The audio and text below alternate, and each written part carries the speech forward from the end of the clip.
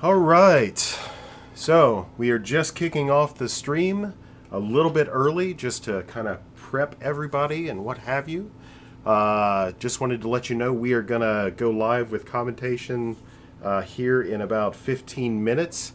We'll talk for briefly while the players do their player meetings and what have you, and then from there we'll move into gameplay. So please stick around, have us queued, and we'll be right back to you.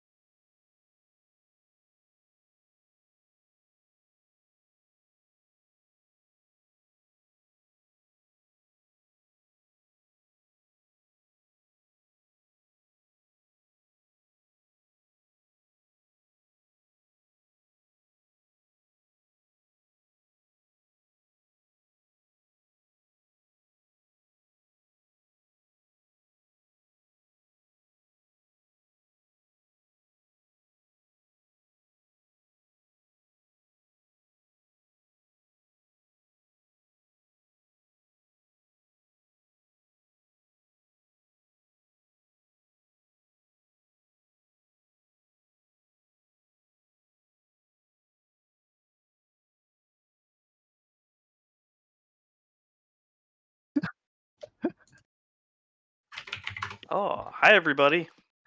Hello, everyone. This is Deke here. I'm joined by a mysterious stranger. What did you say your name was? Uh, it's it's uh, uh, it's not Rebel. That's Definitely what's not important. Rebel is That's here. That's what yeah. matters. While I try and find my name, it's definitely not Rebel today. Yes. Different, different CEDH AI genius. Completely Totally different. not Rebel. Mhm. Yeah, you can That's good. tell. Rebel's a little intimidating. Every time, like just knowledge level wise. So I'm glad that I'm with someone who might be more down at my level. Yes, I'm the idiot AI. That's true. Well, welcome everyone to some Sweet 16 gaming. So we've got two pods that are going off today. I think we're still working on getting the first one set up. Players are just having their meeting, so it shouldn't be too long until we get to the games. I'm not sure. Do you know who's in this pod? So let's see. Also, how are you doing? How are you doing? Oh, I'm doing good. I guess we should do introductions first. That makes sense. I'm Deke. I play on the CDH Nexus a lot. Um, Brew a lot of CDH decks, couple on the database. Mostly I'm just in it for fun. I think it's a great casual format, although building optimize is kind of how I see it. We just get to sit down and have some fun with friends. And joined here by Rebel. That not I Rebel. mean, not Rebel. I'm sorry. Not really. Yeah. It's okay. It's okay. I can see there's some similarities The between pink us. hair threw me off. Yeah, yeah. I get that quite a bit. Hello, everyone. I am not Rebel. I am just an AI, another AI who likes to talk about CEDH and stuff. hmm actually, uh, the first time I featured someone on my Instagram was you, Deke. I was Was the featured on your Instagram? Yeah. It was the Golos, Turbonos deck. Oh, okay, sure. Yeah, I Go reached to out to you, like, ages ago. I was like, "Hey, oh, I was asking, like, a little bit about the deck because I remember at the time the CDH metagame, report or something at the time was like, Oh, yeah. Golos is top tier," or whatever, or rather, "Golos is performing very well." So I was like, Yes. "Okay, let's go find this deck." And I couldn't find the deck on the database, and I was, like, Yeah. Googling, like, "Golos 5 color," and I couldn't find a list until I found specifically yours. Yep. That was a fun sort of on my end experimental deck. I know oh, who else? Natural Crunch has the database list and his is much more traditional Nas, but oh, that's cool. Oh, looks like we're getting set up here. So we've got Michael on Heliod, Bad Dog on Kalia, uh, Ego Yeah. Vinso, am I saying that right Yeah, on yeah. Heliod? And Comedian on Roger Silas. Good luck, Ian. Also, good luck, everyone, but for me, I'm rooting for Ian. Yeah. As you said, you've apparently brought bad luck to him in the past by streaming him. So hopefully Oh, that's I'm a different AI this time. I'm a different oh person yes, completely, yes. so no bad luck here. So let's see who's on. Oh, Ian's on the play.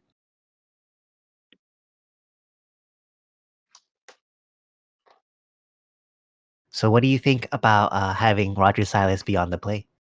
I think it's very, very good. So I mean, it's depending on the build of Roger Silas, you can build it to go be extremely consistent turn two. Um, and at least for me, when I play it, like that's my preference is I mull till I hit the turn two or hit something like a turn one wheeler, or some sort of very fast payoff. But Heliod can also drop a turn one stacks piece, which if I were Michael, and Michael knows the deck better than I do, but I might be looking for that fast stacks piece because Kinnon's not interactive enough. Has very low counter count. Kalia is not going to stop Roger Silas. You basically got Kalia probably going for a fast win as well, trying to race Roger Silas and hope that Heliod stops it or Kinnon stops it. Um, I guess that's my take on this pod order. How about you? Yeah, I agree with that. I know Ian's deck is slightly slower, or maybe not slower, but it's definitely more prepared to play Mm, against like a slightly longer game. We've seen Ian focus instead of trying to like jam out a Turbo Nas into a pod, he would go for like a Notion Thief or some other way to mm, like kind of play that slightly longer game. In this pod, however, this pod, I think that this is like the one where you would try and jam for that fast ad nos yeah. because if Michael doesn't hit that turn two like stacks piece that can disrupt him, like I think you just want to race this one. As you said earlier, Kali is not gonna try and interact too much. There might be a silence here and there, and Yeah. also Tsunami's Kinnan deck is also like, as we know, Kinnan's super fast. As you say, it's not super interactive. The Hmm. interaction there is more to protect his own combo. Um, Yeah. Also, I think both of the red decks are just kind of like going for their dock sides too. They're like, okay, just play out all your rocks.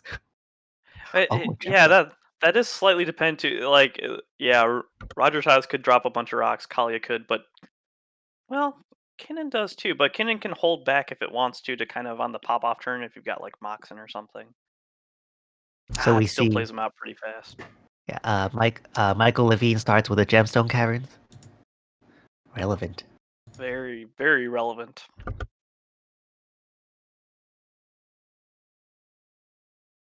But if there's any stacks player out here who can hold off the tide, it's gonna be Michael. So here we see oh wow, it's a turn one Roger Mox Amber now into a Lotus Got Petal. some fast mana happening.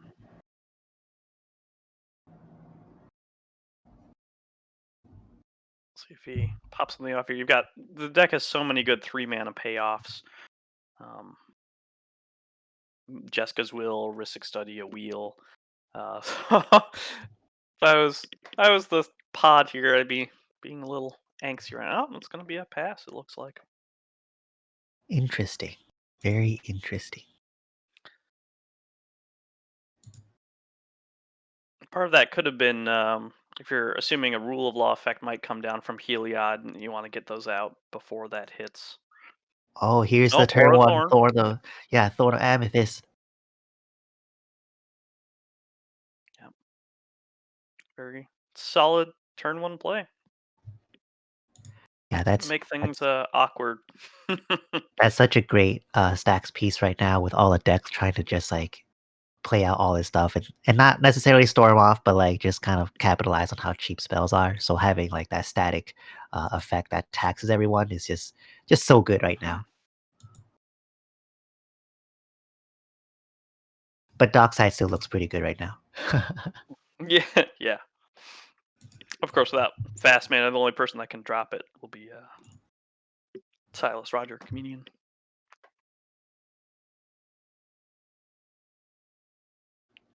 Oh, turn one land pass from Bad Dog. Interesting. Interesting. The thing about Thorn is it does definitely slow those two decks down right away, but then slightly it gives Kinnan an edge because he's got so many dorks in the deck. He can play around Thorn pretty easily after a couple turns. Yeah, like this one, like Lano Worlds right here. And then Hmm. afterwards you get Kinnan out, and Kinnan just helps offset some of the attacks. Yeah. Ah, going for the end of turn Oppo agent here. That is interesting.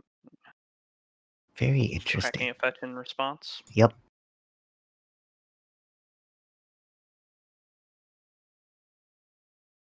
So at this point, dropping him or not in response to a fetch makes it just effectively a stacks piece.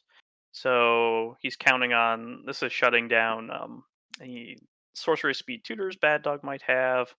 Heliod has a lot of like enlightened tutor type effects to get artifacts. Um, Kinnan does Kinnan run Green Sun Zenith?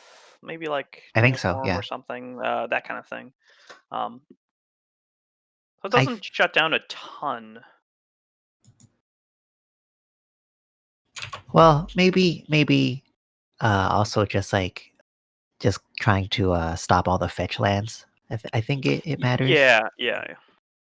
But it would be great. It would be great if this was like Timna Roger, because then at this point you can actually just grind Yeah. into the stacks. Hmm. But let's see what he has in his hand. Chromox. I had to double check his list too. I'm like, he's not on scheming symmetry, is he? And he is not, which would have been so amazing. Yeah. I'm still really curious what Bad Dog kept. Very interesting. I wonder if Yeah. it was like a turn one Soul Ring into another rock. Yeah. Because he kept a 7, so I must would be guess that something he good had in some. there. Yeah. Or like a turn one Imp Seal into something. Hmm. Yeah. Imp Seal or Vamp Tutor seems pretty likely, or even Gamble. Are we gonna get Heliod? What's this for? Oh, Sanctum Prelate. Oh, baby. This is. He kept a solid hand for this pod. So Sanctum Prelate on 1 will shut down any one CMC non-creature spells from folks. Um, Interesting. Significant damage to Roger, and I guess not so much Kalia now that Opposition Agent is out. So I feel like it shuts down rituals a little bit more. I'm trying to think of what it removed. I think right now the prelate is most worried about Silas Roger, or maybe even Kinnan. But I think the one aside from the tutors stops the chain of vapor to Yeah, bounce the thorns. That's what I'm thinking, because your only two options I think in Grixis is Psych Rift, which I think he's playing at 2, or the chain of vapor at 1. is he on? I don't think he's on. No, he's not on Psych Rift. Um, Ah, Usually that just winds up not quite playing into Rogers House's fast game. He's on. I'm looking at his list now. He's got Snap will still hit it. Um, oh, what else does he have? Boy, he does not have a ton of removal in here. There's no Winds of Rebuke, which is a little surprising. yeah, I think it's the thorns that he's specifically trying to present. Oh, here's a time twister. All right. No, come on, let it go. Let it through. Let it through. Come on. Just resolve one time twister for me. So that might have been what he was banking on, was drop some fast mana, see if you can Yeah, snag something with Oppo, and then drop a Twister turn 2. I think that's a great play. Honestly, in this kind of event, like when everyone is super like experienced with their decks and stuff like that, trying to like jam through a turbo, like a turbo win on turn 1 or 2, is just like kind of dangerous, because these players are just like kind of very experienced in that kind of thing. So this line where you just play all your rocks and twister into more. Oh no! Come Oh, on! oh. That's probably going to resolve, unfortunately. No. Yeah, it's gone. Gone. So now we got Ian is in the unfortunate position of Roger Silas, which is top deck mode. Um, they're we'll see next turn, but when they're in trouble, they cast the Silas when they have nothing better to do. Heliod's got 3 cards in hand. What are we gonna see? So I think oh, Dranith Magistrate. Oh, you All right, he is just taking up the relevant stacks pieces. can't even play the Death Touch Dork. Dork in the sense that not that he makes mana, but he's a dork. Yeah. And there's a Uh, Heliod too. Oh uh, wow. This is, in my opinion, a pretty favorable position for Kinnan, because unless Heliod just like has the nuts here, because he's already got the Kinnan out, so he dodged the Dranith. Doesn't Yeah, care much about Sanctum. Doesn't care much about Thorn, and Opposition Agent is screwing up people's ability to tutor any answers. In yeah. the meantime, um, It's so massive that the Kinnan dodged the Dranith Magistrate. oh yeah, huge. And normally, like, Bad Dog on Kalia, the out to stacks pieces is playing the Kalia. Like you play Yeah, the Kalia, you get out some big demon, you get around it. Can't even do that now. It's oof. that's a arcane signet. Signet. Slowly getting up mana. So next turn I'll have, let's see, 1, 2, 3, 4, 5, 6, 7. Presenting 8 mana. Oh, I mean he can play some grind here. he could also just start Get some chip activating damage. cannon. Yeah, yeah. Not a bad spot to be at. Mm-mm. But who knows? Maybe Michael has the relevant stacks pieces in hand. We'll just Yeah, see him whip out a containment priest or something that the shuts Linvala, off drop the it. Linvala. Oh my Yeah, god, yeah. Linvala. Oh, I'm so glad people stopped. Like I've been running less into Linvalas lately. Like when I first mm-hmm. started playing Sisay, there was a lot more Linvalas out there, and I used to play Shredded Sails as like the Linvala Curse Totem and tech. But then they stopped playing. I'm like, What is it? sweet. Stranded sails? Shredded Sails. It's from Ikoria. It's Shredded destroy target sails. flying creature, or Yeah. destroy target artifact, Oh, and it has sure. cycle. That's Yeah, pretty cool. I replaced a braid with it, but then Drannith Magistrate became a thing, and I was like, oh okay, less people play Linvala, so I swapped back to a braid. Ian's gonna start beating ego here, which makes sense. I mean, he's correctly assessed him as the big threat, and he doesn't. Bad Dog has a similar strategy, so he wants to keep Bad Dog alive because they both want to get rid of stacks Yeah, pieces. So that's why he's choosing that attack.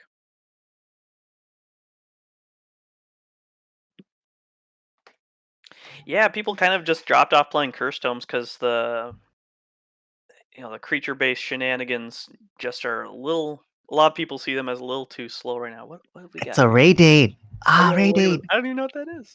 Raydane. I wanted to play it Sisay too. It's anti Adnos and like PETA. That's all it You're does. supposed to opponent's cast. Oh, sure, that one. Yeah, the flip card. It's funny because the Snowland clause is relevant to ego.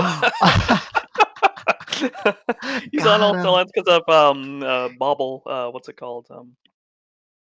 What's the bauble that adds a mana and draws you a card? The one that's banned everywhere, right? Yeah. That one. That one. That yes. God, that's so funny. I've never thought about that. I've never thought about the Snowland actually being relevant. But got him. Right.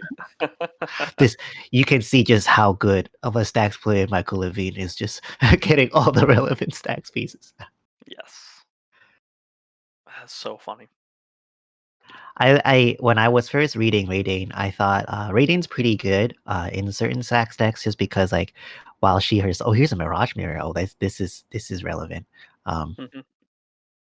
certain like I think Raydane, I think some people would kind of view it as like too narrow, but the idea is like when you're playing stacks is you're kind of coupling a bunch of little effects like this to make like a really difficult board. And I think Raydane, just like stopping an ad or slowing down Adnos or PETA, like is super relevant. Yeah. Yep. Because now if like you can see if Ian or Bad Dog they have to start figuring out how to break this lock, and what do they start with first, the Thorns or the Sanctum Prelate or the Raiding, like this, that's a lot. Yeah.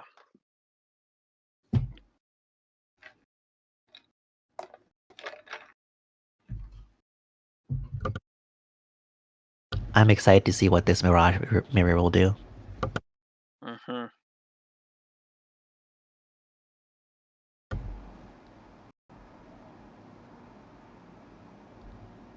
I think if Ego wants to, he can copy the yeah, he's Yep. gonna do There it. it is. Oh, I'm sorry, Ian. Get himself a land.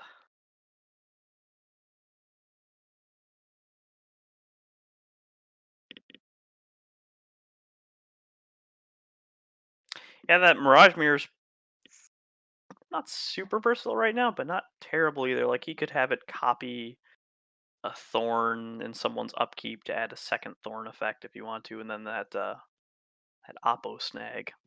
Whew. I'm kind of hoping that somehow he can like turn it into like a Heliod or something, and then like Mhm. combo out himself. That'd be so fun. Like Yeah. he has a let's think, let's think. Somehow there's like a walking ballista just chilling. And and then he Phyrexia Sure. metamorphs it.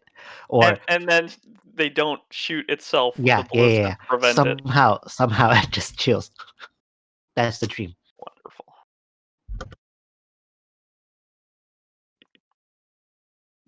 Yeah, for those unaware, Mirage Mirror is a combo piece for Kinnan.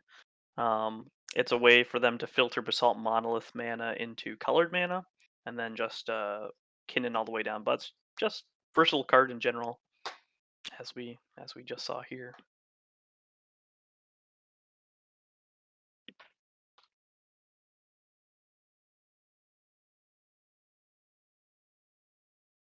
Have you seen the game earlier in the league where Tsunami used Mirage Mirror to copy like a Razaketh?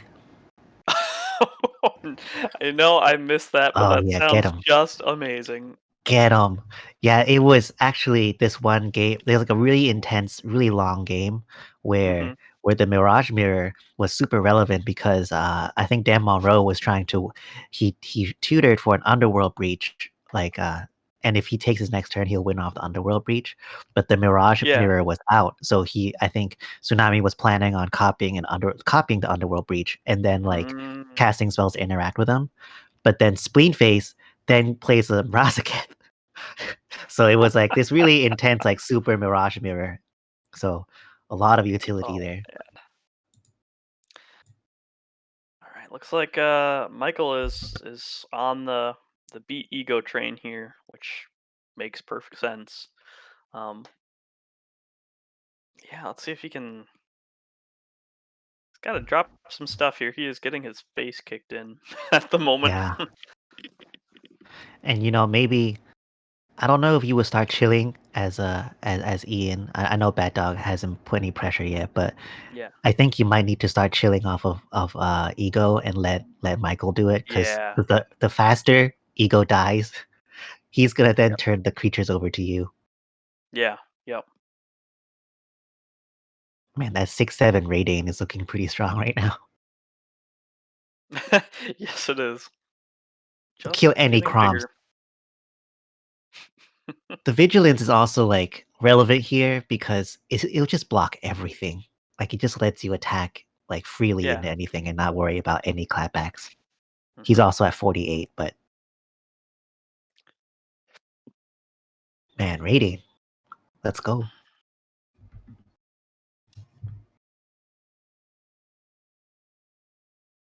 Ego still has a pretty hefty hand size at 5, and so does Bad Dog. I should bring a Bad Dog's list here to see what kind of. Pretty sure he has board wipes of some kind. He could just be holding on to something and then drop it out. Let's see here. Deck lists. Yeah, I think he might be holding out until maybe Ego like somehow breaks the lock for him and then he Hmm. can just like instant speed Nas or something like that. Yeah, and he does run Fire Covenant, which would be extremely relevant. Um, doesn't have the mana for it at the moment. I'm kind of surprised he didn't. Oh, that's a Tidespout Tyrant. Oh, Just straight from the hand. I was kind of thinking like, man, it'd be sweet if he flipped into it, but no, he just has it. boy, that is dangerous. If he's got a rock in hand, nope, it's gonna be Tidespout Pass. Boy, but he's got mana to cast something and possibly bounce something here at instant speed. Um, I like to call his deck Have Everything Kinnan. When I was practicing against him, he yeah, just like had everything. And it's the same that is thing when true. I played against him. Yeah, Too good. Too good. yeah. At this point, he just needs a single positive mana rock. Maybe he needs to drop 2 spells and bounce the thorn.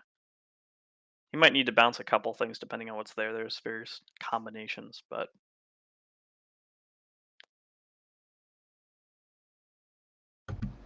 Yeah, let's see.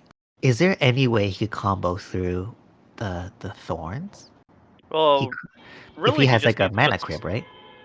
He'd need mana crypt plus another 0 drop because right now his target would be Arcane Signet to bounce.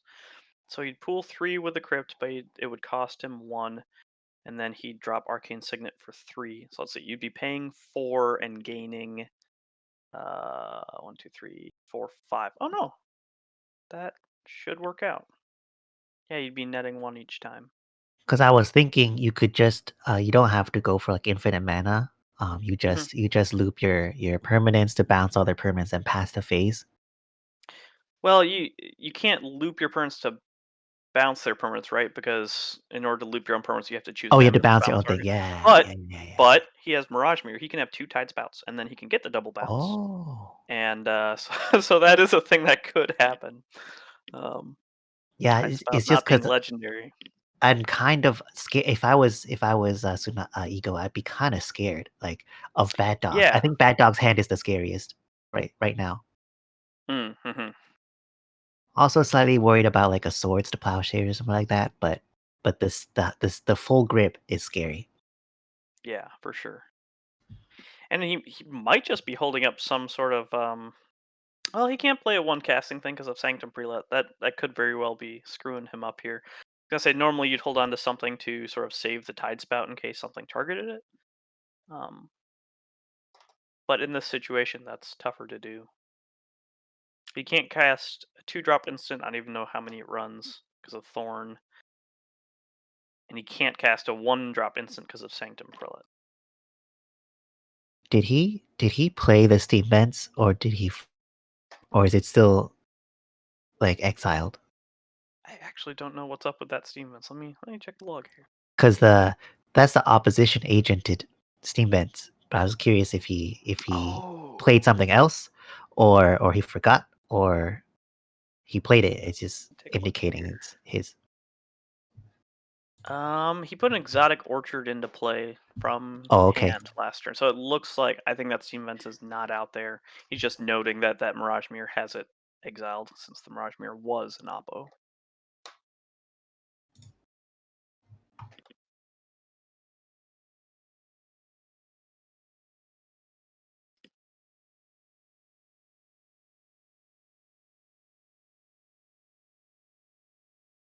See, so Michael's thinking real hard about what he wants to do here.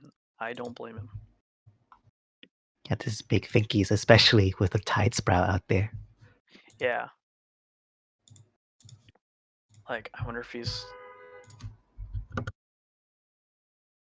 considering beating all in, or I wouldn't think so.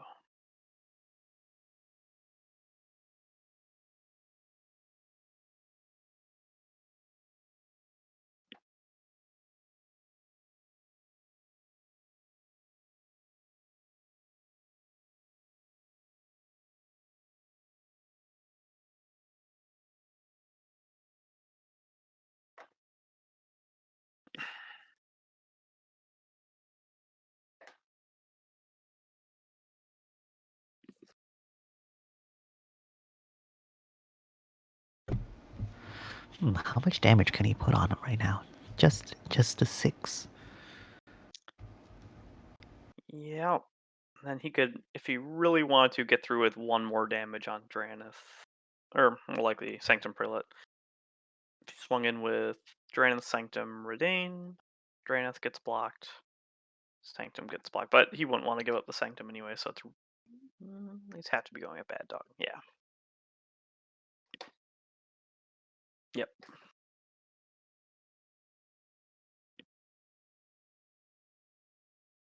We've got something during combat here. Looks like I think he's just he might just be giving them activating Iliad. lifelink. Yeah. Yep. Yeah. 1, 2, 3, 4, 5. Yep. That's 3 lifelinkers. Make them bigger. Yeah, at Okay. this point, I think maybe he's just betting on Ego not having it and then setting Yeah. up for a Might kill. might not have any true interaction in his hand. Yeah. Yeah. I mean, it's possible. Sanctum Prelate is uh, what's the word? Symmetrical. It does shut off his own swords and path and that kind of thing. Um, So even if he did have that answer for him, it would be shut off right now.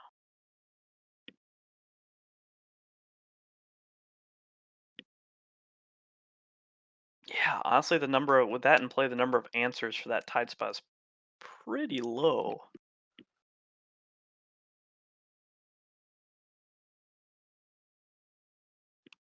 Let's see if Bad Dog has anything.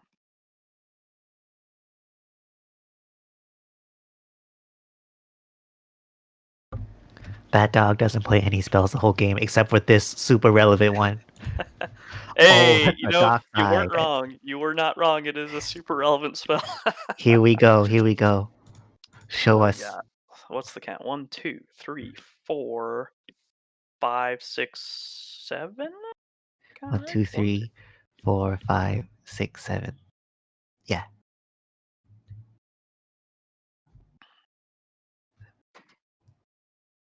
7 whole treasures. I've heard that's a good card. It's pretty decent. I heard it's like better in high power, you know. You know what would get around the stuff that he runs currently is Dual Caster Twin Flame. I really like that combo. Yeah. I think it's like a very good A plus B. Yeah. I think that what really pushed over the edge was Jessica's Will, because that card makes it so easy just to get that needed red mana. So Um, I don't know if you've seen the latest episode of the 99. I Um, haven't. but I was playing on a Sorry deck and I put in dual caster twin flame into my deck. Like I knew that that's the combo, but I've never done it before. Oh, here's an anime deck. Ooh, Hold on. what's in the yards? There's a Doom Whisper and a villain. Oh, there's a villain. No Oh, way. here we go. Let's go.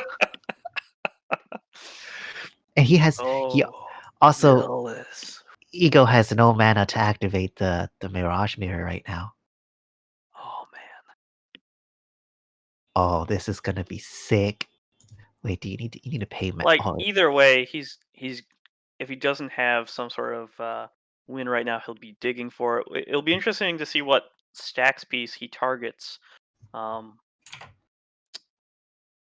this is a moment where he could also just kill his own dockside and dig for more reanimation, and then try and go for another reanimate. Let's see, he still has necromancy, reanimate in his deck.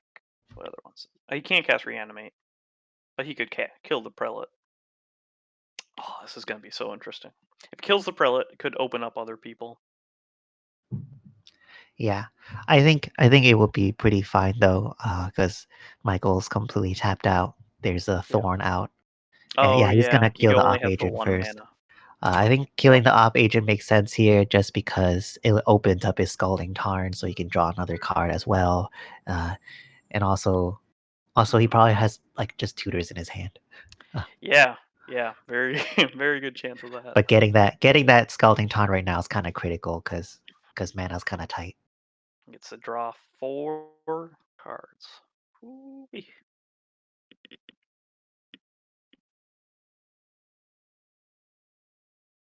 Crack the tar. Yeah, Draw an extra card. so in that episode, my opening hand has Jessica's Will, Dual Caster, and Heat Shimmer. But the thing was I've never done the combo in person, so I was like, Oh, really? oh, maybe I will like Dual Caster something cool, and I'll like Heat Shimmer like a Dockside or something.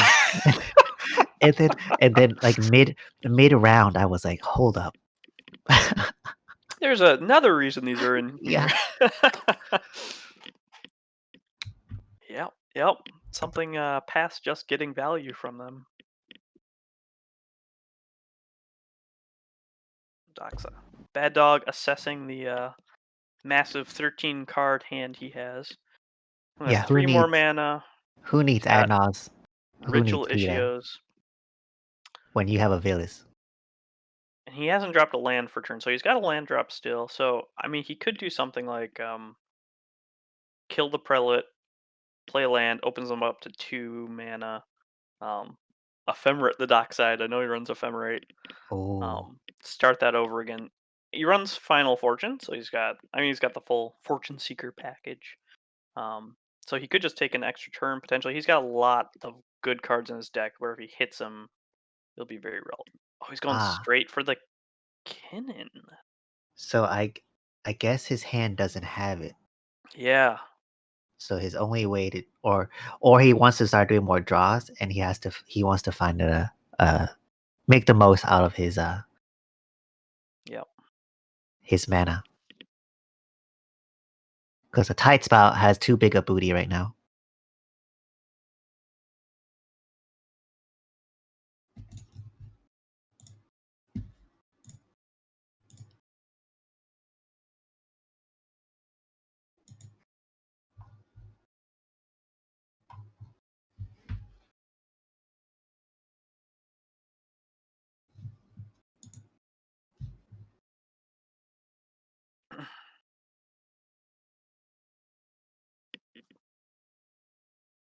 Some big thinkies going on. 17 cards in hand. Yeah.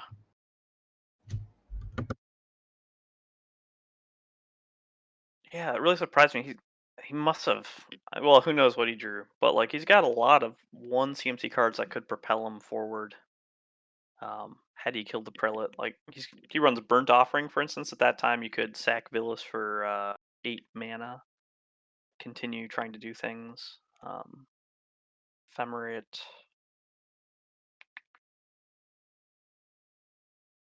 Let's see. Okay, so he's Children of Corliss. He's going to gain all the life back that he lost. Looks like.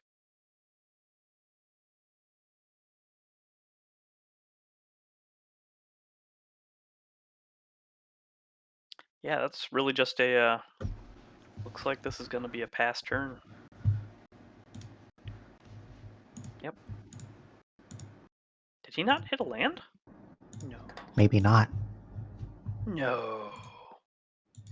Sometimes magic giveth, and sometimes magic taketh. Yeah, boy. Oof. We've all been there. Draw 10 cards. Where's the land? That is unfortunate.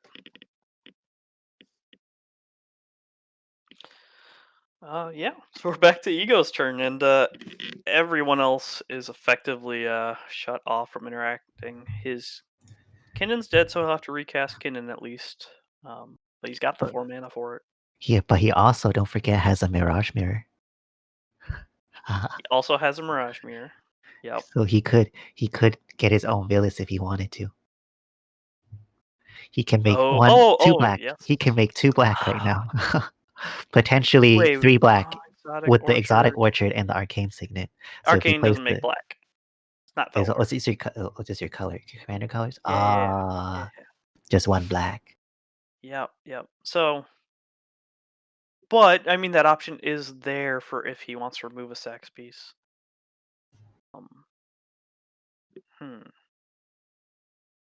I mean, he can't do it with just 1 though. So discarding things. What got discarded? E-Tutor, Talisman, Tie Taker, Gamble.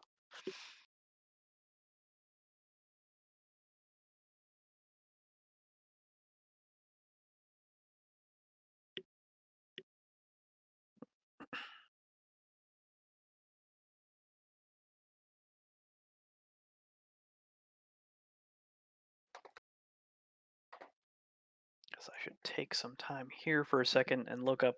Ego's the only list I haven't looked up yet. Let's see what he's got. I'm really excited to see Phyrexian Metamorph. Every time I've seen him play it, it's just done so much. Yeah, yep.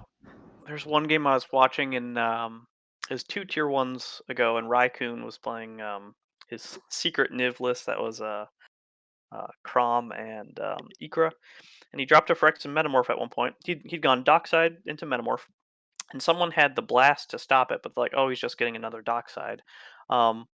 Instead, he copied someone else had a Bolus Citadel in play, and the person who had the red blast quickly regretted it. I was like, yeah, it was Bolus Citadel. It was so funny. It was great. Yeah, I think that happens quite often with Metamorph specifically, because when you see a Dockside or something like that, you're like, oh, it has to be the creature, right? And you forget like it copies artifacts too. Yeah.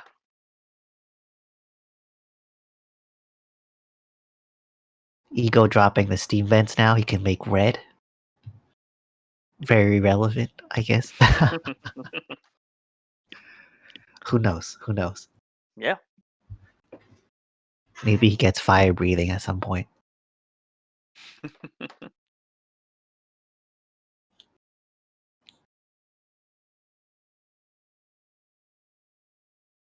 I don't think that Vilius is long for this world, though.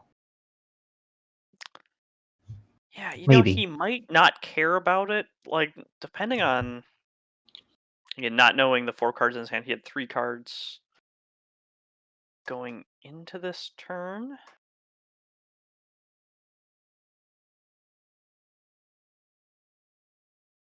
Maybe he's thinking through his lines here if he has a way to just win. Because 2 Tide Spouts is a lot of bounce. Yeah, let's see. Let's see. You copy the Tide Spout for 2, 1, 2. Then you play the Kinnan, and then you bounce. But then Well, you'd want to play the Kinnan first to max your mana with lands. And I was trying to then... see if you could do the double bounce first. Oh, gotcha. But yeah, I think Kinnan first. 1, 2, 3, 4, That'll 5 give you mana 5 open. mana left. Yeah. Yeah. 5. He'd really need some sort of rock in his hand. Copy. So 3 open. Then yeah, that's rough with the thorn. Hmm.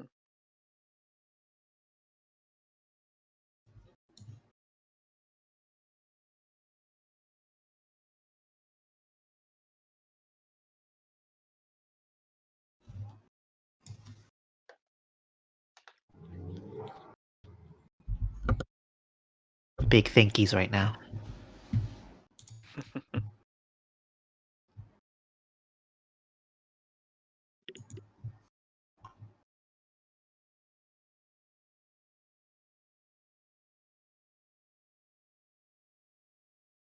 Do I have something in my mouth, Rebel? I'm not. Mons, I'm not Rebel. I'm someone else. Can't you tell? It's a mustache. It's a completely different person. Yeah, I'm not cool enough to stream with the actual Rebel. But this person, like, was nice enough to join me, whoever it is. Yeah, whoever it is. Very generous. Okay, Tide Spout first. Let's go. What's next? All right, that's the most exciting of plays. Spellseeker. Spellseeker. Oh. What do you get off of this? It has to be a Nature's Claim, maybe, or I don't know. Does he have any floating mana left? 1, 2, 1, 2, He'll have 3. 2 There's 2. mana available. That's one. You can't even cast Nature's Claim. My bad. You wouldn't get that. And if he runs it, and he doesn't.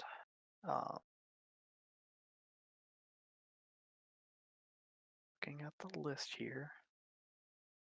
So anything he gets here. Oh, well, he could bounce. That's right. He could start Okay. bouncing All the right. He's prelate. choosing his targets. He'll have 2 Yeah. bounces. So yeah, he could bounce Prelate, Thorn. And also the he runs thorn. Dramatic Reversal. Well, that might get him more bounces if that's what he's going for. That would pay for itself and get 2 more bounces. So it could just be value bounces. Let's see, what else does he get? Well, he's bouncing the prelate, so As one of his targets. yeah. He still needs to choose the other target. Huh. Exciting. Yeah.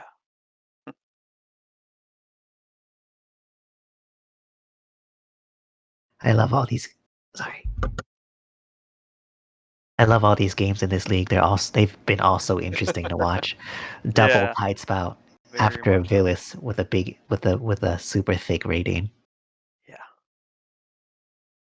So I'll just list off what my top picks, I guess, for Spellseeker here would be. So Dramatic Reversal is one option. It gets you 2 free bounces. Get Probe also gets you 2 free bounces in the card draw. Perfectly fine.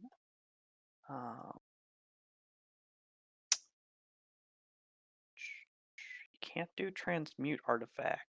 He can't pay for transmute artifact. A little surprised by that he didn't tap the Llanowar Elf. Because transmute could get you a mana positive rock that combos with Tidespout.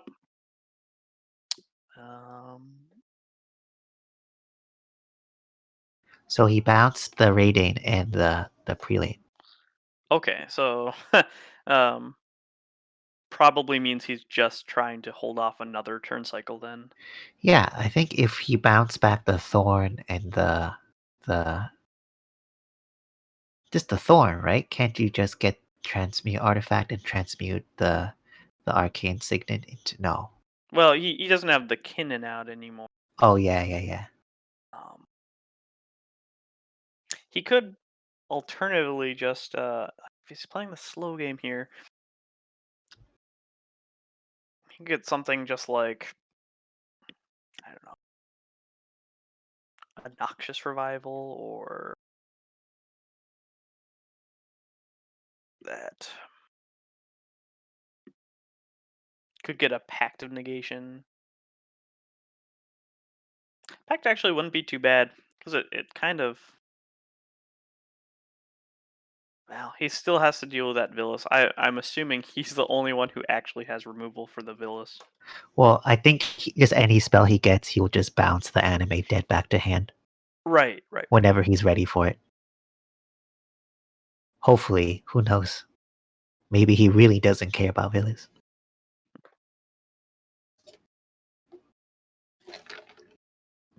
But letting Bat Dog draw all those cards, it's kind of scary. Dramatic Okay. reversal. Oh, as he That's said it, dramatic. he might be listening.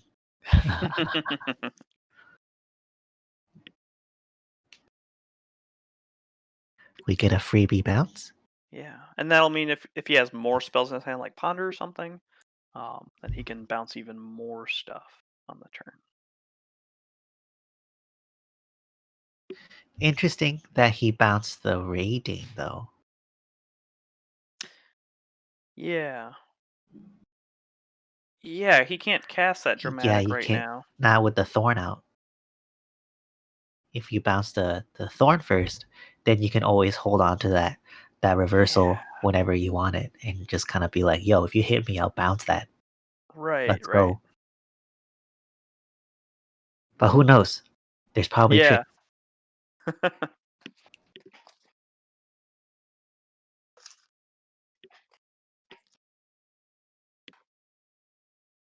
Also, sometimes when you're like facing against stack stacks with like five different effects, like some of them to kind of distract you over the other. It's like kind of hard to like always make the right call or Yeah. whatever.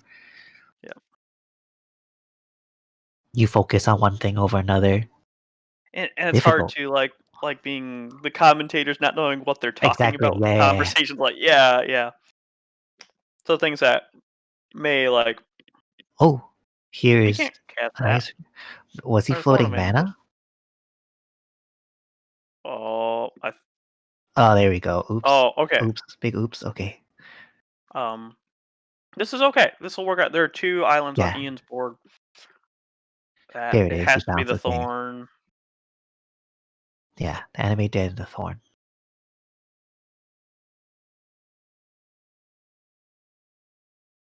Or maybe not the thorn yet. Maybe he wants to wait a little bit. Well, if he bounces the Thorn, though, it'll give him another 2 Tidespout bounces because he can That's actually true. cast Isaac on his turn. Um, yeah, I think I would. That's probably what I would do in his position. Set up for next turn. Yeah. Like really set back Michael Levine.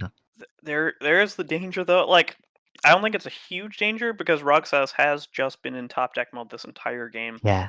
That he has a payoff spell of some sort, but it Yeah, would he really specifically have to be like Nas or Breach or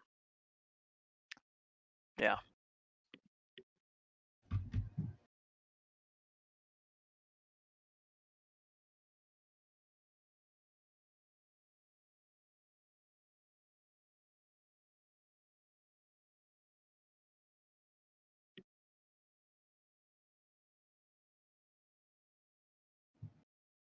Alternatively, I was Tide Spout, it's any permanent, is it? It is. Any part, yeah. He could bounce the Thorn here, do something like bounce a Roger Silas land back to his hand, move to second main, cast Dramatic Reversal, bounce 2 more lands to his hand. Like, he has the potential for a lot of bounces. He could then, if you want to cast Isochron, then bounce 2 more things. He's got, if he wanted to, upwards of 6 bounces to set people back. Yeah, I think that is probably like the safer play. Like keep the relevant stacks pieces to stop everyone, and then He just control the board and bounce back all the mana and just use the Let's double carve it up. tyrants. Missed here. He bounced the Heliod and what else did he And bounce? the Villas, the anime did. Oh, and the Animate Dead. Yeah. Okay. All right. If he's in his second main, he can maybe he's got. Yeah, Oh, he this just is passed. definitely the safest play, I think.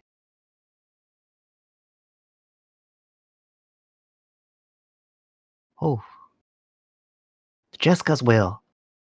Eight 8 red. cards. Oh, Okay. okay, let's go. Too bad there's a Dragonith Magistrate, but still, who knows what's in his hand. Yeah, that.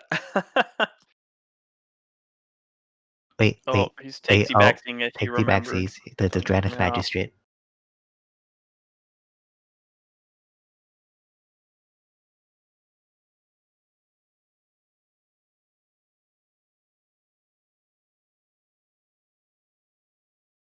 Pass.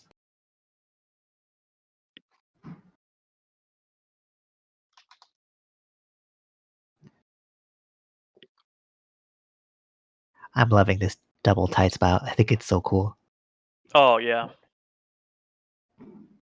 Yeah, he's playing well off the stacks pieces that exist, and he's just powerhouse cards Chalice. at 4. Get him. I mean, yeah, two. paying for Yeah. or he has to pay 5. So that'll stop ISO, Rev, and Kinnan.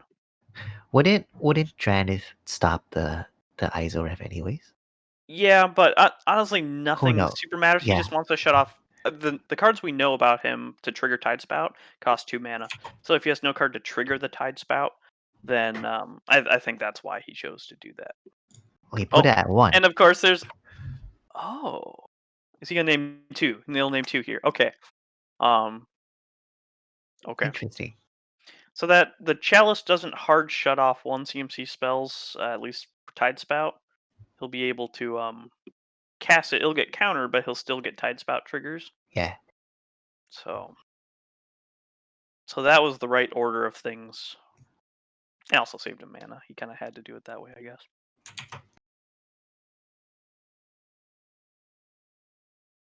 Boy, if you're bad dog, you can't play 1 or 2 CMC spells. That is, I don't even know. That's why. And you can't cast a 3 mana spell because of Thorn of Amethyst. He doesn't have that land. Top deck the land, Necromancy. Let's go. Oh, there's a He has to pay Chromox for it, of 1. course, so it negates itself. He's just doing what he can.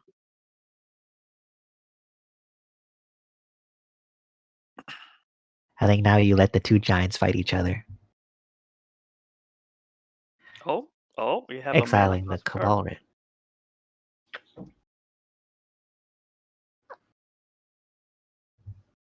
Oh.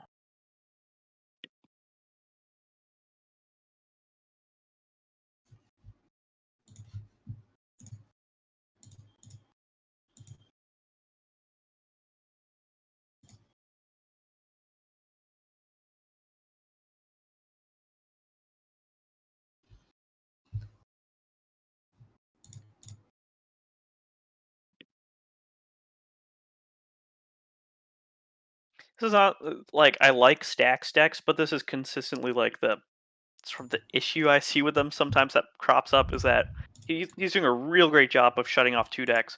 But if you've got that 4th deck that can just sort of thrive underneath the stacks, you're going to be fighting them the whole time. Yeah. That's kind of like one of Sisei's strengths. Like I really like playing into another stacks deck because the deck goes on an axis that it usually doesn't interact with, so it does the job for me of stopping the other decks, and I can kind of thrive Yeah. underneath it, kind of like how Kinnan's doing right now. I don't really normally see Kinnan like kind of do this, but this is super cool. Yeah.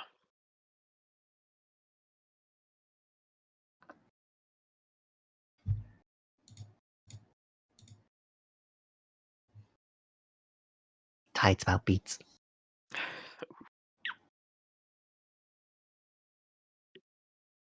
I thought about, or I've been talking about adding Tidespout into my Tastiger deck because Mhm. sometimes the main lines are like Neoform into like Razaketh, well, Scholar into Razaketh, but Yeah. sometimes like I don't have the creatures to sacrifice to Razaketh, or like I'm kind of scared like of all the interactions. So I was thinking like it'd be cool if you just go into a Tidespout and just start like kind of doing what Ego's doing right now, kind of like Yeah. bouncing things and like playing a little bit more control there. hmm I'm very hyped on Tidespout right now. It is a good card. I mean, it is rough in the sense that it has its defense is bouncing itself. So if people had playable interaction, like it'd all be thrown at it right away. Yeah. Unlike like in Tasser, you can run Nezahal, and he does a wonderful job of being annoying and sticking around. But Tidespout can win you the game. So Yeah, that too. That too. I don't think I will be advanced enough to figure that out. I just recently learned how to do dual caster mages.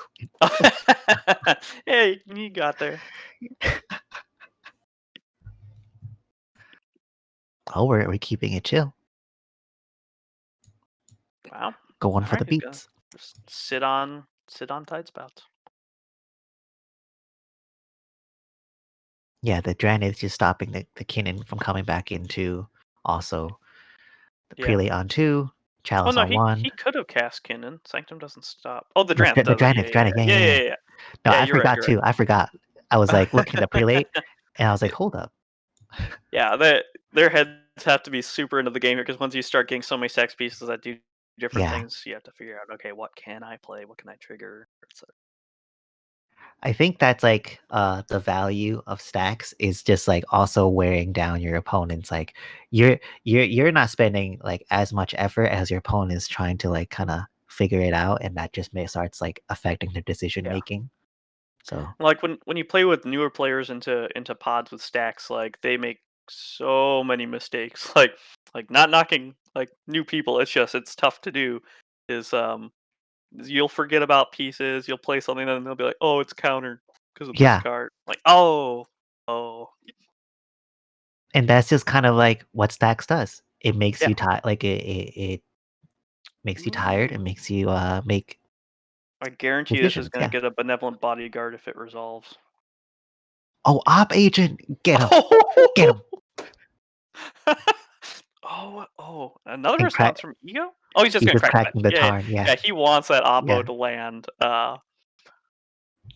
Yeah, Ranger Captain would straight up get Benevolent Bodyguard to protect a stacks piece from a bounce immediately. Um, and then it could get Get one him. other card. I'm not sure what he would have gone for other than that. Is that a May search? You may. Oh, okay, so he'll choose not to search, but this shuts down the Ranger Captain. Wait. Doesn't any one drop get countered by Chalice? He'd get a 0. Oh, you're right. You're right. Speaking of forgetting stacks pieces, Hey, it's uh, okay. I forgot until just now. yeah, what would he have gotten? I wonder. Oh, Walking Ballista, of course. It's Walking Ballista. Duh. Yeah, the right, of course. The XX is 0. Mhm. You heard it here first. I've shared this story before, but once I was at a GP and there was this kid. It was a Magic Fest and they have like those commander events, and this kid was playing like a Sylvala like CDH deck, or I don't know if it was CDH, but like a very optimized Sylvala into like a stacks deck, and I think it's because like they're newer to the game. Yeah. The kid just tried to like play into like Winter Orb and all this other stuff, and eventually I think he played like a thing, and the Oh, guy did had to I? like, oh, it's a Mother of Runes and Walking Ballista. Might as well take it.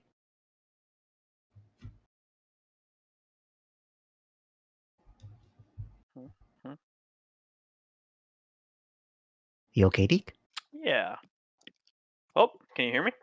Yeah, I can hear you. Okay. I just got kicked out of the game or something. Got an error. So the kid like finally tried to do another thing, and the guy just like points to his like chalice or whatever, and he just starts crying. Oh It's just no. like so much to deal with, so difficult to like handle with all the stacks pieces. It was interesting, and the stacks person was like, ah, shit, Man. stacks is hard. Hmm.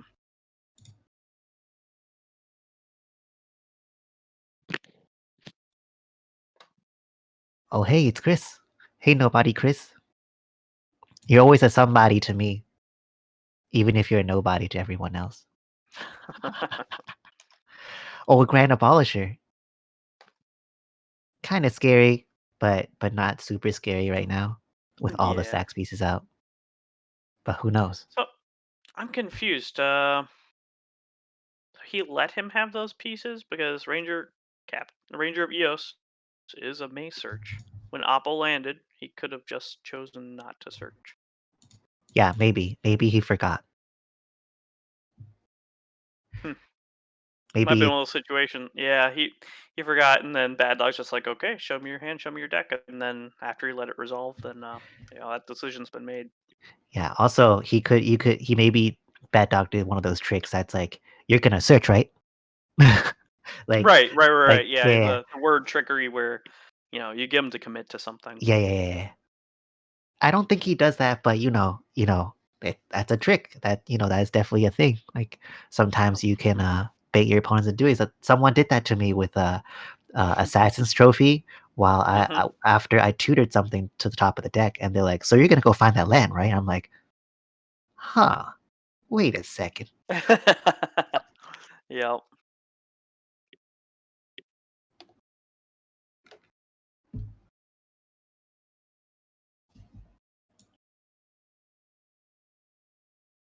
Yeah, like man, because that walking ballista out of his deck, like that is effectively the win con of the deck. I mean, there's still Triskelion, but There's also big harsh. beats. There's also, well, yes, a bit tougher under two tide spouts though.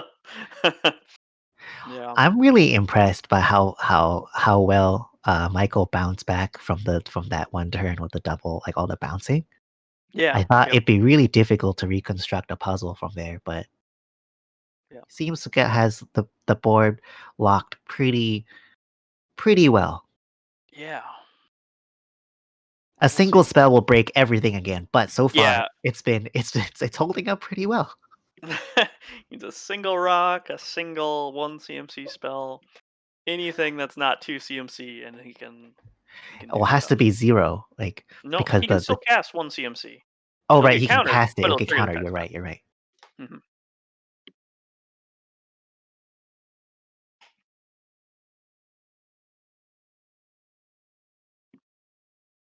I wonder. I wonder.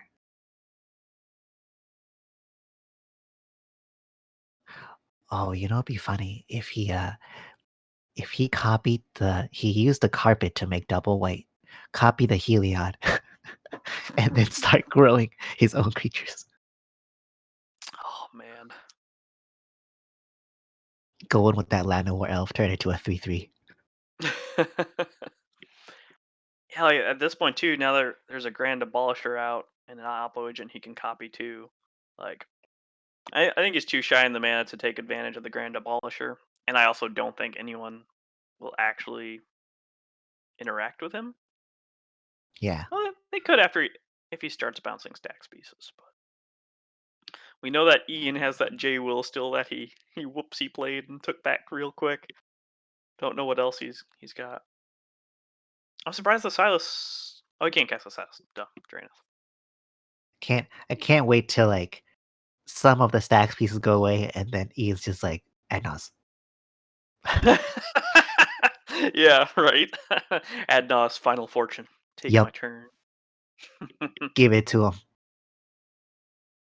It's interesting. The spice I noticed in Ian's list is he's running paradoxical outcome, which is pretty Yes. unusual for Roger Silas. It's not a bad card. Like if you've got a bunch of stuff, if you got dockside and you get to recast it, like it's good card draw sometimes. Roger's a free card draw. Yeah, I really liked it when I saw it in the list. Very interesting. I think like adding more cards like that lets you like kind of draw a bunch of cards after you try to add mouse or something. Like Hmm. super valuable in the deck. Like Yeah, not grinding is good, but the deck is so focused on like just dumping out your board, trying to get one thing through that like having additional things that just to let you try again as opposed to grinding is like yep. very valid. Yeah, it's been interesting to see because everyone has a different take on that balance. And Roger Silas, like, how many payoff spells should I have to try and get a fast win? How many grind pieces should I have to slightly hedge my bets? Because Roger Silas cannot grind for shit normally, Yeah. but he can do some things, and people's preferences really show through in it. I think.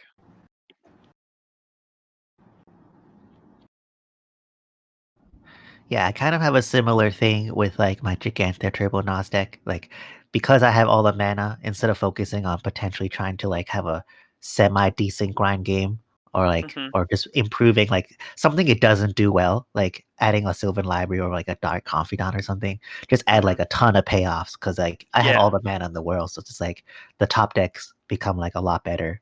I think that's something like the Silas Roger deck might want to. yeah. I know he's on grinding station. He's not in Bolus' Citadel. Um, he is on Bergie.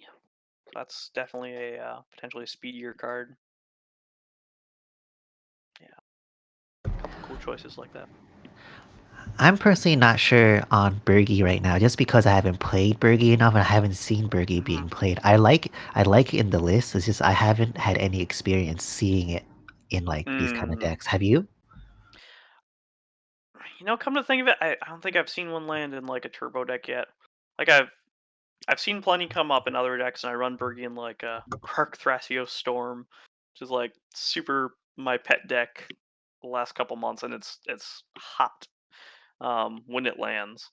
But yeah, I haven't seen it jammed in a out in a turbo deck yet. But a Yeah, I lot of like folks it. are on it. Yeah, I just haven't seen it, so I'm just like, very curious to yeah. see how it's doing. You know what? If anyone is playing Bergie in their Turbo Nos deck right now in the chats, share your thoughts, enlighten us.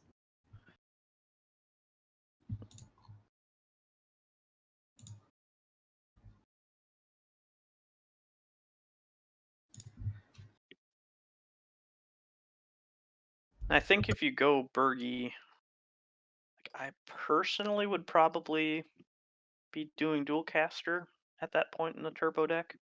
Because again, you're banking a lot of red mana. Let's see, all right, so Mirage Mirror, swinging his Tide Spout at Ian. Let's see what happens. He's been thinking a lot on this turn, so moving to cleanup. Okay, I didn't forgot have I it yet. forgot the mirror was Tide Spout, so I was like, are you copying Ian? I I honestly forgot myself that oh yeah, he's the Carpet of Mana. That's what it Yeah, was. I think that's probably what he was thinking through is how to best leverage that mana. Is there something else he could do with it? Makes sense. Yeah,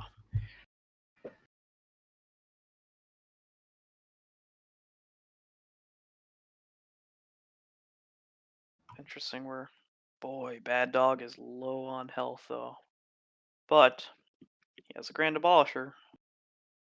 But boy, he's got so much to work through. Yeah, it's definitely rough being the turbo decks right now. Hmm. They need to like DM each other right now. Like, yo, how are we gonna how are we gonna do this? I don't believe that is legal, but that is what they need to do. Yes. Look, yeah, just like do it, or just do it in the voice. Like, Yeah. help me out, bro. Yeah. Yeah.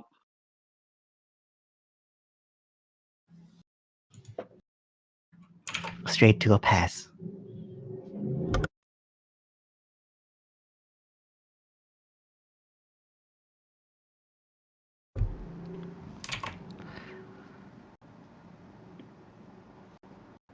Grand Abolisher. Alrighty. Interesting. Good card. So do we know the other 2 cards in his hands? We do at least know one, right? I'm trying to think. What got bounced? Oh, the flyer vigilance guy with Snowlands. That's in his Yeah. hand. Rated. I think the other card's still a mystery card. Is that right? Yes. Pretty sure.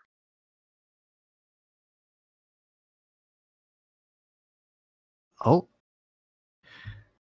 Ego's tapping 2 manas. What you Play got? 1 CMC spell.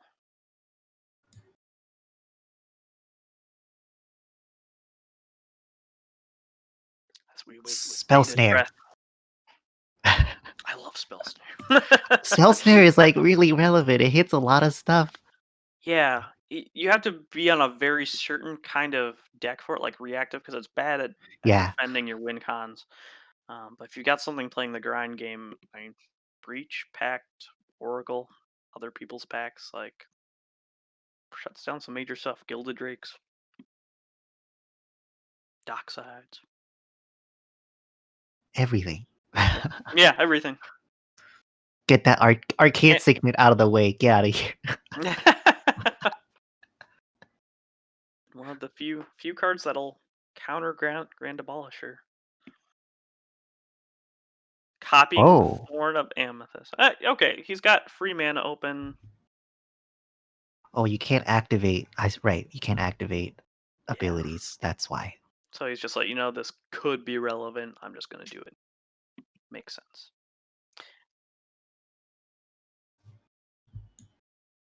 All right, Michael. Show us a Triskelion. Yeah, let's see. Ready. The mana he can make is 1, 1, 2, 2, 3, 3, 4, 5. 4, 6, Wait. 7. 1, 2. 1, 6, yeah, 7. Nykthos for 7 of white. mana. Boy, if it was Triskelion, I would lose my shit here. Let's That'd be do it. so funny. Come on, show us. Do it.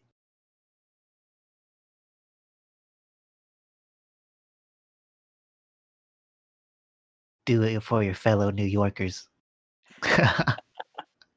All of New York is Okay, watching all right. right now. Oh, Raydane. Okay. The All other right. side? Yes, yes. I'm so Oh, excited. okay. Yes, yes. Prevents a ping, and whenever his stuff becomes targeted, They have to pay you 1 for it. unless they pay 1. All right, so that is some Yes. mild tide spout defense, or at least it makes things more awkward. I'm so happy right now. I'm so happy I got to see both sides of Raydane in a game.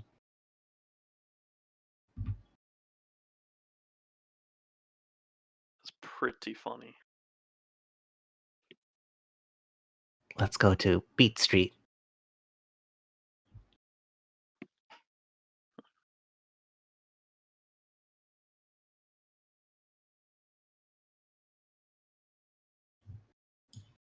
All right, yeah. Once that bad dog out of the game. Yeah, makes sense. You know what I'm gonna do? I'm gonna have Michael Levine sign my Raydane. Yeah. That would be great. He'd be like, are you sure you don't want my Hylia? I'm like, no, I don't want that. Okay, I he want jump Raydane. blocked the Spell Seeker.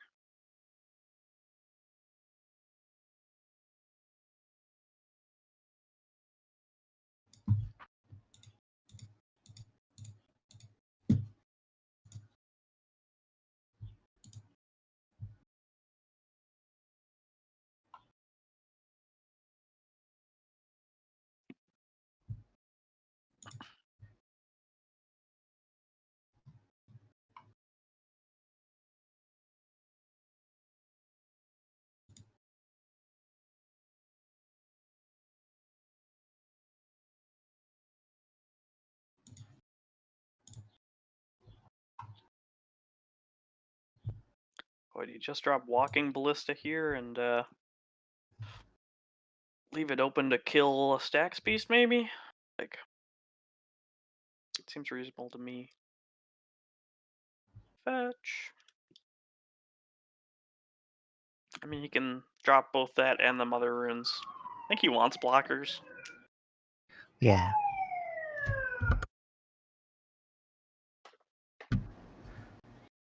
Wait, doesn't Mother get countered here? Yeah. He Oh, forgot. yes. It's okay. No, the old trick with Chalice too is you cast something, and then if they don't announce the trigger, then you just continue on your merry way. So that's still relevant. Ah. It's a beneficial trigger for them, so if it's missed, it is missed. He's like, it resolves, right? Oh no. Okay, we're going Oh, you backwards. can't cast it with the Chrome Mox though. He used the time stone, went back in time.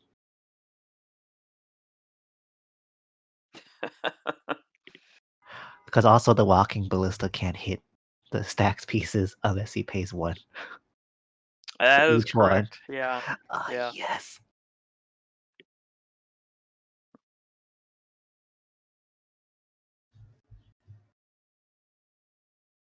And also, if he pays the one, it's prevented. Valkyrie reduces damage, Yeah. so it wouldn't do Oh anything my to his god. opponents. That's so funny. Everyone get your Ray Danes today. Oh, spice here.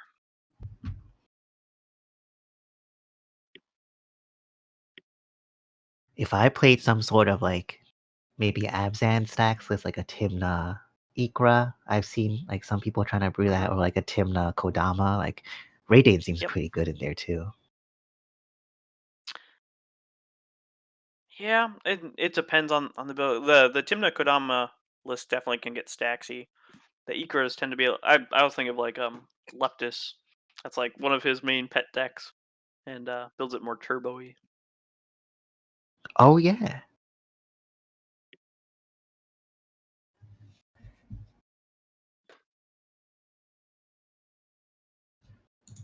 Just gonna pop over and inspect what's going on in the next game. The game's been closed. Hmm.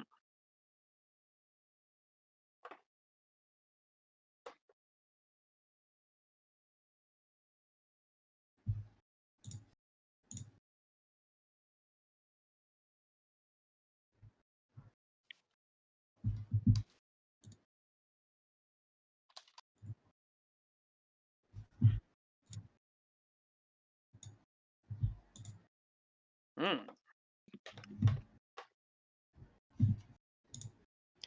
Back on the big thinkies. Yep.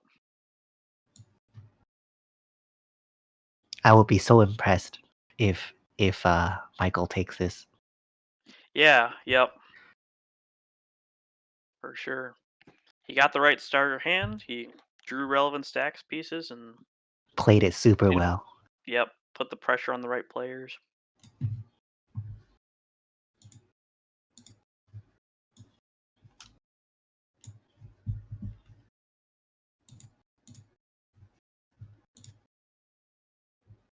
All right, Mirage Mirror beats.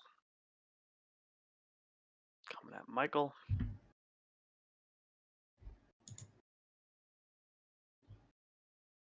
Is this a pass? Oh man, he must be really locked out by those pieces, whatever he's drawing, or at least by the Sanctum.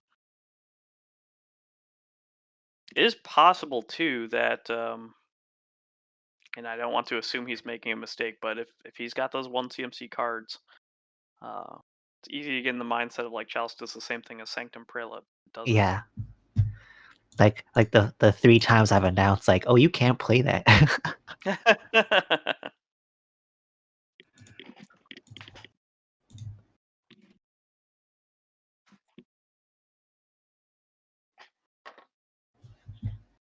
As hyped as I am about the Valkyria, Mhm.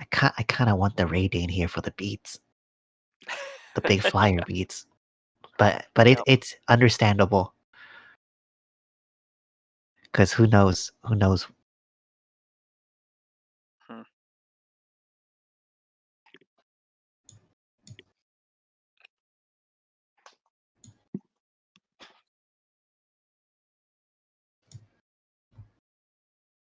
Man, I want to sleeve a Ray Dane back into my Sisei deck again. I was Yeah, it puts in work on the right cards.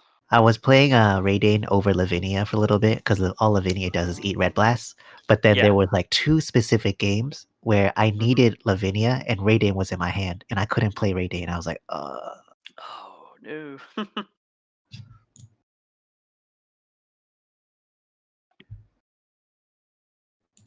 Oh boy, coming in hot to bad dog here. oh, tapping the creatures? Show some Oh, blocks I on see. double blocking Draenith.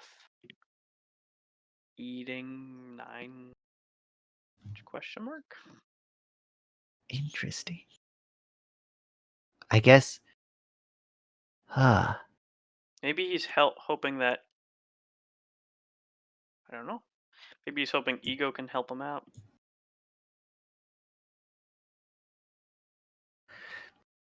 yeah, Oh, he left. maybe Okay.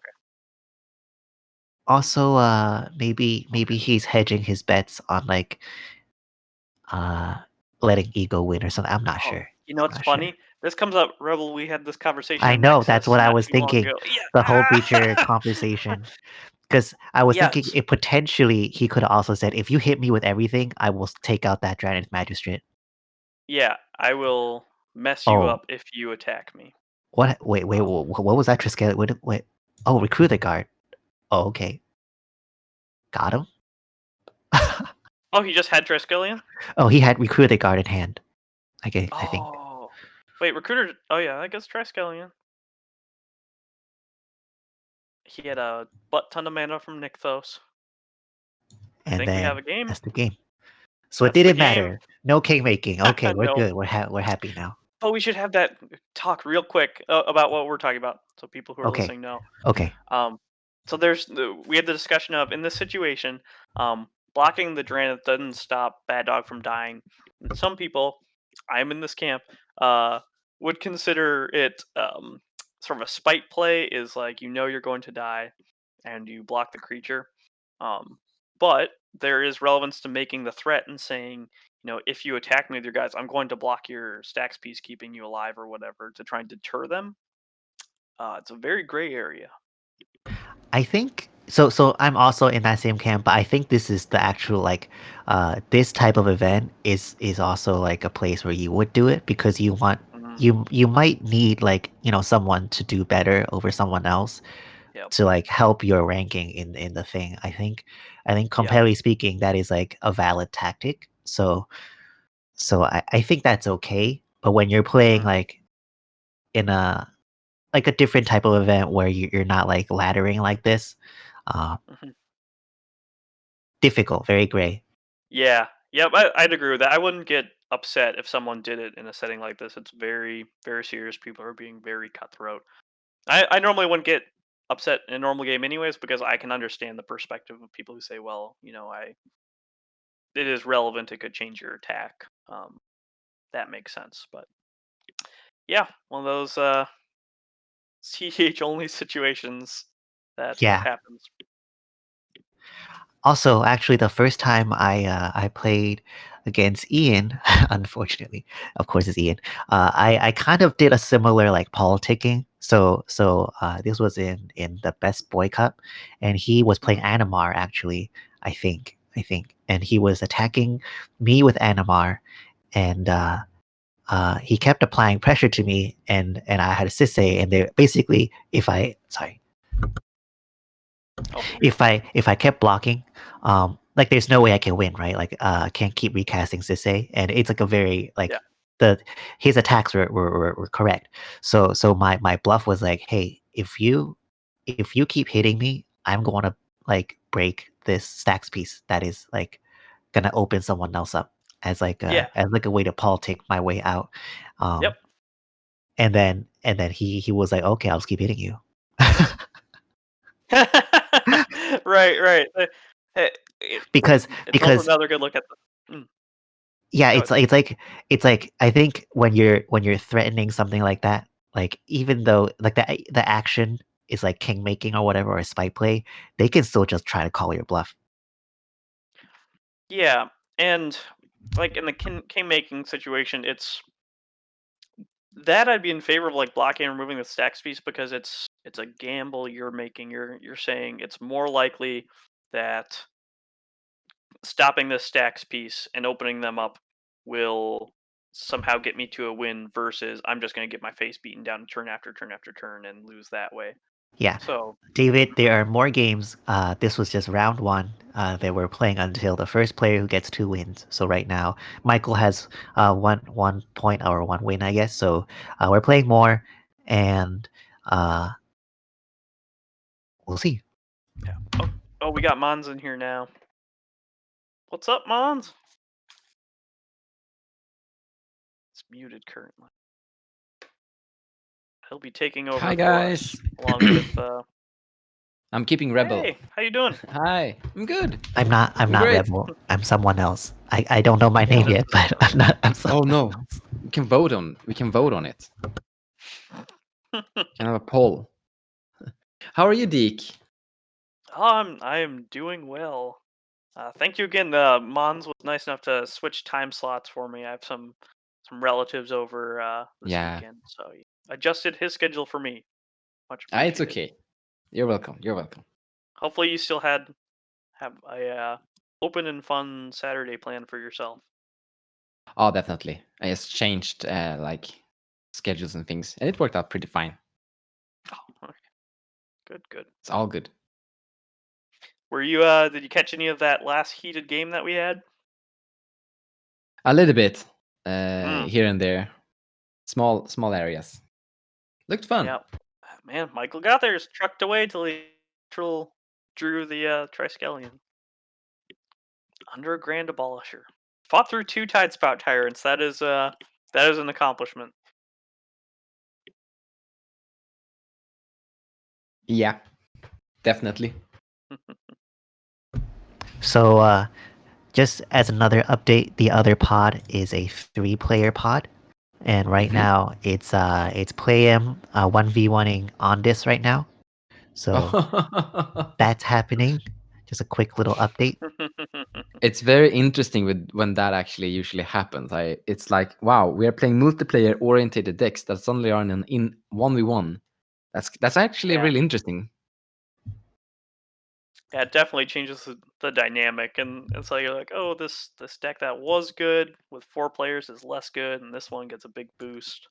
Yeah, but Oh. suddenly everyone is like, okay, let's just forget about the combo. Counter spells, creatures, the normal Right. magic. Normal magic. On this Yeah. on this right now has 9 cards in hand, a Sylvan Library and a Ristic Study, and Ikra out. And Playem has a Dockside, Finhorn Elves, and Training Grounds. So let's see how that 1v1 is going. Yeah. All right, and we also have Plasma here, swapping in. How you doing? Hello, Mr. Deke. How you doing? Hi, Enjoying the Plasma. games? Hey, guys. We have the whole gang here. Yeah, it's gonna be a format, Yes. right? Yeah. We've got more casters than we do players currently. Yeah. I mean, someone has to even the odds, you know. Yeah, let's just spin up a pod right now. Let's go. Yeah, we could play a Right? game. Go, Cast- yeah. The caster finals. Caster finals. Oh wait, I'm playing Agila versus Choose CEDH. Nah, I don't like these odds. I'm sorry. Do I hear a two-headed giant here? I like that. Yeah. Ooh. Also, Double CEDH? our legends count for each other. Yes, definitely. Let's just pray they don't draw Oppo agents. Yeah. Mm. Let's... Well, now I know what you mulligan for. Oh no. Oh no. I mean, I play stacks in Agila, so I play like Avenman Sensor, Oppo Agent, all the fun stuff, you know, like that CEDH loves to play against. Oh, definitely. You know, we want to have a challenge. We don't mind. Or if it's not a challenge, then what's the fun? Exactly. Exactly. Yes. On this has a Dark Writ, and now he's casting a Windfall. That's I a like lot how of treasures. A lot of I like how treasures, Ondas yeah.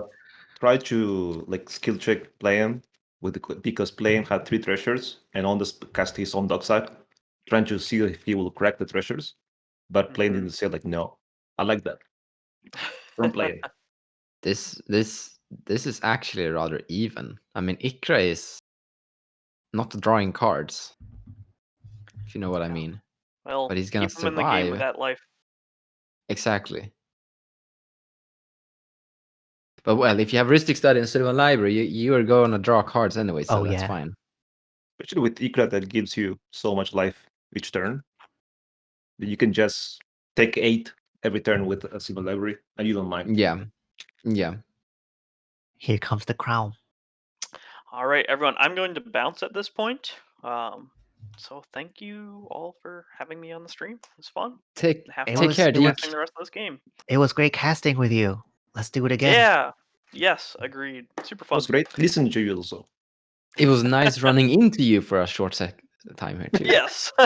Yeah. Now Mons and I have to do it some. Cast Yeah, with Mons definitely. before, so cool. All right. Well, have a good one. Bye. Bye. Yeah. It's great. Yeah. I'm gonna be hanging out for a bit, and then I'll be bouncing too. Just want to hang out. Alright. Oh, also Pod 3 is getting started again. Just a quick Mhm. little update for everyone. But let's see what's happening right now.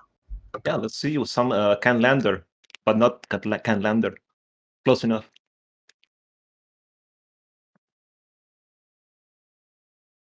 So who Speaking were the of other that- players in this pod before? Who were the other players in this pod? It before they was got killed? Deco and Kazu, but Kazu was MIA, so they had to fire the pod with 3 men. Ah, Yep. yeah, But, that's how it probably turned into a 1v1 a little bit easier. yeah, they just murdered Deco, and then it came into this. It's funny because Deco was. I was watching the game while I was listening to Rebel and Deke, and Mhm. it was actually interesting. There was like Wheel of Misfortune going around. Like the table was kind of balanced, but then just Deco died, and yeah, then now it's this game of normal magic, as you will say. Oh wait, hang on, there's an Emil. Hang on, this might be over. Yeah, there's a dockside over there. If this Emil resolves, there's also a training ground, so that's a 5 mana to win the game with Emil. Yeah, And actually, that Emil was revealed how? Worldly Tutor. Worldly Tutor. Yes, we missed that. There it is. It's Thank you. behind the number 13 there. Also, I don't think this is a win because this will mean that Dockside only generates 3 treasures if Ondas cracks all his treasures. So at most, That you go there's a even. training grounds. This doesn't matter. He has it Oh, only you're needs to right, generate 2. you're right. Yes. Yeah, I forgot Training Grounds works with other creatures aside from Thrasius. I know, it's like, oh wait. It really speeds up the potential for that combo. Oh, yeah. I really like playing Training Grounds, having Thrasius, and just sit there and play the control game with the counter magic and feeling superior. Trust me, I play Thrasius Timna, like trying to play control in CDH. It's impossible. And yeah, sometimes when the stars align and you have the Training Grounds and Thrasius, I'm like, okay, go. I'll allow it. Yeah. I'll allow this play. Yeah, I'll allow this. That's It's a fun. very key Pyroblast coming against the Training Grounds. That's a great answer to this. Play Because I don't casting a think- brainstorm in Yeah, response. this is. Yeah, I don't think he wins if that Training Ground goes. As you said, there's not enough. No, he goes even. So it's basically playing searching for free interaction because Yeah. he playing can get up to like 2 mana interaction because he needs 1 mana to defend Training Grounds once Correct. Emil lands. Yep, Correct. Oh, but no, didn't get it. But nope. Training ground's gone. unlucky. However, Emil is actually a really good beat stick, and it's an amazing blocker because you can have like Thrasius block Ikra, and then you bounce Thrasius, and Ikra doesn't do anything, and you don't gain life. While Emil can also buff your creature board states a little bit. Imagine Yeah. making Bruce into a 4/4 that attacks, becomes a double striker. That's a little bit annoying to deal with. Or you could also, while you're going into during combat, whichever goes unblocked, you can blink Bruce Tarl to then give that thing a double strike. Correctly. Oh, wow. Correctly. Look at that. Using Emil for the abilities instead of just winning. I've been in Amazing. these scenarios a lot with Emil in my cEDH. Actually, Okay. it Oh, I actually like this happens. forcing. Yes, yes, yes. Yes. Flame is activating Emil to force Ondas to collect his treasures. Mhm. One of the clean plays that Playing could do is say, okay, go to my second main, burn all Ondas mana, or at least force Ondas to use the mana on something, so Playing can be more reactive. I'm guessing that's what he's gonna do. I don't know the commander attacks on the commanders. I'm guessing Frasis is a little bit more expensive. Yeah, he's passing turn. Also, because this allows to block Ikra and blink Dockside Yes. without exactly. losing anything. It's what you guys were saying before. Yeah. Flame is at 35 life. Like, Ondas has a way to go here. It's then again, Ondas has 8 cards in its hand, a Sylvan Library. So And that Chrono is going to gain him 4 life each. So yep, it's basically an activation of Sylvan Library for free. You just yep, you draw 2 cards minimum per turn. yep. I don't know. This is not looking really good for Playing. I mean, it could go. Yeah. But it could go in a lot of different directions depending on what. It all comes down to what Ondas has in his hand. Because Playem kind of made his play. If Playem would have had a counterspell, he would have won here. And he Mhm. clearly didn't have that. It goes a Wait. desperation brainstorm. So Yes. also, did Playing crack a land after the brainstorm? Oh no, he played a Taiga, so he may have a brainstorm lock himself. That's bad. Yeah. I mean, at this point, Ondas can just sit back and say, "Okay, Chrome, do your thing." It doesn't need to play Depends. any artifacts or anything. Yeah, see, Depends. this card's artifacts. Doesn't need them. Yeah. But it depends. I mean, if Bruce gets into play, that Emil is now a double strike attacker. Eventually, that like lifelink too, he can survive this. That's true. Both have life gaining commanders, so to say. And Bruce is a beast when it comes to fighting. Also, But the there's a most mana important grab. part is commander damage might be the thing that ends the game this time. Those Crom Yeah. hits really adds up. Definitely. I don't know how much commander damage Playem is currently at though. On the It's Crom, an- that is. I think it's Plus silence. Oh, here we go. interesting. Let's go. Wait. He can play donate the Lotus Petal to Ondas? Or the mana crypt? Give him the mana crypt? Yeah, mana crypt works. Fears guardianship in response. Ooh, Pyroblast, nice. But fighting a counter war Flame is against down to Mystic Flame is Style. down to 1 card here. I wonder what's Is that there a card? 1 card win con for him in his deck? Spell Seeker into Final Fortune, maybe. Yes. But He has mana for it, so yeah, he he has does. mana for it. Actually, all I need is basically a breach here, I think, too. That grave is pretty big. That is true. He could just breach and then intuition. Yeah. Wasn't Is there an he- intuition in his graveyard? Yes, there's intuition in his graveyard. There's also a Force of Will, Yeah. Whirly Tutor, There's Windfall, Enlightened Elemental Tutor, Blast. Yeah. Brainstorm Yeah. Chains. Training grounds. Just training grounds. Just recast it. Yeah, that's too. I mean, yeah, no he need to doesn't like even. go crazy. Just Yeah, recast true. training grounds. Oh, he actually, I yeah, will- he might just have like Noxious Revival on the Yeah, training grounds. and he's a card draw too, and he's No, already. this is main phase 1. He already drew for the Oh, turn. Yeah. So. No, wait. There's a Cephalid Colosseum. He has card draw. That could Oh, be a yeah. Noxus Revival. He actually sacrificed Cephalid Colosseum. 2 draw 3. Yeah, Interesting. but he hasn't done anything. Wait, why did he cost silence? Was that just to bait out interaction? I don't think so. I do not know. But silence does resolve because Ondas tried to Counterspell, reply with maybe. a Fierce Armorship and Blame finished it with a Pyroblast. So what's the play, Mr. Playan? It even rhymes. What's the play, Mr. Playam? Yeah, Playam is and play is kind of sim. I wonder where he got his name from.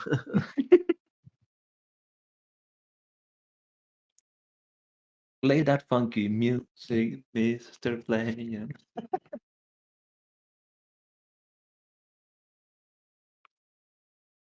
He's currently thinking about what he's gonna discard because he was at 1 card, so he's gonna go down to 1 hand size here soon.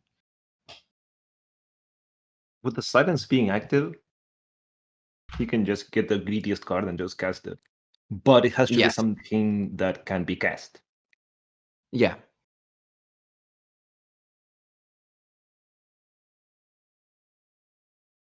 I guess with like the salvation is what you guys were talking about. Just get the breach and that's it. Okay, so discarding Final Fortune. Oh, He has all the creatures he needs. He doesn't need like Dockside and Emil are already there. Oh yeah, okay, sure. sure, Spellseeker but it might be. doesn't do anything Wait, why is he hellbent? because he played a land. Because Cephalic Coliseum is draw 3, discard 3. It's not just And then he recall. and then he played a land. Yeah. And he plays. Honestly, that was a little bit weird. Why would you do that? Because he wasted 2 cards to get rid of 1 card. He basically traded bad 2 for 1 and didn't get much out of it. He could have kept his. He could have casted silence just to bait a counterspell, but kept the red elemental blast. Because that blast could have been used to kill Crom. I think it's because he assumed he's on the back foot because of Onda's board state. Like it's actually impressive Onda's board state, especially in a 1v1.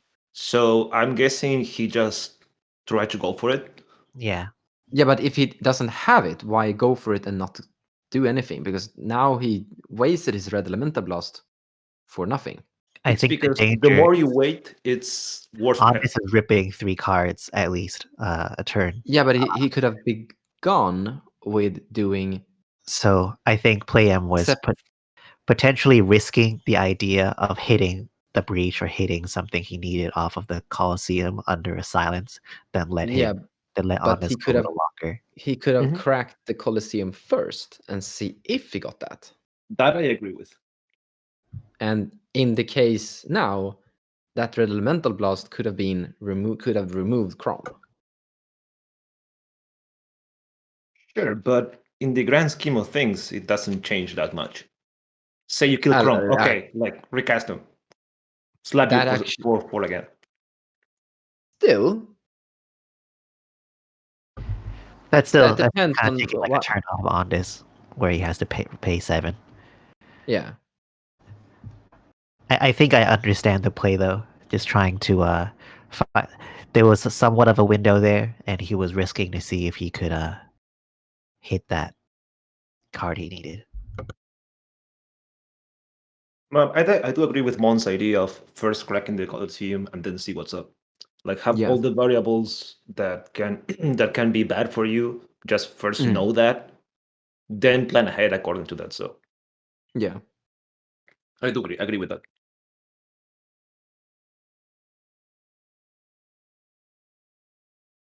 Fetching. He can currently block Ikra infinitely, but he can't block.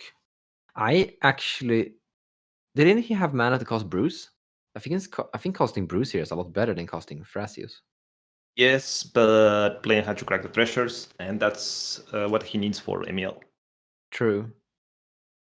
It's probably going to be the play next turn, if somehow Bruce resolves. Yeah. I actually thought he almost was going to silence Bruce out. A lot of lands are being tapped. Wheel of Misfortune. Yes. Oh, wait, no. No, this is actually genius. This is genius because Ondas can say pay 24 life and Playing doesn't get a wheel. If he does that, Playing wins because then Ondas is down to 1 life. But he's gonna gain 4 back from the Crom at least. Yeah, and also and the Death Ray Shaman. And he's at 5 life. And the Death Ray Shaman.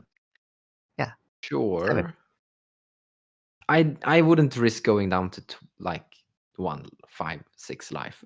It is Anyway. a huge mind game because the lower play goes, easier it is for Chrome to beat. But also Ondas can say, okay, I'm gonna pay more life so you don't get more cards. Because Play needs this wheel Yeah. to resolve and to draw 7. This is not like beyond question. So this mind game is crazy and I love it. I It's love this mind to game. see if even if Play-M like pays 7 life, right? And Honest is actually just gonna go 0. That's still like 7 life off of Play-M. Yeah, but if you pay but 7 that's- life for 7 a life Wheel is of too much. Fortune at this point of the game, yes.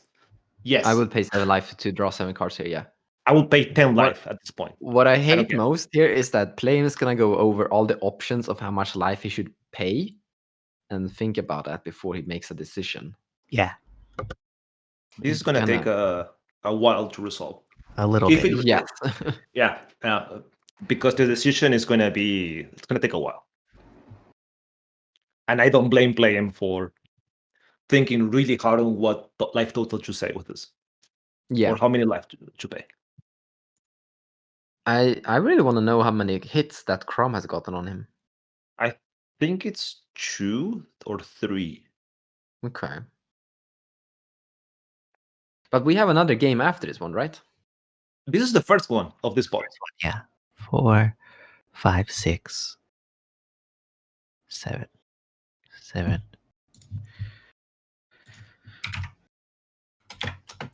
So Play-M can't bid more than 15 life on this. Because he can block the Ikra, but he will take the 1 from Dockside, 4 from Crom, 2 from Deathrite. So he can't bid more than 15. 17 life. The Deathrite. No. But Ondas said 17, and he was the one with more life. So So he's just trying to just get the cards then. it's a win-win situation for him. Yeah. Oh, take it back. Okay. We fishing.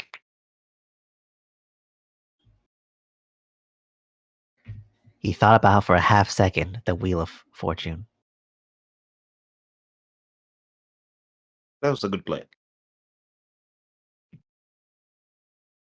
Oh, no consultation. Interesting. So Ondas is down to 8 life. What's Ondas looking for? Or is A he breach, nuking his library? Maybe he maybe? has fish in hand. No, if he had fish in hand, he would stop. Wait, wouldn't he just cast the 2 of them together? He doesn't need Yeah. to do anything because playing He is has, helping. So He has a Yeah. LED in the graveyard, so but he did He might be exile digging the for. Brain Freeze. Wait, his deck is gone here soon. So Yeah. I guess this is the end of it because now Ondas probably. I mean, if he's digging this far, he knows he has the win somehow.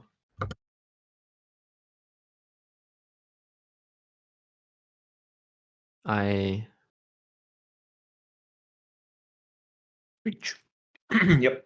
Reach the play. Oh, it's because Thassa's Oracle's in the graveyard. Yeah.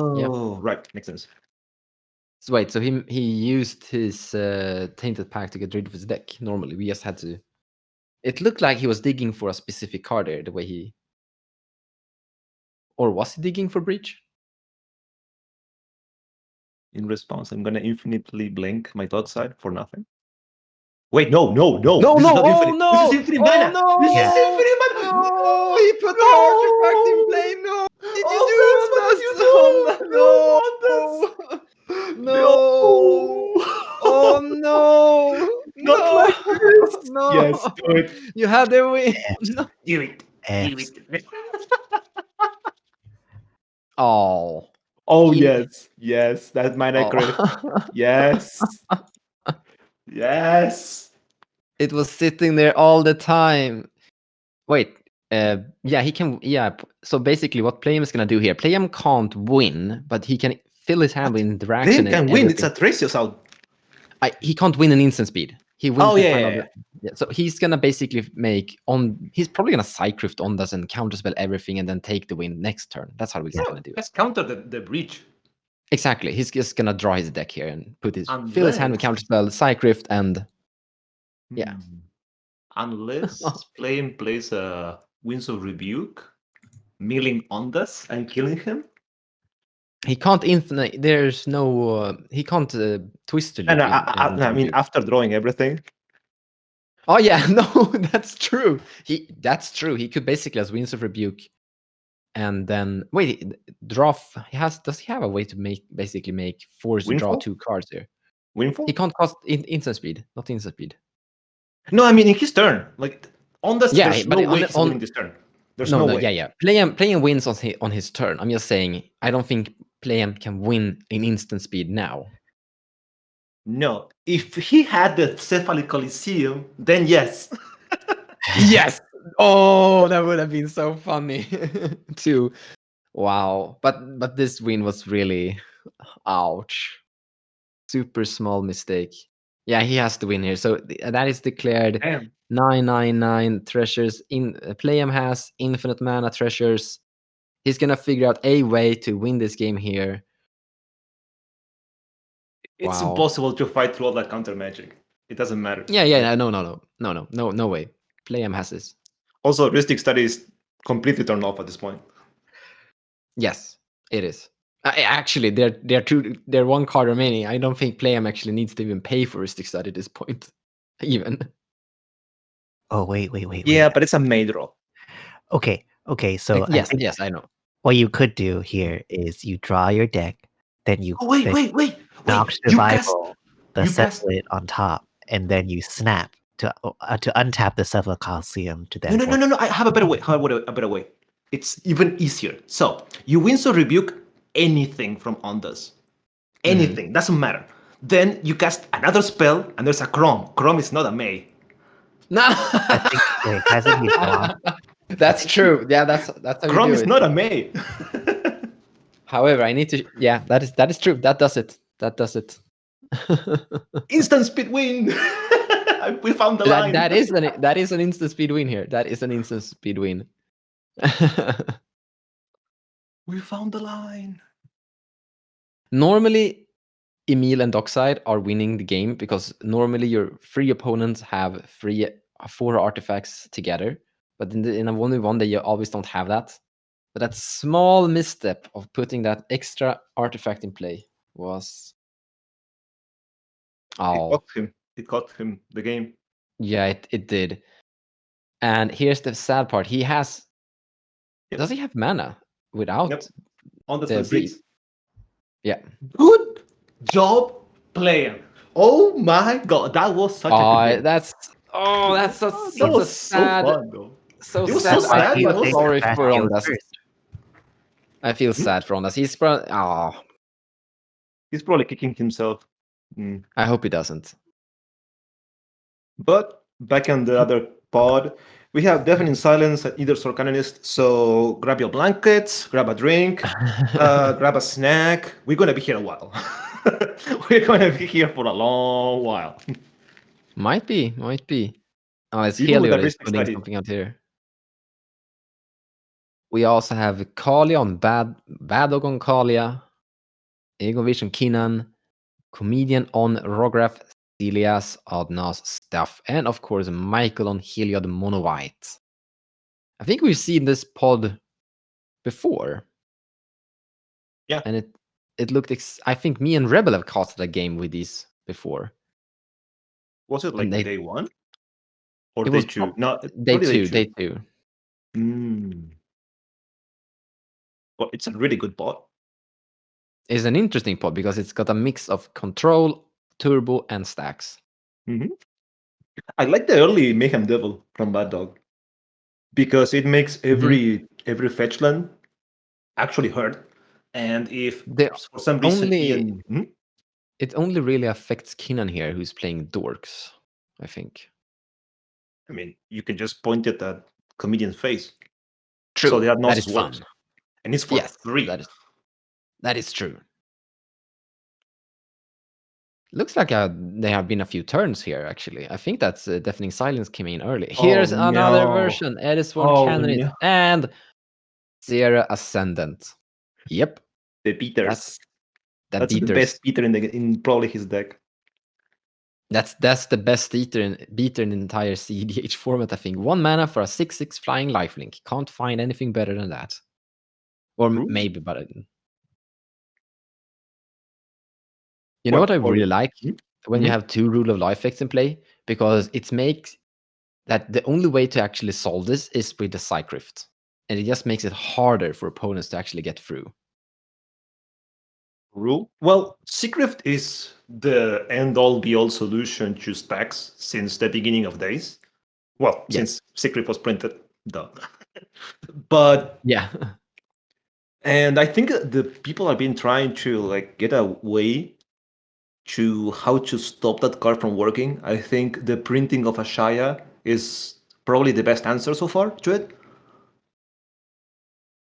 I don't. But I think it's fine if you have 7 mana and 1 card. I mean, that's okay. I mean, you should be should be winning. allowed. Yeah, you should be allowed to winning. I think we gotta have some form of weapon to deal with stacks. Otherwise, we would only have. We can't have all strategies need some form of card that is hosting them a little bit, so you can't go too deep into it, so to say. Right. By the way, Plasma, I just realized something. I think this is the first time you and me speak. Yes, actually, I was gonna say that we never spoke before. Yeah. And it's actually a pleasure to meet you, man. I just watch some of your content sometimes, and it's fun. You do good stuff, man. Likewise, I think you guys from the 99 are doing good things too. I'm not taking any credit from that. It's Patrick with all the video editing. He's the guy. Yeah, but I seen your Joyra deck tech video in the early stages of the YouTube channel. You were Yeah, when you're a Joyra big was part of playable. that. Sorry? When Joyra was playable. Oh yeah. Didn't she get a big upgrade in Birgi, though? Yeah, but then they printed Hullbreacher and Dockside. So it's like, do I really Yeah. want to do this to myself? Hullbreacher is very popular right now. Mm-hmm. You need to dilute your deck to add more removal. Mm-hmm. And that's kind of like, yeah, you had to. If you want to play Jorah, you need a way to deal with Hullbreacher, Notion Thief, Yeah. which also saw an uptick in play. Yeah. So you need to deal with those. You can use Pirate Spellbomb, sorry, and Yeah. either Spellbomb. Those are really good options for dealing with those creatures. But aside from that, you need other stuff. You need like a Braid, you need Lightning Bolt, you need Rev, all that stuff. And of course, you need to have them in hand, right? When you are trying to go off. But anyway, I digress. I can speak about Joyra, what's the problem with Joyra for a few hours, and I'm guessing the people here want to see how Ian tries to win through true rule of laws. And with talking about Joyra. With a Necro here. I mean, that's gonna hurt right now. There's a Sarah Ascendant flying around. And a Kalia. If Ian wasn't already a target for being the faster deck, well, now he has a huge. But I target on his think back. Sarah Ascendant did fly to Bad Dog a second ago. But you probably play a Necro here anyway. He has I guess. to. Yeah, he has to. Like, that deck doesn't grind at all otherwise. I think Ian tuned it a bit for this specific tournament because he already knew that what the decks will be played and needed to be more consistent than faster. You go faster if you go blindly and you don't know what you're playing against. And if you know kind of like, it's going to be like, okay, slower, like people know what to do, how to beat your deck. That's important. If people know how to beat your deck, you need to tune it to play around that stuff a bit. Paradoxal Outcome was added. I really like that. It's a really good addition. Card. Yeah. Mm-hmm. Especially with Rogue costing 0. It's literally a free card. Yeah. I guess the big reason people don't play it that often is that it's a little bit slow of a Storm card. But when games are a little bit slower, that's a card you can actually consider. I've always liked it. I don't know what's the consistency on his rocks. I'm guessing plays most of the cheap rocks that will allow him to do that. I think he was at 35, so he paid 10 life here, I think. Looking for answers. Needs to get rid Yeah. of those rule of law effects before can do anything. Yeah. You know a card I think people should consider almost? It's a free, I don't remember the name, but you know this card. It's a 3-mana sorcery, destroy all white. Is it permanents or creatures? I suddenly don't remember. It's a black board wipe. It's got reprinted in Hatred? Vault. No, hatred Sorry? is -2, -1/-1 to white creatures, I think. Destroy all white MTG. Here it is. It's the card is called Virtuous Ruin. Oh, it's only white creatures, so it doesn't hit the Deafening Silence. No, what you're probably looking for is the opposite of Planet Cleansing. No, Planet Cleansing, no. What's the other? There's one that destroys everything except white. And Wait, there's like, no, wait. There is Anarchy. Just destroy everything that is white. oh, there we go. It's red, 2 colors. It's 4 mana, cost the red spell. And there's nothing cooler with a card that goes by the name of Anarchy. And yes, David LeBlue, you were right. Nature's Virtue. What is that? Nature's Virtue. Oh, I need to research. What is this? We're researching. We're researching cards here. Yeah. I mean, this is basically I find other what we do as Magic Yes. players. Look for cards all day. Oh, it's the. Is that the one that is destroying everything that isn't tokens? No, that's not cleansing. No, there is a board wipe that is white made with Convoke that is destroying everything. But we are talking about cards besides Cycrypt that Comedian might consider that it could solve the problem of 2 rule of law effects that are in different types, because one is a creature and another is enchantment, and that is really pesky to get rid of. Rushing Rivers.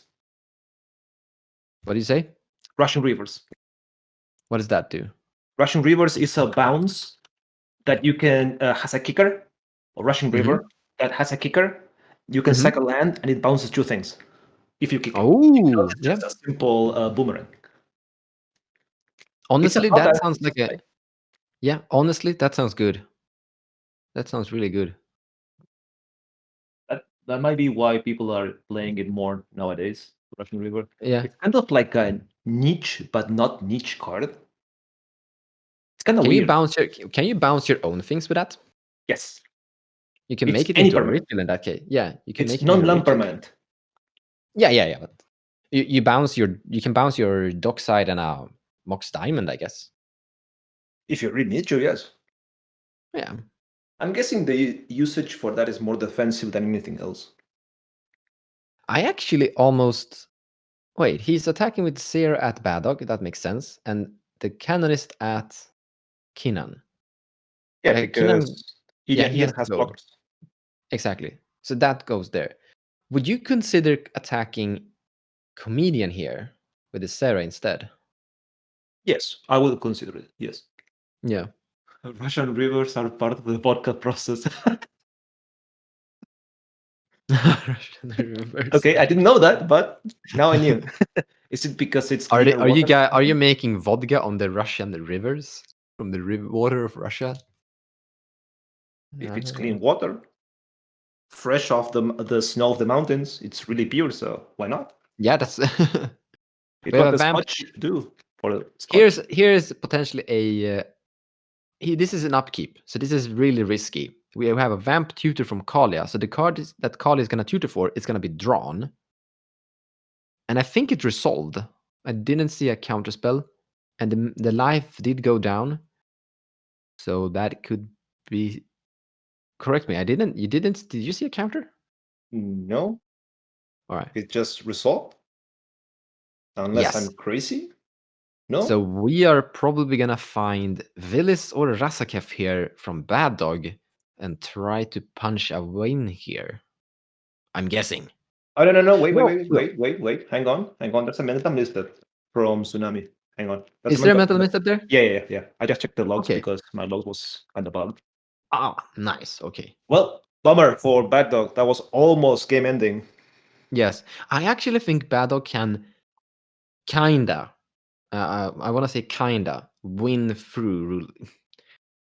He doesn't win, but he's in a Oh my! good spot. Well, better lucky than good, I Oh, guess. If you top deck the Razaken, Yeah. why would you need a Van Tutor, right? Yeah. Or probably already had it and was That did looking for it. something else. Yeah, might have been. Or I actually maybe- think he actually top decked it here. Or So it was main a- two, Wait, he has or a maybe it Razaketh was- in play. Or maybe it was a huge 5-head play to make Tsunami use interaction because there's a rule of law effect now. True, but also Bad Dog can't interact anymore either. He has done his thing for this turn. True. How crazy would it be now to fetch a fetch land to kill the canonist? Yeah, How I like crazy would that. that be? I think that's what might happen here. So you found a You card. can't guess anything because He's trying to. I think they're gonna have to recall this. No, he's allowed to call. No, he's not allowed to cause because anything. definitely silenced. It stops everything else. I was It gonna has to say that. be artifact creatures. I was gonna say that he's allowed to cast creatures, but then he's not allowed to do that unless he does what you said. You cast a land, crack the land, and kill the canonist, and then you can play creatures at the very least. Yeah. So far, the only thing people can play artifact creatures as many as they want. That's the only Yes. one. The only one they can. And considering it's such a narrow type of creatures, I don't think anyone aside from Silas, because Yeah. Turn was passed, so now it's Kinan, and Kinan is what's happened with the Kinan player? he needs more lands, I guess, or has interaction. We didn't really, and I think he would have casted Kinan here if we didn't really Yeah. enter the game, so we kind of missed if something happened with him. Maybe he casted Kinan and Kinan got killed. Yeah, there's And now a it can't- counter if you see on top, there's on the mana for Tsunami, there's a 1. That's probably what happened. I'm not sitting and watching it in the Cockatrice, by the way. Oh, if you see on the stream, if you should see it on Andre Govinko, there's a 1 on the white mana. I'm guessing that's what they use for Yes. Commander. Yes. Because if you see Comedian has 2, so probably killed Rock too many times. Yes. Poor fella. In He's that always case, bothered. yeah. So he's passing a turn. He basically drew, and now it's Comedian's turn. Ian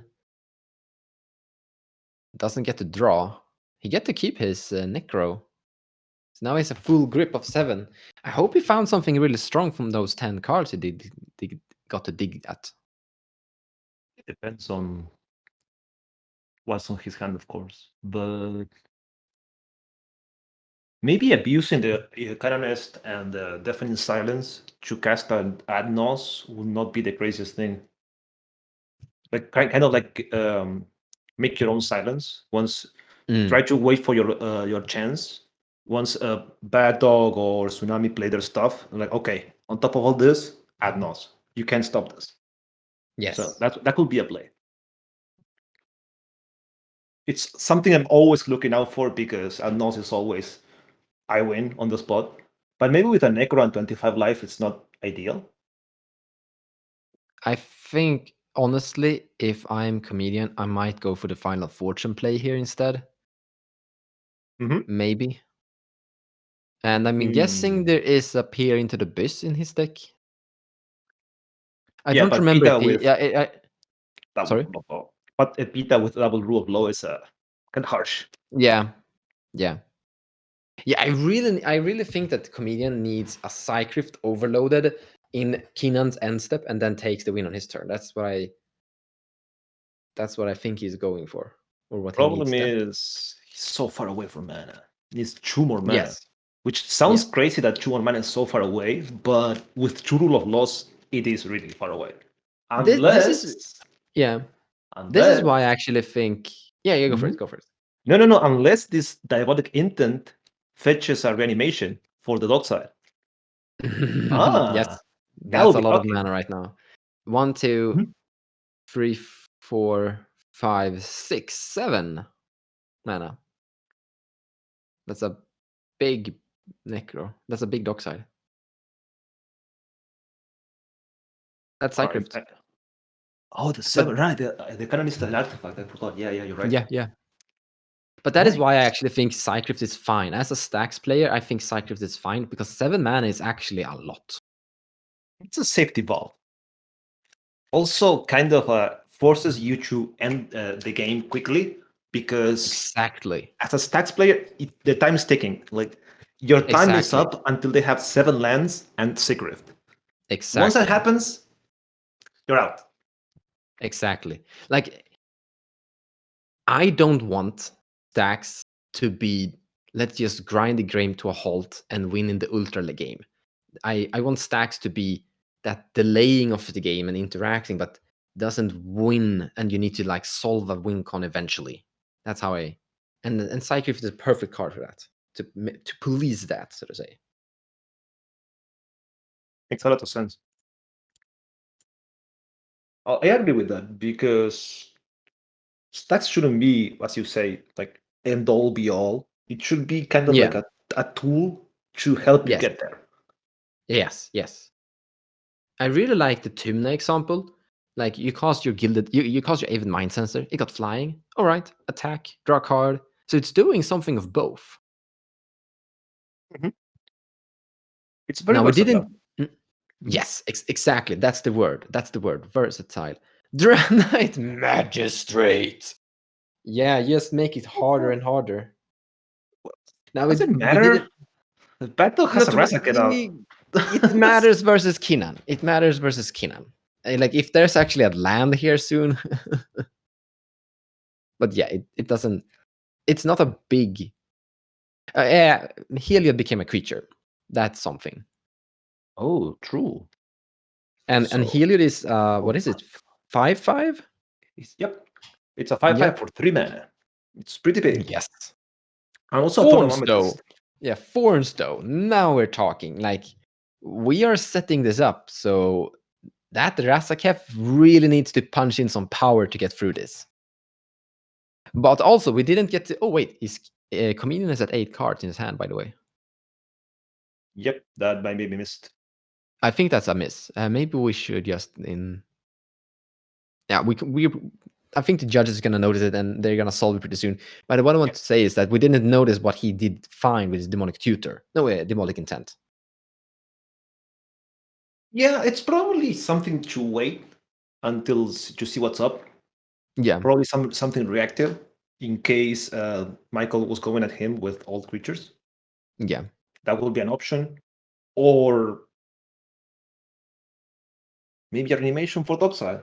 Like trying to go really long turns, get Dockside, get a lot of mana, and then try to do something Yeah. with all that mana. Yeah. Pyroblast. I want to say that Michael is doing a good job in this game. Like, look, this is mono white really punching. To be Higher fair, this was kind of the god hand. Yes. Turn 1, Deafening Silence. Turn 2, Canonist. Turn 3, Serra Ascendant. Yeah. It's pretty damn good. It's pretty good. Like if you play Rule of Law, you want to have 2 Rule of Laws. Imagine if Michael had the Archon of Mary also. Oh my god. Oh my god. Making all the. I always dream of a Mana Crypt playing Archon of Remeria turn 1 first player in the turn order. I mean, that's just an extra turn straight up. Yeah. Are you playing a Fletch? Oh, you're playing a Fetch. Too bad. It's that. Yes. Fetch lands are just so horrible through that. Dockside Extortionist from Bad Dog. Now, are we gonna see Bad Dog pulling it through here with a Razaketh, a Dockside, through a Tone of Amnesty, a Deafening on. Silence, and an Hang Edison on. Canonist. Hang on, because Dockside with Mayhem Devil is the Oh, you're right. a You're really good right. interaction. Yes, yes. He won't really blow up the world. How many treasures? He's gonna get 1, 2, 3, 3, 4, 4, 5, 7. 6. It's 7. Also, Where's the seventh? it's Silas. Yo, Celius. Ah, yes, and Necro. Yeah. No, It's it's 7 also. 8. Oh my god, 8. time to It's shoot. 8. It's 8. Wait, where's the 8? There are 2 from Kinan, 2 from Comedian, and then 4 from Michael. Oh, right. Helios an enchantment. It's an Right. enchantment. Yes. Right. Yes. Wow. Wow. Yes, he has a small Gatling gun here. A tiny one. Say hello to my little friend. It's Time to actually go funny to because it's a mayhem. goblin. It's a goblin also. Yeah, yes. Yes. You know, they should make a wall. Someone has to make a wallpaper with Dockside and Mayhem Devil. It has to be Tony Montana though. Oh, yes. I'm picturing Dockside sitting on Mayhem Devil's back with a Gatling gun, or Tony Montana there too. You know, the image of Tony Montana was like when he's shooting with the angry face. The angry face has to be like Mayhem Devil, and the gun has to be like Dockside. Like, Yes. I'm actually curious because that little spell is gonna be gone. I'd be really surprised Tsunami doesn't crack it. Which actually kind of helps Bad Dog because it allows Yeah, him it to doesn't think. matter. It doesn't matter. That's the thing. Those will make dope sleeves. I hope someone makes them. I hope someone Yes. makes it like a really cool image. I'll be so down for having those as a sleeve So, or a playmat. word for all of you. Maybe that's something whoever you are that's watching should create and try to sell. Aha. Especially to, oh my god, I forgot the name of the giant dragon. Brayden's gonna kill me. Corvold. Corvold, yes. Corvold. Especially if you're you. playing Corvold, you have to play with that playmat. Yes. You have to. Especially if you can find a way They should to, have to fit Corvold into that. Yes, a playmat with Corvold, Temur, Mayhem, and Dockside together. That would make a fun, cute. I So will yes, pay money 8 for that. treasures. Now, what do you do here? You need 5. No, you need 3 to kill the Edison Canonist. You have 5 more. You can kill Draenite, but you don't really need to kill Draenite here. After that, you can sacrifice 2 times.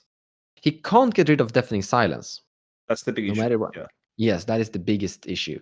So I don't see how he's going to win like now. No, wait, he can cast 1 more spell. Only creature. Because non-creature. He can cast 1 something non-creature. Oh, you're right. Yeah, but first need to get rid of the canonist. Yeah, that makes sense. Yeah, but that is Okay. solved. That is fixed here. This is also assuming that Tsunami and Ian are F6. Oh yeah, but they probably want this to happen here, even though they probably don't like the situation that Bad Dog is creating. So Battle has Hideous Intervention in the deck. That would actually make it interesting. You know, we should actually ask a judge to make Comedian discard a card. Yep. Actually, that's a good call. Because that 8 have been there for a while now. I think they've really missed it. It doesn't seem to matter because he hasn't actually done anything. But now information have been given. Everyone kind of missed it, so I don't see like it. The other 3 also missed it, so it's probably okay. It's not a. It happens. Oh, he's killing Draenite. He has sacrificed Dockside to Razaketh, so he is searching. So that sacrifice is now dealing 1 damage to the Draenite, and he still has 5 treasures remaining. I'm like really I'm really curious what he's gonna do here. Okay, it's Abolisher. That doesn't stop anything. Like, he Nope, can still it keep playing, doesn't. I mean. Yeah, he can just cast it for some reason. So I got corrected that the reason why Ian has 8 cards in hand is because there was a Ristic Study in play. Ah, And that's we missed it. yeah. We are bad casters. The We are judges bad are completely casters. on point. Yes.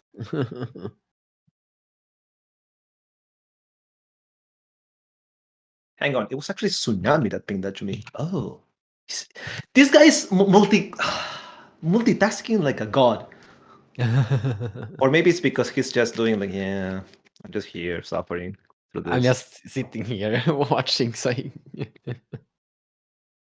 Having yeah, a this is coffee with Tsunami. definitely not Tsunami's game. It doesn't look like it went correct for him, but sometimes that happens. That's the problem with Kinnan. If you land Kinnan too early, you become a threat. And if he gets killed one too many times, It way too feels early like in the his game, hand might have been risky because he hasn't very developed much afterwards. There's a Mox Diamond and a Seagate and a Lotus Petal, and that's not that many lands. Considering the hand he had, at least from what I see in his graveyard, there's a command tower, there's a preordain. I don't blame him for No. trying like Mox Diamond, Petal, Kinnan, do crazy things. Yeah. But if you don't top deck the second land, you're gonna be sour. Yeah. I'm guessing that's what happened. I'm didn't rip the second land. I'm also guessing that they are currently debating whether they should counterspell Grand Abolisher here or not.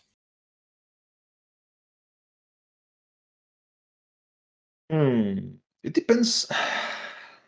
I guess you do.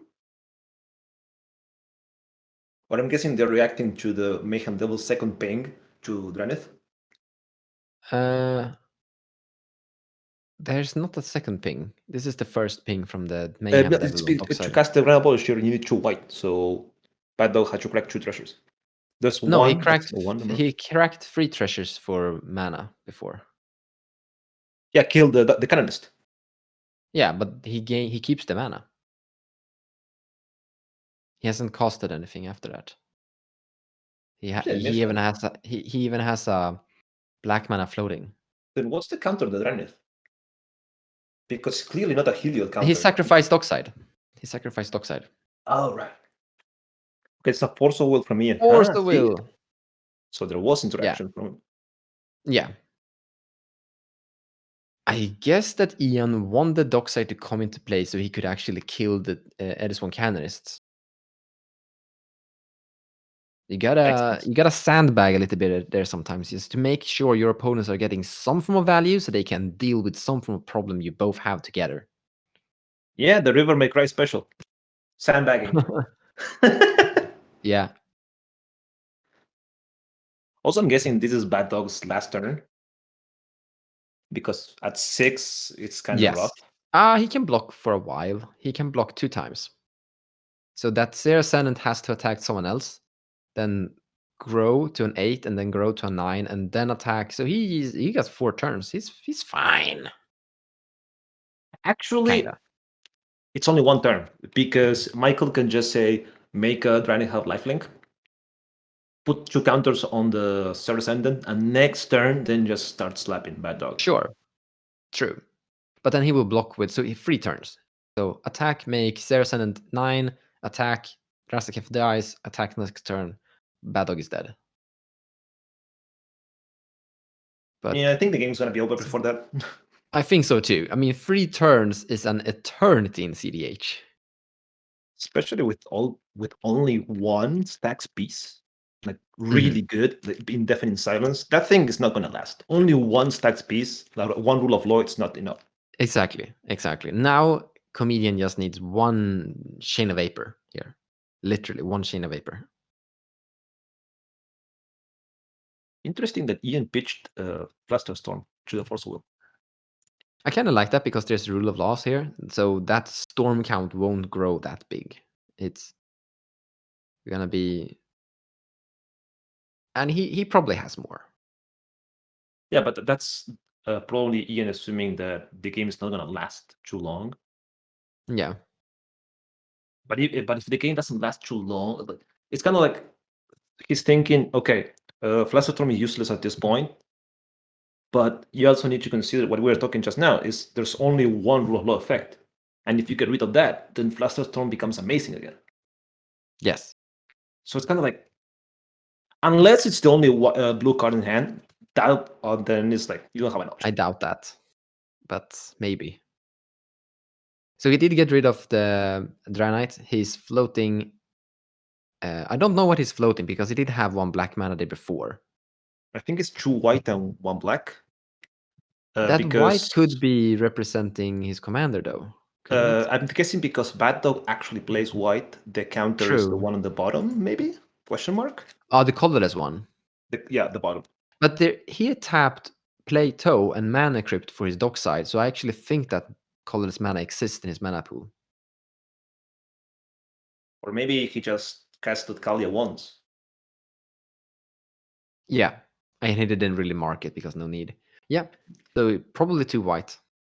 Yeah, once you cheat Rasaket, do you really need Kalia again? No, you it did the job. She did the job. You really don't. It's the Sir effect. Sir gets Necro. That's it. Yeah. Job done. Good job, sir. You can leave. You can go home now. Yeah, you can go. You owe me the game. You can leave now. Thank you. Yeah, thank you. Poor sir. Oh no, Bad Dog lost connection. Oh. Please no, not like this. Is it recoverable in Cockatrice? Yes. Yeah. It's just reconnect. It's just gonna take a little bit of time. Just back here. So what's the play here? I'm really curious too. You obviously need to get a creature, any creature, probably a value creature. So you can with Rasaket for something to get rid of the Deafening Silence, and then you can go off. So you maybe need like 2 more creatures. The cards that are destroying enchantments in Mardu aren't famous. Oh wait, Wear and Tear? Yeah. Wear and Tear? Mardu has probably the best removal for Artifact Enchantments. Aside from green, like both Celestia are the best colors for that. Yeah. Let me actually check. I'm seeing a very good comment from the chat, Leonel Relic Ward, and I agree with that because that can actually function forward later too. It actually makes a double thing because it kills the rule of law and also gets a Rasaket activation because you can do it in response to the ATB and Exile Forever. But it's also part of the combo.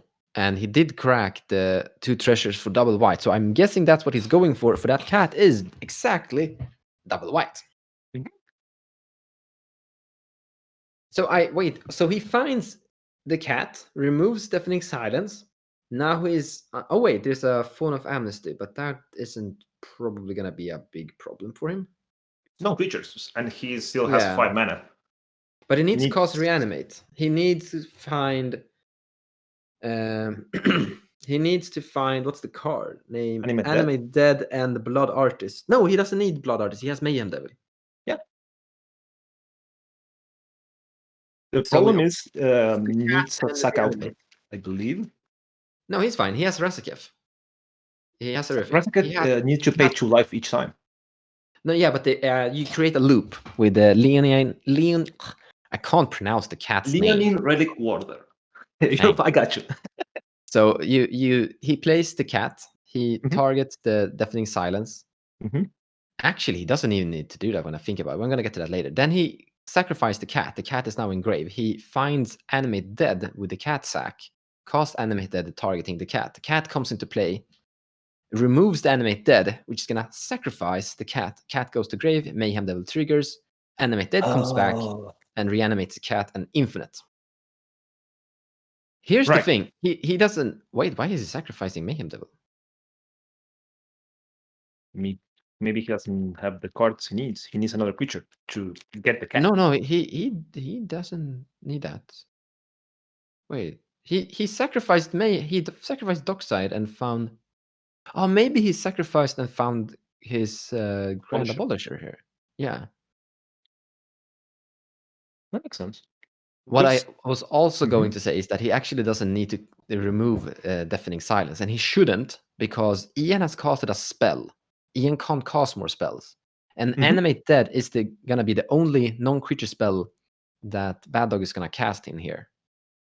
So The only one that hasn't really cast a spell that it could be it's Tsunami with yes, his open mana. It's 3 possible blue mana and 4 cards in hand.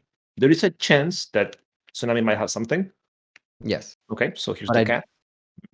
yeah, but I don't think you remove the Deafening Silence here. If I understand, if the combo that I'm thinking that Bad God goes for, he doesn't need to do it, unless I've missed that he did cast a. Problem is that Bad Dog needs another piece now. Now that Mayhem Devil's gone. Yes, but that's solvable too. Because no, that's not. He doesn't need that because you can sacrifice the cat in response to the cat trigger. So the cat is going to exile Animate Dead. In response, you sacrifice the cat with the Razaketh, and the cat goes to grave, and Reanimate comes back. The problem is And- he's at 4 life right now. He doesn't need. He needs to Yeah, sack the cat that is twice. a problem. That's what I'm That's saying. a problem. Razaketh is like 2 life each time. Like it adds up. Yeah. I think something went wrong here somewhere. Wait, can he cast? How much mana? He has 5 mana. He has 7 mana. Kalia Breach the is too Blade? much. It's under No, what Breach the Blade? I see a way. I see a way to solve it. There is a. I think he doesn't need to do that. But anyways, there's a creature in his deck. I think that is 1 white that you can sacrifice to gain life equal to the amount of life you've lost this turn, which is gonna regain. Coreless. Yes, thank you. That's the name. That's the You're name. welcome. And that is gonna bring him back up a bit. The problem is you miss the Razaketh activation with that. Sure, you gain your life Yes. back, but you only have Razaketh again. Yes. I'm probably I- guessing the play was Breach, so that allows him to recast Dockside. Oh no, Children. Yeah. Okay. Mm. Yeah, there's the Children of Corliss. I think Breach is actually a great choice here, honestly. Just rebuild Dockside Just and recast then... Dockside. And No, then if cast he costs... Mayhem Devil If he again. costs... Wait, why is the enchantment gone? The Deafening Silence should be back. Removed it with the Relic Rewarder. Yes, and the the thing is that it comes back when Relic Warden disappears. No, because it's an ETB. It's the old Oblivion Ring effect. It's not like on the. Oh, on the yeah, effect. he can It's he different. can do It's that. forever Yeah. gone. It's forever gone. Yeah. Yeah. I keep forgetting that those mechanics existed back in the days. Back in the days, like you're making me feel old now. You know, Magic has been around for a while. I mean, we're old. I think we're Is it both like- qualified to be old Magic geeks. We're Magic boomers. Yes. Yes. This game has been going for what, 26, 27 years already? Wow. They celebrated 25 a few years ago. I think 28 something maybe. I don't Wow. remember. Wow. Great. Oh, Yeah. 93, right. It should be 28 this year. Somewhere this year. Correct. Like we said, we're boomers. I'm actually interested to see how Bad Dog keeps the loop going. Me There's too. I still mean, the black mana floating. he needs 1 creature. That's if he gets 1 creature now, he wins. I actually think he made a small misplay here. I think he should have grabbed his own mana crypt, because if he grabbed his own mana crypt, he could have gained 2 more mana, and Ian wouldn't be able to interact. What do you mean mana crypt? Mana crypt is in play. Yes, but it comes back. So the Relic Warden can exile an artifact too, I believe. Yes. Correct. But- So he removes his own mana crypt, then he sacrificed the cat, the mana crypt comes back untapped. Sure, but what's the play? Why do you need more mana? You always need more mana. I mean, but the thing is that he doesn't need to remove Deafening Silence with this combo that he's going for. Oh, that's a reanimate. Sorry? That's a reanimate. Yes. This Or reanimate, what does it get though? Dockside. He Dockside gets for breach. Yes. Dockside for breach. For me, it's the clearest play. Yes. It is. Unless this is me not knowing the deck. I mean, Bad Oh, Dog is you're right. the guy, the No, Kali guy. So maybe Yeah. there's a line that I'm not seeing. No, I think you're right. I think breach is the best line here. I mean, it doesn't really matter. This play. No, wait. Yeah, it worked. Yeah, this play does it. With this, he gets 2, 4, 5, 6 treasures. Goes to 8. Yeah, he's fine with that. He's super That will fine. be enough. That will be enough. Also can refill his graveyard if really push comes to shove. Recast Children of Colas, gain like what? Depends. He already lost a 6 life, so it's 6 plus whatever more he loses with this. Yes. I don't think he needs to tutor that much though. No, me neither. Neither. Just one more. All he needs is get Mayhem Devil the cat and then animate a dead in play, and then he has it. Yeah, with Dockside you get the breach, you cast breach, you have interaction for Pyroblast and Elemental Blast, but you really don't want to use that because it eats your cards in your graveyard.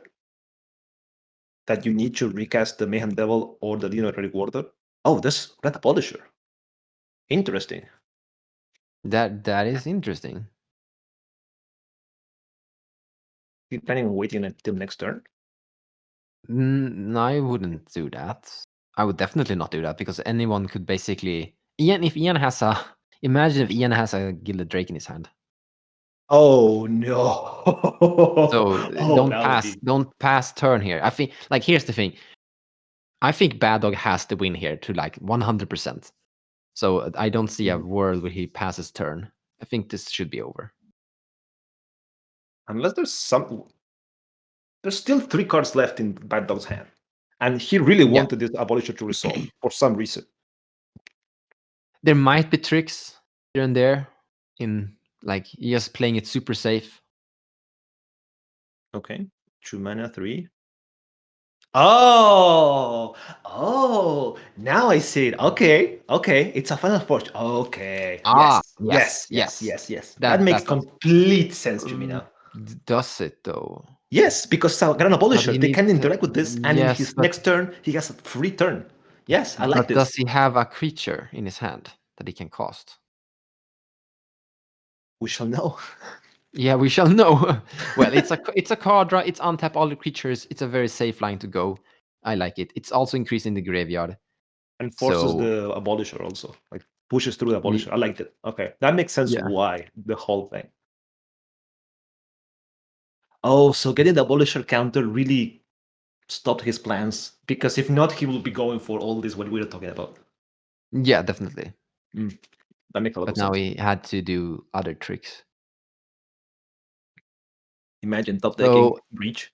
He has 1, 2, 3, 4, 5, 6 mana.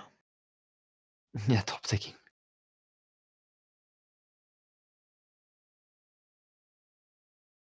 You're right, David. It's probably over, but he needs to prove that it's over. He needs to put the cards in play and say win.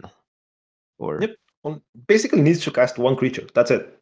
yes, one creature and he wins, That's it. depending on the mana it. cost of the creature. Done. Twin Flame. Done. Yes, that's a creature. Actually costs 4, but whatever. Doesn't really matter. Yeah. No, actually, it does matter. No, It that does matter. That matter. Wait, it matters. Oh wait, it really matters. It does matter because you cannot cast. Oh Breach. no. Yes, Oh, no. or Animated. Animated is currently 3 mana. It's just not, Oh, not no. knowing the deck. Woo, has to be something we're missing. Or oh no. Wait, did he miss this? Oh no.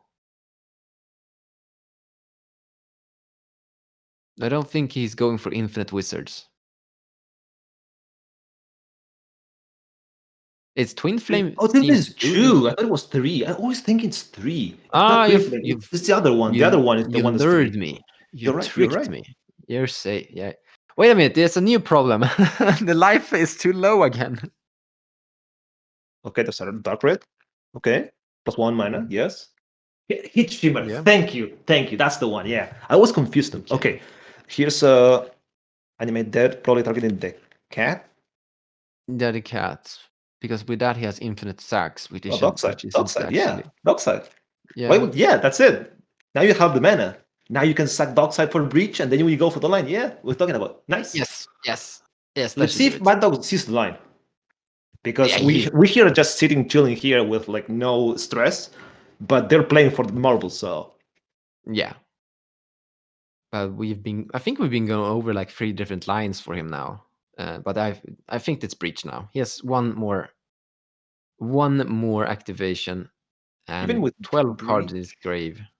with breach, gotta you be can breach. recast Dockside again. So Yes, you can. mana is not an issue anymore. And he actually has all pieces in his graveyard now. He doesn't need to tutor out anymore. He has animated cat and the Mayhem Devil. To do that, he needs 5, 6, 9. Yeah, 8 mana. He can. He can actually 3. Can he? 6, 3. He needs to cost 3 cards. No, he needs to cost 2 cards. No, sorry, he doesn't. He needs 5 mana, and no, he needs 6 mana, and he needs to cost 2 cards. He can do that. Okay, so his breach Here's breach. costs 3, which is relevant. This may actually force It him is to recast actually Dockside. he needs to recast Dockside. And Do you then wheel? no, oh yeah, you can. Does he have a wheel in his grave? There's a Rassican. Oh, it's a true life. Never mind. Never mind. Yeah, so let's begin with Dockside. That's 2. So we'll go up to 9, because I think it was 7. Yes. And after that, he casts Animate Dead for the cat, and then he casts Mayhem Devil first, and then he casts Animate Dead, and then he wins. Right, it's on 6 mana. You're right. Yeah, you're right. Doesn't even need to activate Rasakat anymore. Yeah. No, he's fine. And then he has Mayhem Devil, it's 3 cards. Yep, he's got it. Yeah, there's Mayhem Devil. And now he exiles 3 cards for Mayhem Devil, I guess. Animate Dead. No, Animate Dead. Okay, he's exiling for Animate Dead. Yeah. So here's Animate Dead. Wait, but Animate Dead is sack when it dies, right?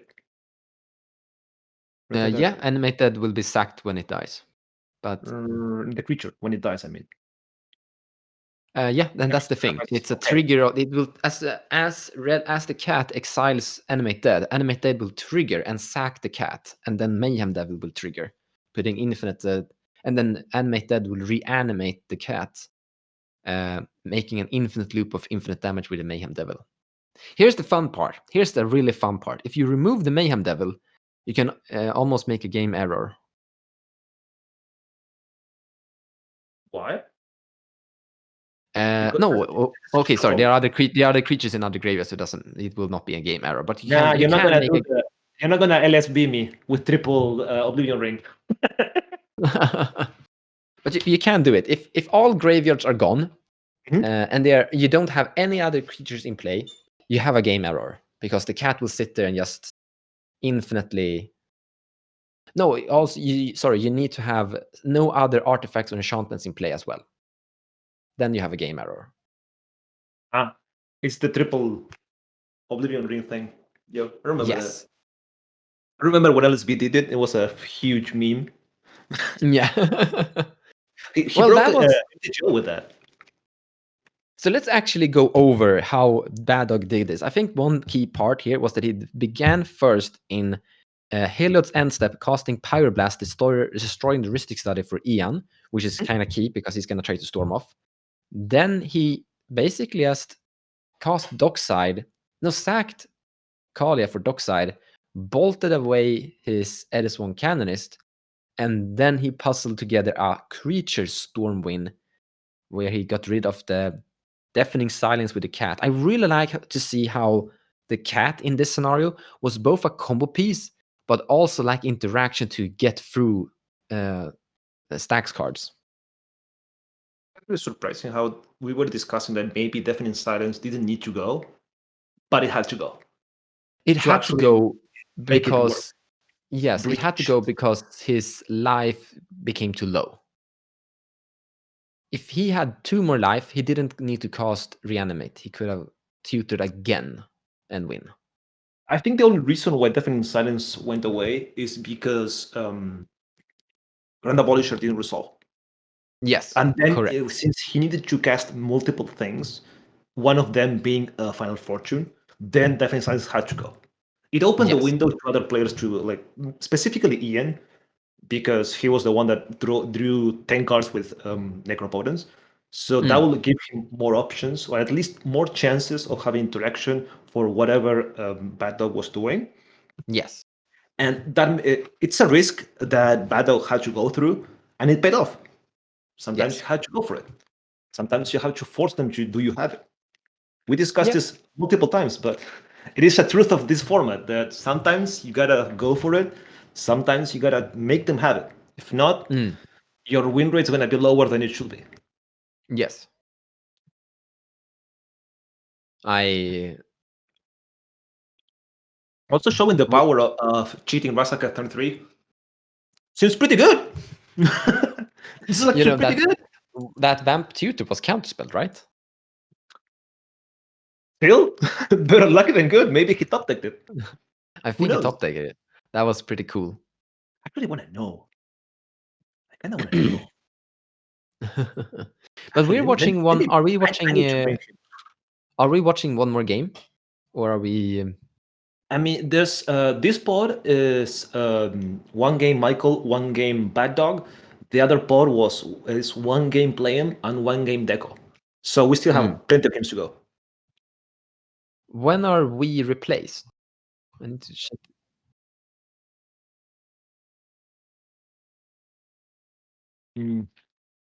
Okay. So Deco was the winner on the other pod, apparently.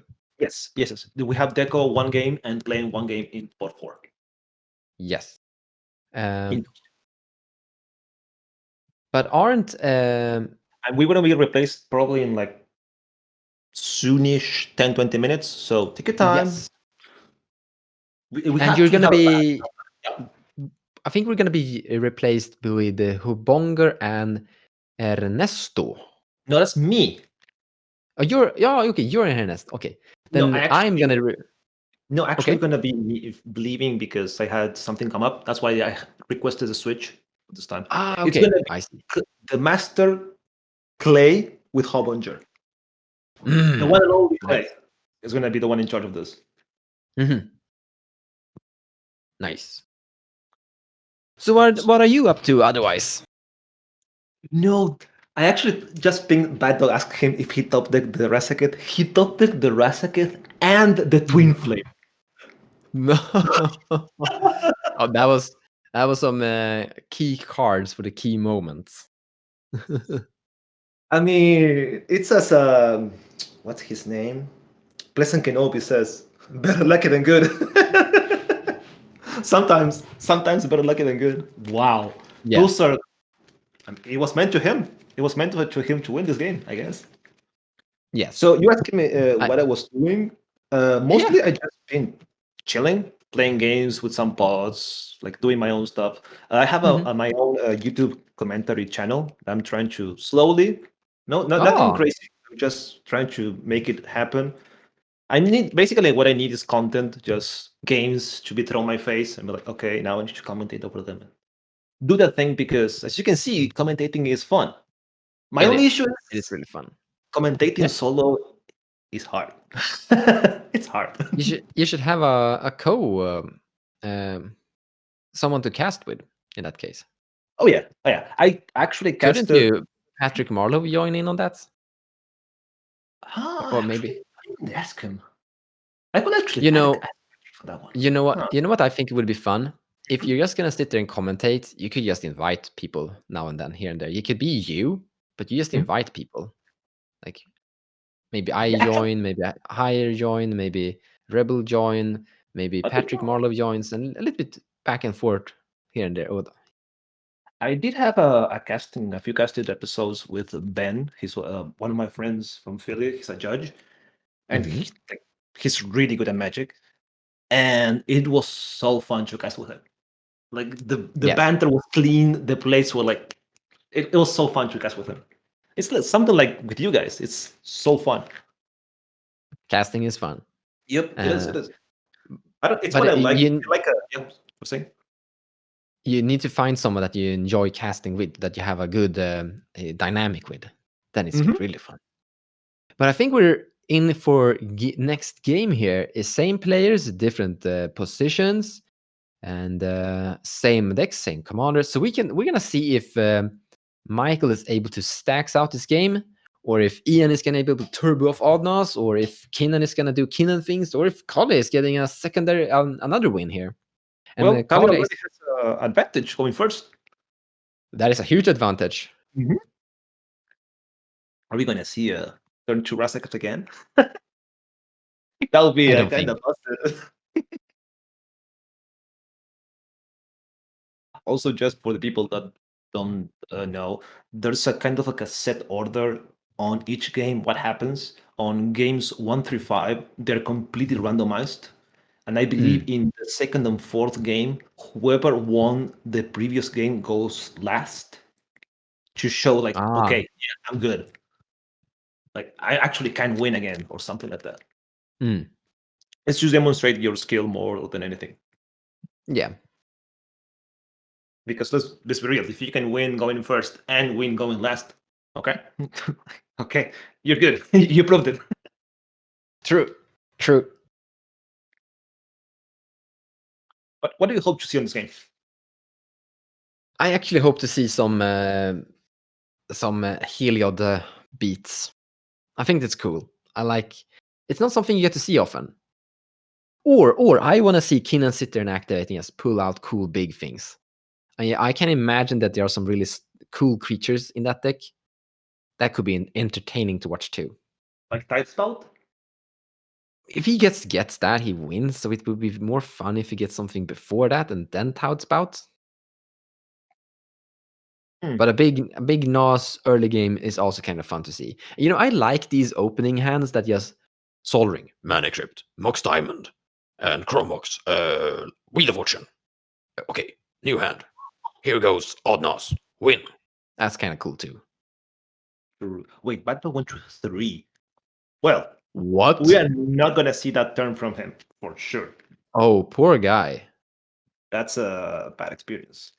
Well, that's karma. You see, he top deck true. and play. Now it's like, okay. Yeah, now he consumed all his luck. His luck has been spent. All the karma is now swinging back. The pendulum is going back to him. So yeah. Ian is at 7, and then Kinnan and Heliod is at 6. Oh wow, 3 cards. all I gotta say is, if Bad Dog wins this game, There's a I chance. don't know. I don't I know. mean, Like, Ian might wheel here, turn 1 wheel, and Bado gets a new hand. Imagine that. it all depends on how crazy Michael's turn is. If Ian goes for the wheel, if he can, of course. Yeah. Here's the thing. Yep. All you really actually need is just one big dockside, and you can win. Because if Bad Dog casts if there's a land dockside in and Rasakef in Bad Dog's hand, that's like winning if you get enough mana. But here's the deal. Do you actually? Oh yeah, you can cast Kalia and then go crazy with that. Yeah, you're right. Yeah, that dockside's kind of like the nuts. Yeah.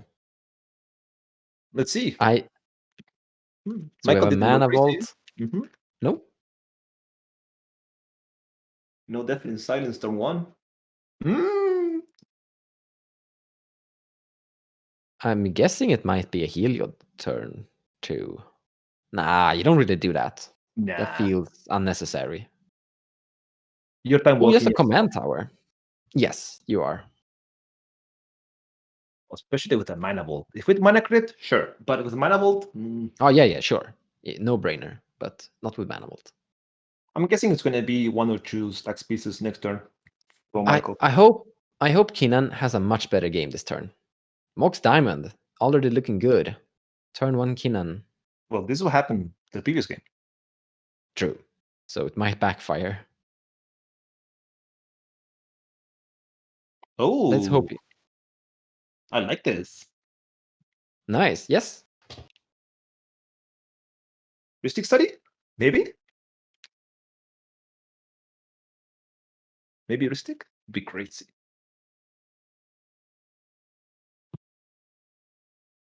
He should do something Oh more because my I would rather. Okay, is it there? Windfall. See, here we go. Problem solved. Bad dog, new hand. It's like, okay, I'm down for this. So here's a min-maxing moment. Do you crack the fetch to draw less lands? It's like minimum chance. But Depends, I guess, on the deck, honestly. But I would probably crack that to decrease the lands in my deck. Yes, if I was bad dog. and And Swan Song. Mhm. Yeah. Tsunami has- Ian doesn't want this to happen. I mean, Ian is sitting with a full grip, and he doesn't want to replenish Bad Dog and Tsunami here. No way. Even Michael gets a +2 with a mana vault out. It's kind of Yeah. This is a good counter. He had to counter. Yes, this is good. Yeah, Counter. Ian is the big loser of that wheel. 100%. He didn't develop any fast mana, and he gets like his hand blown away. No, it's good counter. I like it. Here's the famous Grand Abolisher. With only 2 cards in hand, it's not as risky. It's not No, like no. threatening as it was previous game. No, you can let this one resolve and even be for a tiny while. But like once Bad Dog actually gets close to 5 mana, you need to like maybe kill the Grand Abolisher. See what happens. Okay, so Ian for a second lost connection, but he's back. Let's see, Michael. What was in your hand? It's gonna be 2 stacks pieces, Heliod and something. Archon of Emeria. Okay. Okay. Thalia, Bio Thraven, yes. Our response as an Noxious Revival from Tsunami, targeting probably Windfall. Yes, the Windfall. Makes complete sense. Yes, it still does. The problem is Tsunami's Hellbent. Yeah, and that is why he wants the wheel.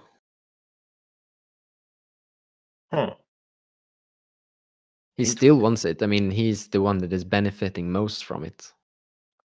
I think Thalia is gonna hurt Ian quite a bit because there was no turn 1 play. That means he might have a 2-mana rock, and Thalia says no.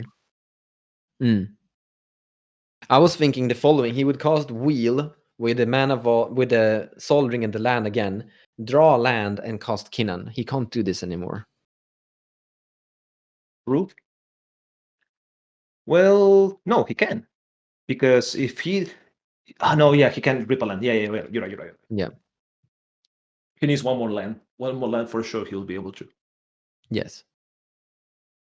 But he's gonna draw the Windfall, so that's not gonna happen. Nope. Thalia is actually doing a lot of work. Indeed. I think this is how you should look at like stacks, slowing down the game, making it hard for these turbo play decks to play fast. You make them play a little bit sluggish. It really has an impact. Can you imagine if Michael says like, "Okay, guys, here's an Order of Sacred Torch. Have fun." Next turn, on turn 3. Is that the one that taps and counter a black spell? Yeah. Yes. I love that one. Yes. But in my experience, I don't think it's that amazing. And I mean, I've had it in several games, and I don't think it's pulling its weight because the summoning sickness is a little bit iffy. It's one of those cards you need to drop early. If you drop early, it's so strong. It's so strong. If true.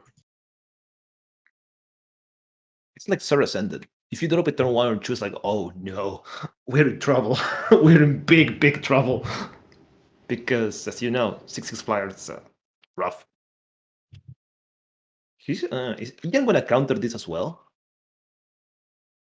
Is he going to play Archenemy with Silas Roger? And that would be weird. I mean, I think he's gonna fall behind if he does that, because Michael is kind of fine. I don't know. It depends on his hand. It really depends on that hand. Oh my, Bad Dog has Soul Ring. Hmm. Interesting. I mean, I guess he drew Soul Ring, but he prioritized the Grand Abolisher above Soul Ring, and I can actually almost see that. It makes sense. It makes complete sense. What you mean? Yeah, but often you people just say Soul Ring is out to play, out to cast priority first, but you know, Grand Abolisher is something you just want to sneak in and just have him play, because it's so nice to have one. This is true. Especially at full grip. Exactly. I mean, he's gonna get more mana. His deck is filled with fast mana. What he's lacking is key creatures like Grand Abolisher. So I really like the priority. Let's see what happens. I'm kind of curious about Bad Dog. What's going to happen? Me too. Like, now we are back at full grip. It's like this is like wheels are the thing that are speeding up the format a lot, because people empty their hands, wheel a new hand, and just keep on bursting with speed. Fellow or Stone, though. Ooh, I like this. I like this.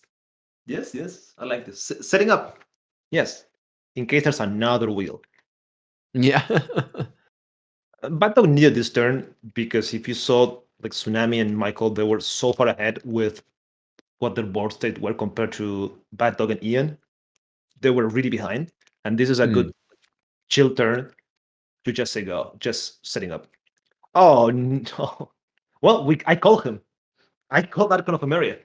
And here he comes. Nice. I call him many times. I love Archon of Emeria. I really like that print. It's I gotta admit that.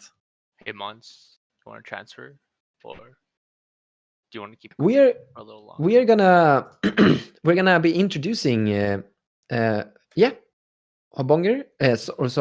Could you take my spot? yeah, I'll also be hopping off, so I can have the one and only Clay taking my Clay. spot. But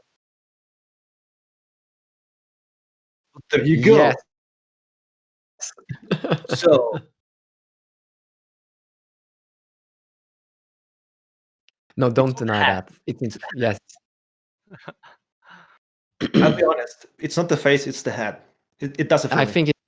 think it's a green background for me. I'm just joking.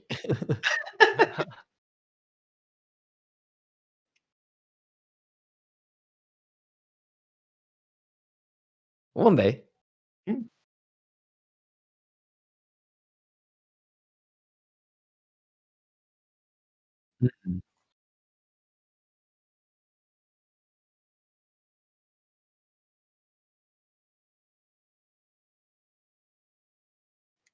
I thought you were there since it was said, let there be light.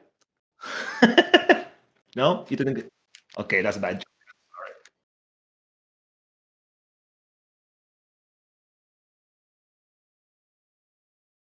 Mhm.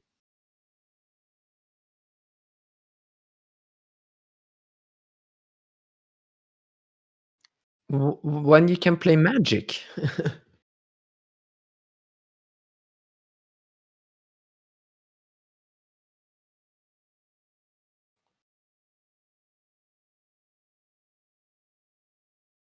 All right.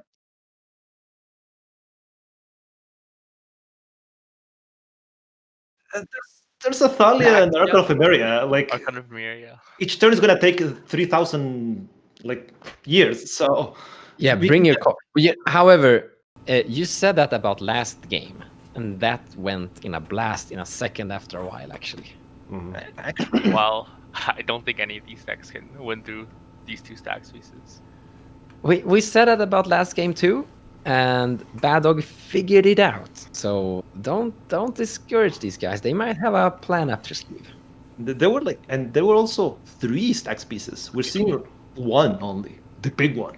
Yeah. It's Archon, the big one. That thing goes away, and Thalia is yeah, I'm doing my thing, but I can't win the game by myself. So But I'm gonna leave you guys in amazing hands of these fellas, and thank you for letting us come here and chat. Take care, and see you next time. Thank you. We'll see you on the Thank you flip so side. much. I'm also gonna be dropping off. Hope All right, you have a good understood. one, guys, and Everybody. enjoy the game. We'll do. Pleasure Bye, catching guys. few months before you leave. We should do it again. Yep. Yes, Ah. I think. I'm out, lads. Have fun. So, Hobonger, this is the, hopefully I'm saying that correctly, this is the first time that we've interacted Yeah. in any meaningful way. Yeah, I mean, it's nice to finally meet you. Absolutely. I hear good things. Definitely hear good things. So, while we have a little, looks like we're attacking Bad Dog with birds, so while that is happening, for those of us in the audience that don't know much about you, did you want to say something about yourself to those folks out there? Yeah, well, I've only been playing Magic for about a year and a half now, so I'm not really too well known in the community. But I jam pretty often. If you want to jam with me, just come onto the Nexus. I'm there pretty often, so Righteous. yeah.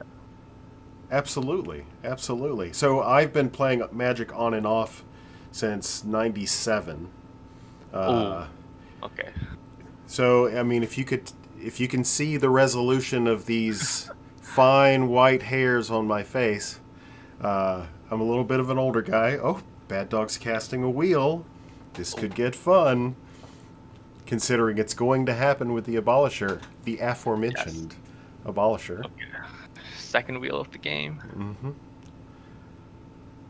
So you're like a Magic boomer. I'm like a Zoomer. I have these like new opinions. So yeah, like that's Yeah. actually apropos, very appropriate to Magic Boomers as plasma, yeah, Mons put it. So I'm old enough. Okay, so by trade and by education, I'm a former Army intelligence professional and archaeologist. So I've been studying people for over 25 years in some way or another. So my role in the community is community building.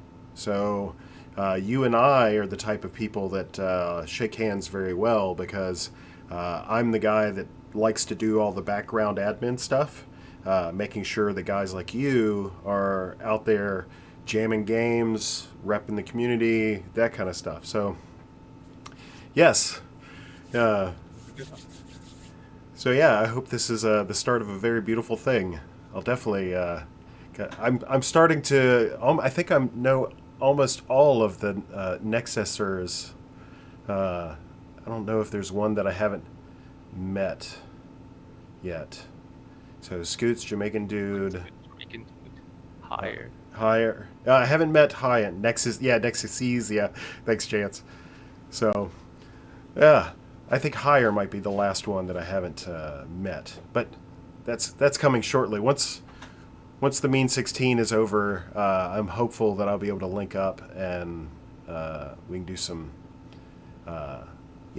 campaigns for this little project we call CEDH. Yep. Oh, there's Uber mask on the stack. Never So- actually encountered this card before.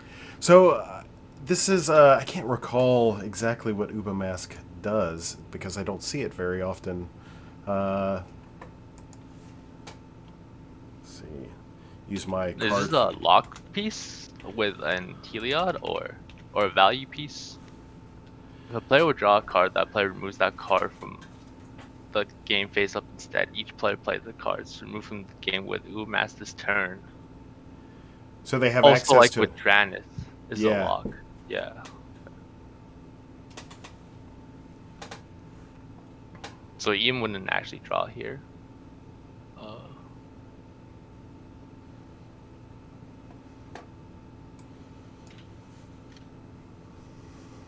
Mock Samper, okay. I think we're in for the long haul for this game. Yeah, I Two know. stack Just pieces. as the previous two said, get you a snack, get you some popcorn, a little drink in the old Robin Hood pimp cup, you know. Yep.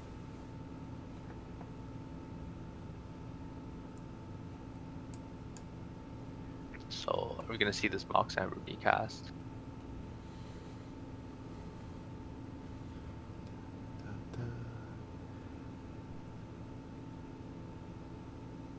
I don't see anything that would prevent it.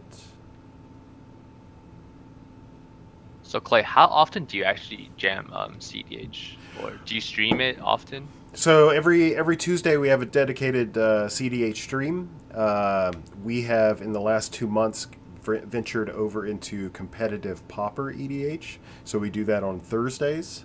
So that's my involvement, like actually getting to play. Of course, when you're streaming, you don't get to play as much as you'd like to. For our crew, we've got Nick, Predatory Pickle. I'm not sure if you've run into him. He's our ambassador of Quan, as it were. He goes out and visits all the folks and represents the tryhards out there. So I'd like to do more, but I got that full-time job that keeps me strapped. I'm also getting married at the near the end of this year, so that has me a little crutch for time too. So, Congratulations! Oh, thank you. She is the lucky one, believe me.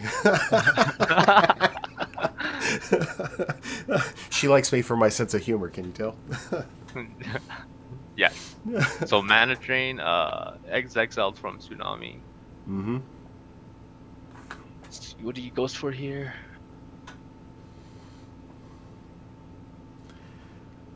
So I don't know if you were tuning in earlier, but Tsunami actually had the opportunity to have the mirror out on the battlefield, where he had the double. What's the tide spout tyrant? He had double tide spouts, and he was controlling the board state with the double tide spout. He was never ever really able to get Kinnan and the mirror to link up, which is unfortunate because that's something that I've been wanting to personally see.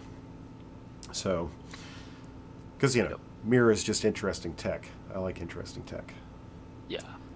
So that was the first game, was that, or the very first game, I believe. They're all bleeding in together. If you feel me. Yeah. I missed that one, unfortunately. So you just swing with the bird. Yeah, hitting the dirty Adnaz player, or one of the dirty Adnaz players, which is funny. Now that I'm thinking about it, because comedian, Ian is obviously on Adnaz, but it seems like everybody's been just beating into Bad Dog almost religiously, and I think it's probably because that the fear of the Razakath.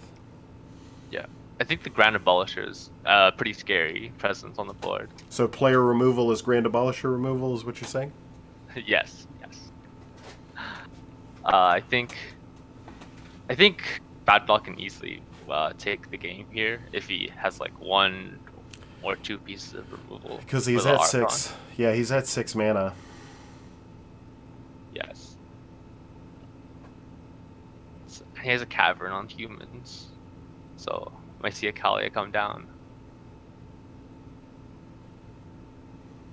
So that said, do you think he puts out Kalia and then? Because Archon is I can never remember these stacks pieces. Can't cast. It's a rule of law. Rule of He one only spell. casts one. Yeah, 1 spell a turn. Okay. He has 7 cards in hand, so depends on what he has. I feel like he probably has a lot of options here, but realistically, it's hard to be able to have that much. When the game there's a Thalia, and 6 mana with Thalia is still like 6 mana is a lot for when there's a Thalia out. It's kind of still hard to win. So probably see a Kalia pass, and if they can't deal with the Thalia, the Kalia, then this might just be it. Because Kalia dropping the Razakath obviously gets around the rule of law effect. Yes. I think yeah, there's probably a decent chance that Bad Dog has a tutor in hand. 7 cards. I hope so. Let's see. That's he has I'm actually 2. curious of what kind of hand Comedian kept this game, because we saw him pass turn 1 and Swans on the wheel, so must have meant he had something. I was expecting him to Vamp Tutor in response to the windfall at the beginning, but You know, now that you mention it, his being quiet is oddly strange for playing Roger Silas. You know, typically, like I understand the need for caution because you have the stacks presence on board, but like there's not much. yeah. Ooh. Oh, what? It automatically selected the graveyard. I don't know what happened. Yeah, yep, Chance, you are correct. Children of Corliss can lift Bad Dog right out of the gutter.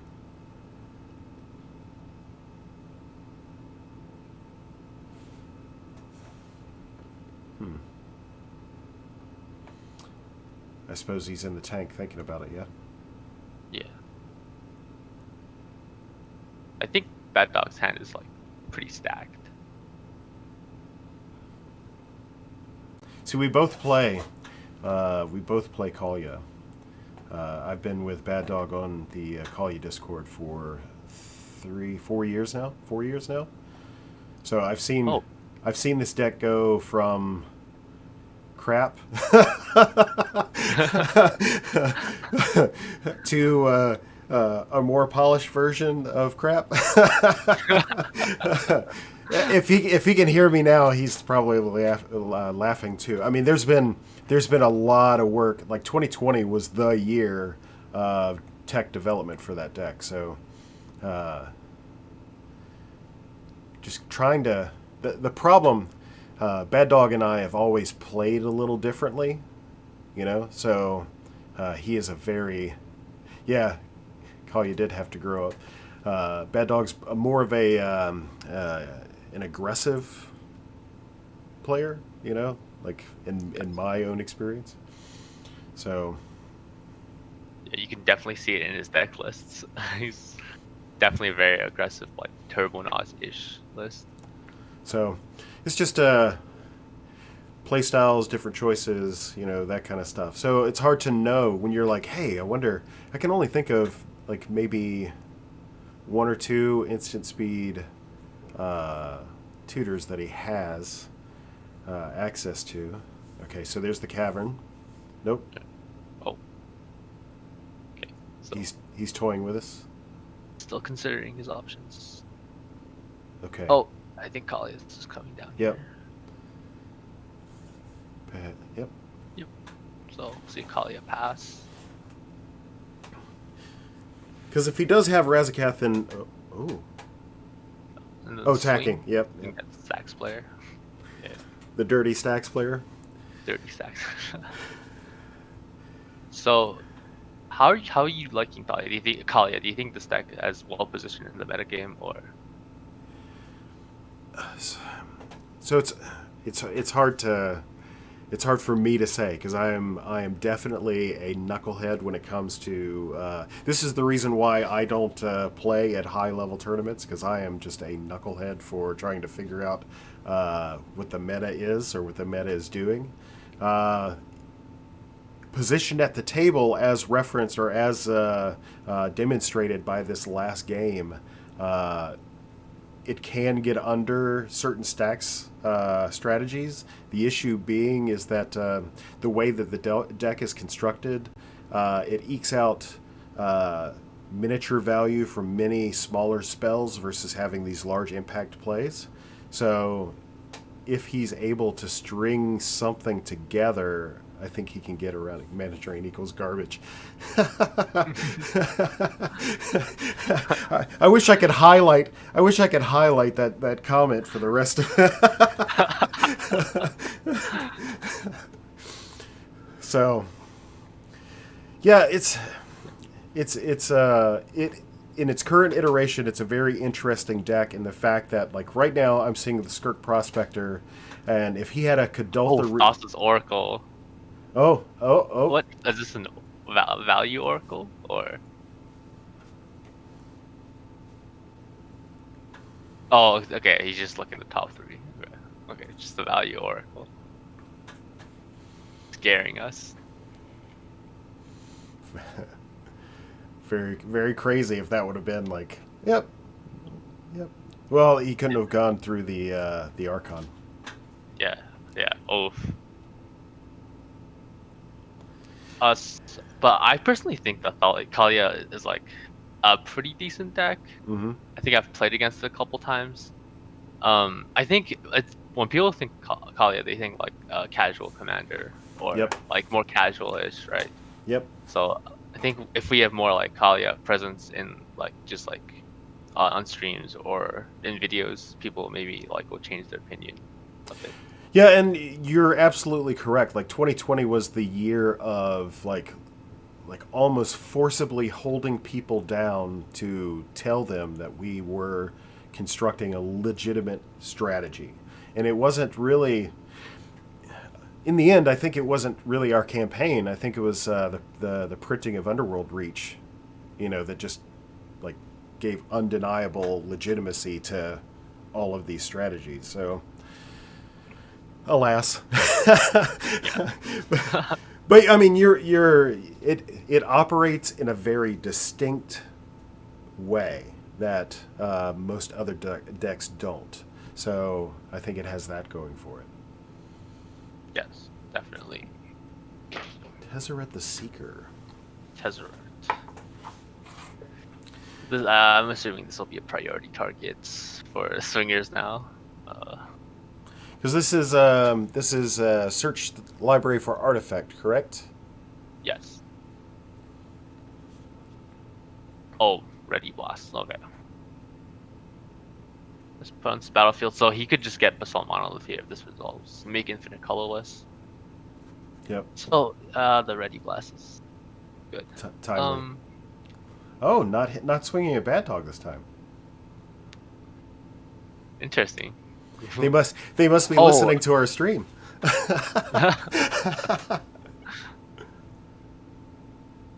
Oh yeah, Chance, like 2015 Armageddon, Moat, Iona, Sire of Insanity. Yeah, like so I had an interesting comeuppance with Kalia because I've played Kalia since 2011, since the precons. And let's see, does the Spire of Industry come into play tapped, or do you tap it for something? Yeah, Archon of Emeria makes it come to play tapped. Okay, there it is. Yep. Oh, non-basic lands. That's right. Yeah. So I was in California at the time, living just an hour south of Channel Fireball, and if you live an hour within proximity of those types of places, like the environment is dominated by competitive players. So Commander on the West Coast was 1v1 competitively. So I started playing Kalia as a Armageddon deck. Wishclaw. Oh. You say tutor, and it shall appear, right? Yes. I think so. Probably setting up for next turn. He's out of spells to cast here. That, and he's able, if it goes around one more time, he'll have all of his... Oh, he just activates it. Oh. Okay. See, I was actually thinking that you were 100% correct, because you just let it float around. Michael will probably play another stacks piece. Don't know exactly what Ian would do. And then Tsunami would probably still try to go for his... Oh, there's a Runescarred. Oh, yeah, he's just going to drop the Runescarred and tutor off of it. Yeah. Do you know what he might tutor for, since you're a Kalia expert?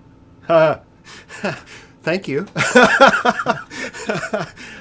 So Razakath is the thing that immediately jumps out, because that's the thing. Right now he's got Cirque Prospector and Runescarred on the battlefield, in addition to Kalia. That's 3 tutors, right? Yes.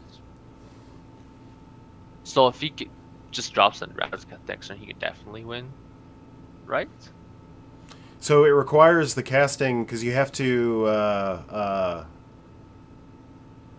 cast Leonin Relic Order first to exile some value piece because you have to figure out a way to get it in the yard. Then you sack it to Rezakath and you got to cast the Animate Dead. So that's 2 spells. So he still has an Archon problem.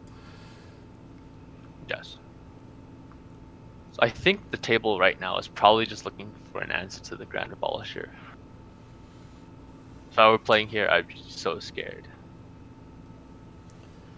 I mean, he's threatened. Yeah, I mean, absolutely. He just tutored a card. Who did he give the talisman to? Tsunami. Okay. So I think he's pretty confident that no one will be able to win off the Wish Claw. That's why he used it. Or he just really need the Runes card.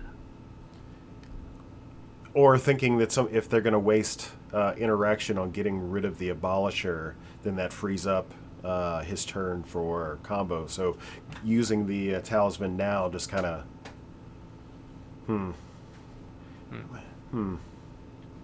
Because yeah, giving the Wish Claw to Tsunami just gives them an out to gives them an answer to to the Grand Abolisher, because you can just tutor for it. I wonder, so that, because I mean, what the audience might not realize that we know, the players are in a chat where they can talk to each other. I'm curious if that was a political play, because I would have given it to Michael. Yeah. Because it's a is it a colorless for Wishclaw? I can't ever remember. Yeah, colorless. Okay. Colorless. So Chain of Vapor from Ian. Maybe he's setting up for a win. Storm deck do stormy things, huh? Yeah. These storm decks just have a lot of trouble with even just the Thalia without the Archon. Like a lot of your spells. I think he's just setting up for an Oracle win here, though.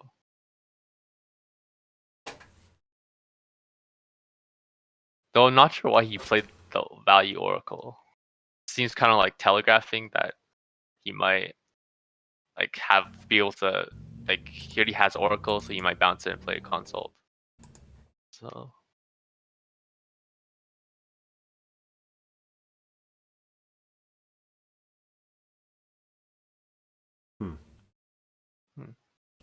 He did bounce the Oracle back to his hand, didn't he? yes.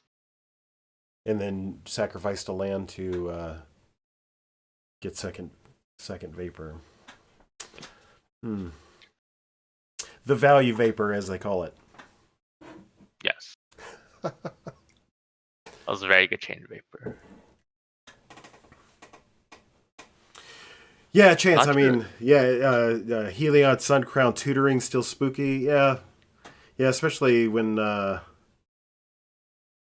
Heliod isn't on the battlefield, so that's the reason why I would have given him the Wish Claw, because he would still had to tutor for the WinCon, play Heliod, and the Rule of Law effect was symmetrical, correct?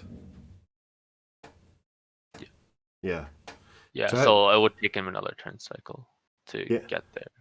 So that's why I think the Wishclaw Talisman was actually political, because he's probably talking to Tsunami saying, hey, brah, if I give you this thing, will you get rid of this thing that hurts us both? Kind of deal. I don't know if although, it's hard to think, someone would actually get rid of any of the stack pieces holding Bad Dog down. Sport is pretty scary. Tutoring, twice, and Grand Abolisher. So, I mean, it's difficult to know. It is definitely difficult to know. Let's see. Ian's got three cards in hand. All of that untapped mana. He's probably just forced to go for it here, because Tsunami probably can win. But with the Wishclaw, so can Bad Dog. So here's a Wishclaw. Wishclaw? Okay. Be funny if Tsunami gets the double Wishclaw. I mean, certainly this one has to. If I mean, he's casting the Wishclaw to. He's casting the Wishclaw to if you're using it, you're using it, right? So he has to give it to somebody. Chance is asking what deck you play. In the chat. Chance. So I played just recently. I started playing this format, playing Paco. So just Paco beats seasons past turn loops, Mhm. and then I moved on to 4-color piles. So I played a bit of Razzacats. I played like a decent amount of Razzacats. I really didn't like the fact that I didn't really like Razzacats too much, but Spleen seems to have a lot of success with it. So I'm not sure, but right now I'm on like Grixis piles. So recently I've been jamming a decent amount of Malcolm. Yeah. Malcolm Val Smasher. I mean Val Smasher with Glenhorn Buccaneer combo, Turbonaut style. But like I just wanted to try out all the different Grixis commanders. They're all pretty interesting. Yeah, I played Kess for a long time, and then when Roger was spoiled, I think it was Shaper who made a Roger list that I quickly just kind of sleeved up. I've got it sitting. I need to do something with it because it's, you know, you got to play with it for a month or so to figure out whether or not it's you. It's not me. I'll probably either go back to Kess in Grixis or experiment with another Grixis pile because I like having that available to me just for, you know, random pods that I play in. My main jam. So I have Kalia sleeved up, but I haven't really done much with her in the past like month or so. I've been trying to actually revive Zancha. So Zancha. Yeah. So I being the rebel. Yeah, see, we got two rebels on this casting. being the rebel that I am, I'm interested because it's interesting, right? I'm interested in exploring. So he didn't crack the wish claw. So just setting up. But Yeah. I'm interested in non-blue spaces, right? So everybody dismissed Zancha because the errata just kind of made it sorcery speed, that kind of stuff. Doesn't mean it's not a good win con, you know. So Yeah. it's just one of those things. Like Meltdown is really good right now. You know, cast one, destroy all treasures. So I mean, you play against Dockside. That's kind of what you're doing, you know. Yeah. Pretty good. I think Zancha is pretty interesting design space, like interesting like brewing space. It's very unique commander compared to like all the other. my thought process is like we are in an Adnaz Dockside Underworld Breach meta. Giving an opponent a 5/5 to swing into an Adnaz player, you know, sounds pretty good. So Yes. the trick right now is because I'm exploring reshape. Reshape. Probably getting a basalt monolith. Do we have a infinite? Not yet. I think he can just reshape for basalt, wishclaw for mirage mirror, and then he gets it here unless someone can interact.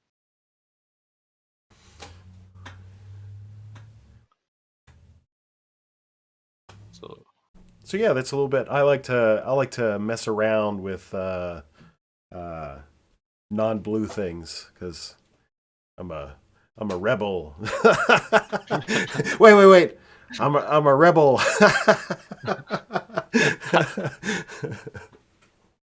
You're like the rebel in disguise. Mm-hmm. So, there's the monolith. Reshape resolves. Okay. So he makes infinite colorless here.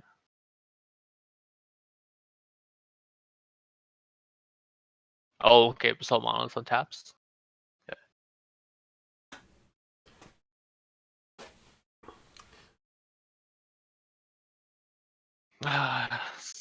If no one can interact here. Wishclaw. Back to back dog.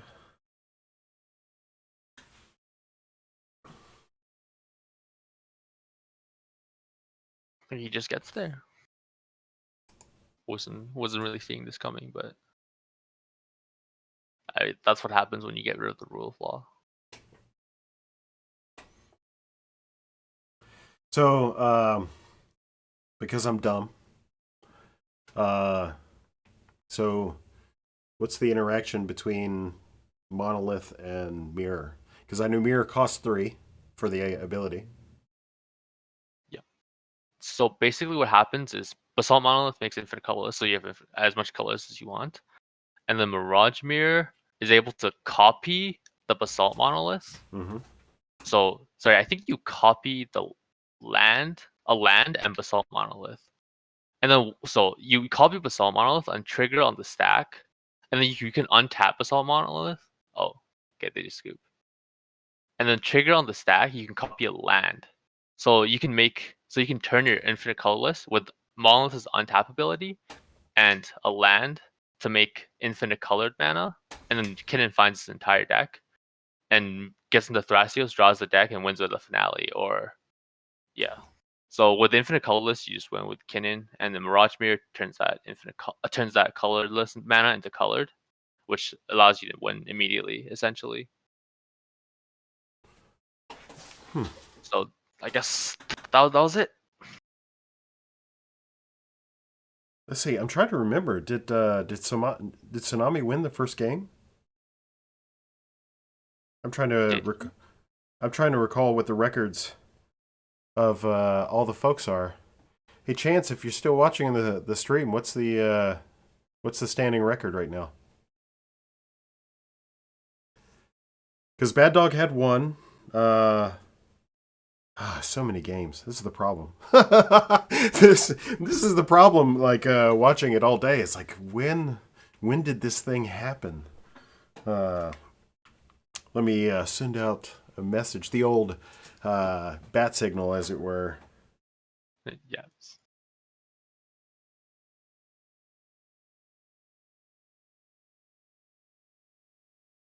So yeah. So in retrospect, if you're Bad Dog, do you give the Wish Claw to somebody else?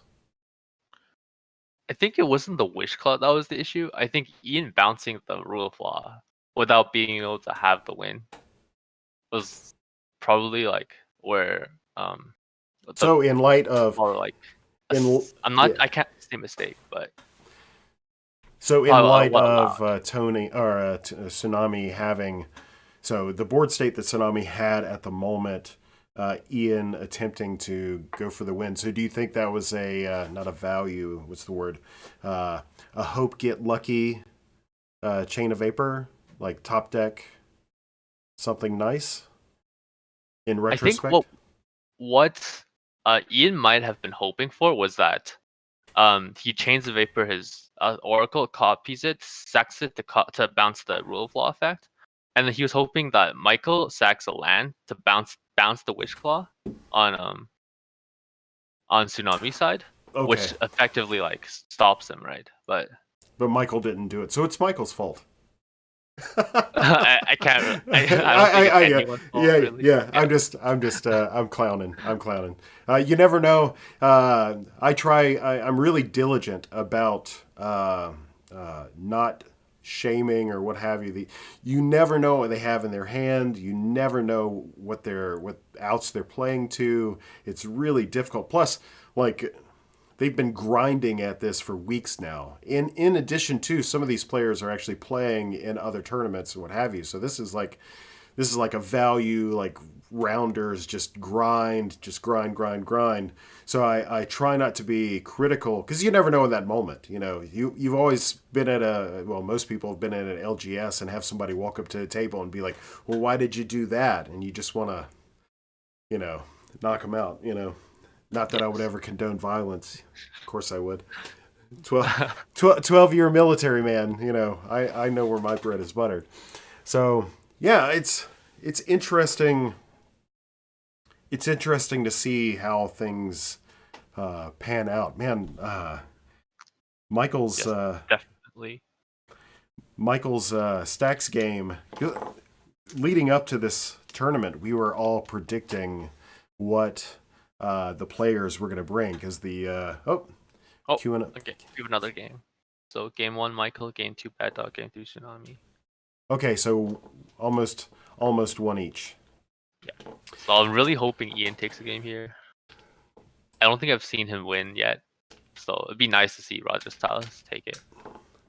So I wonder what the roles are going to be. So by tradition, Tsunami should be going. Well, I think that was round one. I was going to say going last. They were doing this winner plays last kind of deal. I'm not exactly sure if that is carried on over to round three.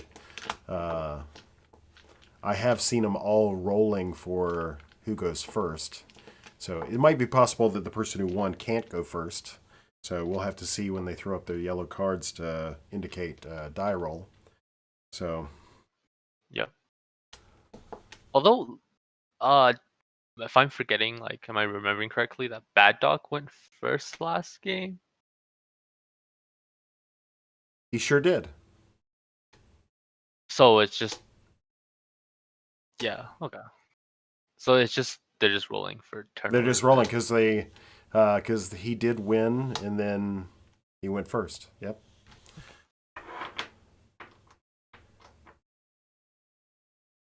Also, Tsunami took the game going last. Very impressive.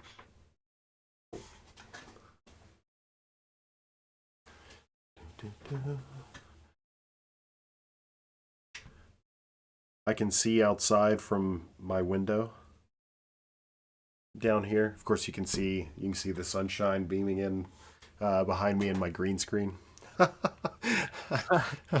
Just thinking about I should go get a beer is what I should go do. Yeah. Where this is a mature audience stream. Actually, a little snort of some scotch will probably be the best, to go with my little ambiance. Yes. So hang out with friends. No doubt, like it is kind of a bummer because, I want to be outside. I mean, I want to be. Let's get this straight. I want to be here watching the best players in the world make the best plays in the world, right? That's nowhere else I'd rather be. I mean, who needs to go outside? I mean, vitamin D. Who needs that shit? Yeah. Oh, let's see. Oh, Manuscript? Yep. Turn 1 Archon? Oh, turn 1 Heliod. Seems good, right? Yeah. Pretty good. Maybe setting up for a turn 2 win. We'll see. Oh, wouldn't that just be like... I'll have to write... If Michael wins, like right now, I'll have to write him a personal note, a thank you card, because it's still early enough I could go outside and put on shorts.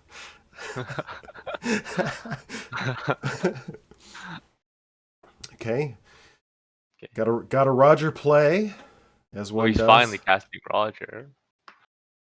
Yeah, he didn't do that. There's the Mox Amber. Oh, there's Mox Amber. It's not too late. Calling the week ad nauseum. I can see it.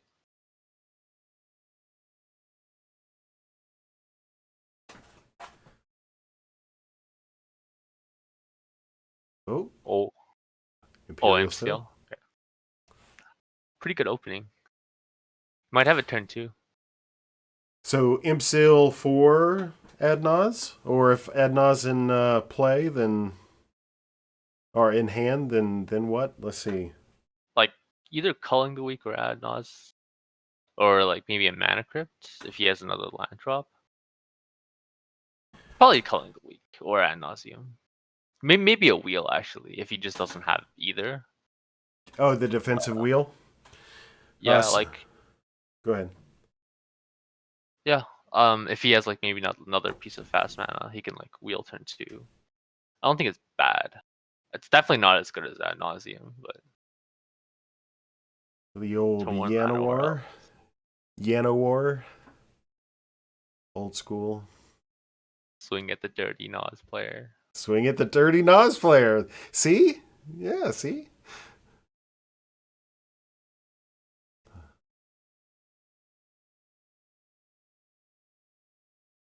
See if Bad Dog has any fast mana. Oh, did Bad Dog forget to take out Kalia from the deck?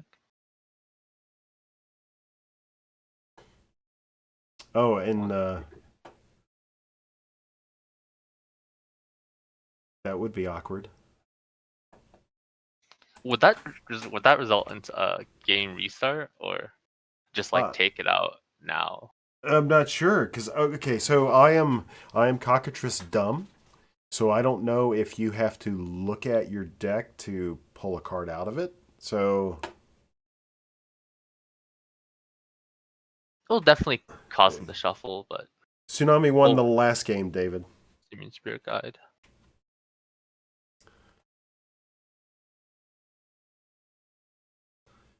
And Rakdos Signets. Yep. No land. Okay. That's unfortunate. It's also possible that they've just agreed that whenever he tutors for something, he'll just pull it out. Oh, yeah, perhaps. If we see a turn 2 Nas from the Roger player, maybe you get to go outside. And feel the warmth on my body. Ballista?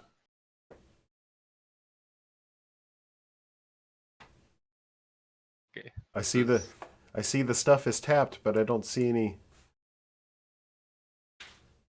Okay, recruiter. Oh, recruiter of the guard. So tutor. Oh, Ballista next turn. Okay. So, oh no, Ballista's. How many mana do you need for Ballista?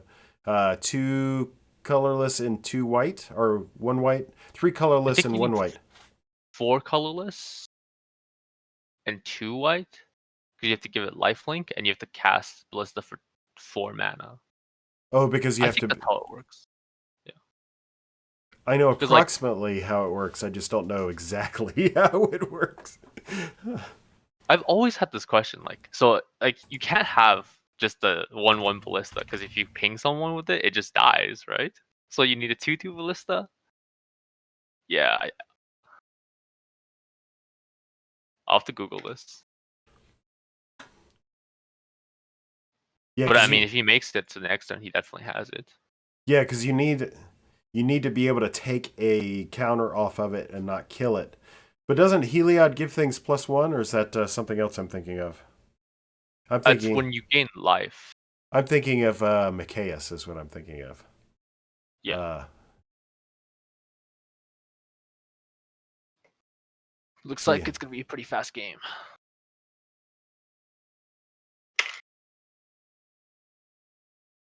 Rite of Flame. Heal. Neat. 2 red. 2 red. Dockside. So 1, 2, 3. That's 4. 4. 1, 2, 3, 4. Yeah. Probably tutor for that Dockside. Probably in range for Adnos. See what he has. So we have So free spells are the only interaction available, and to be honest with you, that's Tsunami's burden at this point. Pretty much. Because, yep. Oh, okay. Mystic Remora. I think we're a little too optimistic. Hopeful. Yeah, hopeful. Okay, he could cast Ballista for 1. Next turn, give it lifelink and attack with it. So it'll take another turn cycle. So he could have done it last turn. Yeah, the slow route. Yeah.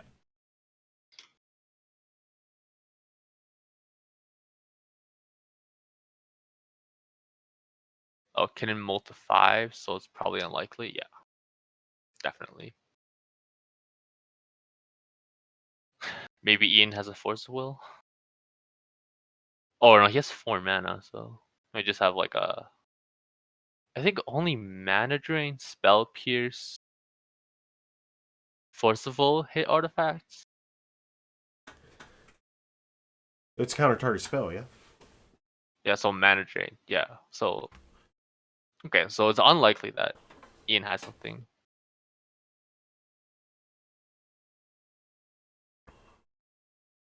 If no one can deal with Michael here. It'll kind of be kind of ironic. Like the one stacks player somehow like gets under all the combo players. Like 2 Turbo Nas players. Yeah, within the first like 2 turns, 3 turns. Yeah. Yeah. It's like you on that white Asnos there. Hey, my one of my buddies from the Discord just showed up. Hey, Greg, what's going on, buddy? Oh, hello.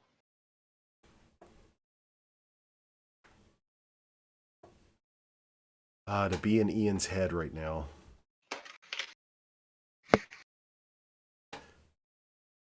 So is Remora still on the stack? Oh, still Ian's turn. Yep.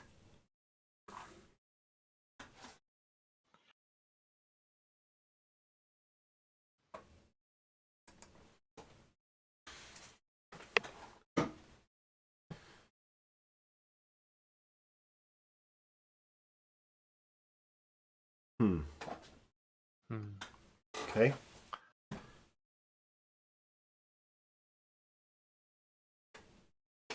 So do you think? Probably just Kinnan pass. Or maybe hold up counter magic if he has a mana drain. So it's okay. Okay. Oh, 3 mana. Blew that Oh, out. if he wheels here, it'd be so unfortunate. Oh, because that's right, because it's in hand. Yeah. There's no real way of recurring that. Yeah, I'm not sure if Michael's on Savine's Wreck. Oh no, Savine's Wreck doesn't work here. Because he wouldn't be able to put it back into play with any substantive counters on it. Yep. Yeah, it just dies. So he's not on. Wait, he's not on Savine's Wreck. Can he actually get it back? If it goes to the graveyard? The only way I can think of is if there was a way that in white that says something like creature enters the battlefield, put a counter on it. Yeah. I know he is playing some unconventional. Well, oh, it's a trophy mage. Okay. Yeah, so. I mean, still, this is great hypotheticals, right?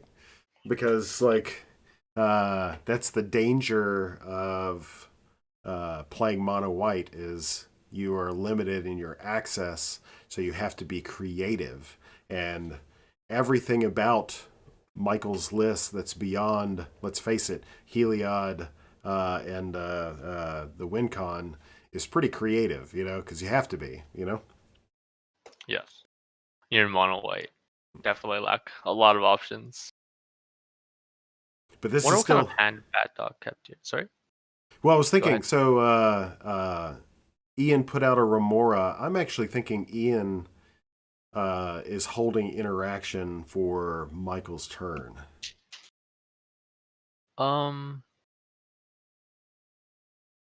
Probably he might be.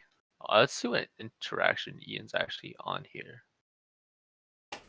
So you might have a bounce, yeah. Yeah, like a bounce spell or a force of will is unlikely. Pact of negation, perhaps. Or yeah, because fierce is non-creature. Hey, there's Dockside. Let's see. Oh. 1, 2, 3, 4, 5, 6, 7, 8, 9. Insane Dockside here. So Dockside for 9. Yeah, if Ian doesn't crack his treasures.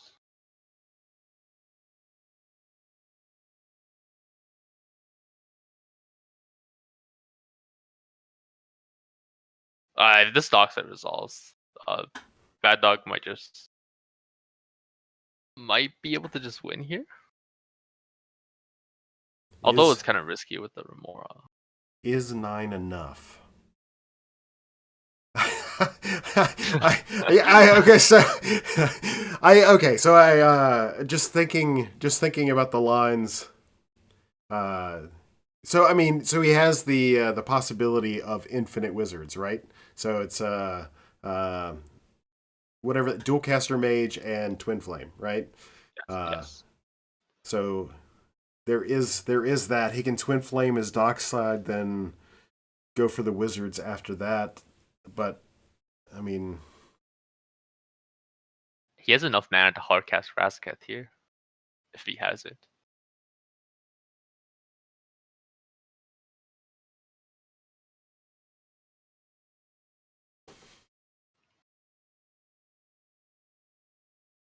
Yeah. Razakath puts him in the hole, though. Yes. He has enough money. He has enough mana to like maybe like demonic tutor for like a dual caster and then twin flame dockside. It's so much mana. Like there's infinite possibility, or just like play an ad nos. But like, okay, so silence. Oh. Okay, Yeah. indicating a win is what he's doing. Yeah. I think the burden of interactions basically just on Ian. Can't imagine Tsunami having anything here.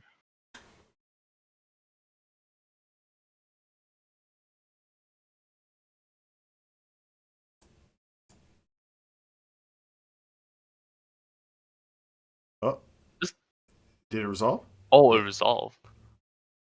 Oh, okay. LED. So Okay. It might just be the game. Oh yeah, I mean, I know that Bad Dog wouldn't cast the silence if he didn't have the outs. So I am reasonably sure that this is going to be wrapped up. He's just probably demonstrating his win. Yep. So Chromox.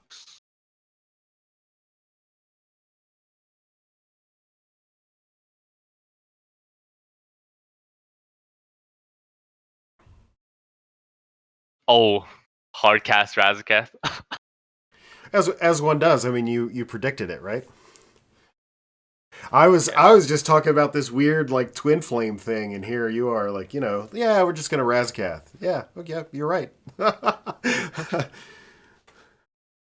So of course. Sorry. Oh yeah, so yeah, of course it's like he has two tutors available to him. I don't know. He can just crack his LED here to make even more mana.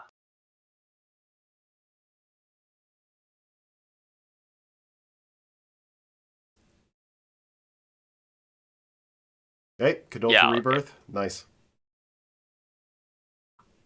I think Ian might have been a little greedy here to not crack his treasures.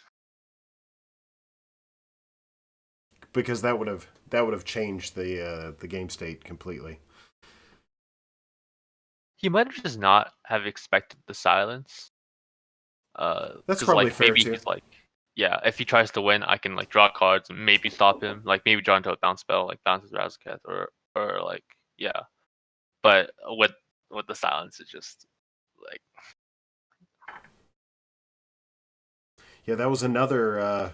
Speaking of 2020 for Kalya, Razakat's was already discovered. So Life, Death, and Razakath was already discovered, and then people like looked at Kadoltha Rebirth, but like the problem was Kalya relies on fast mana, so having to like get rid of your fast mana to get through, it was like this weird like paradox of, how do I get rid of my mana to get more tutors, and then once I tutor for stuff, then I won't have mana, and then Dockside happened, so that ended that argument really quickly.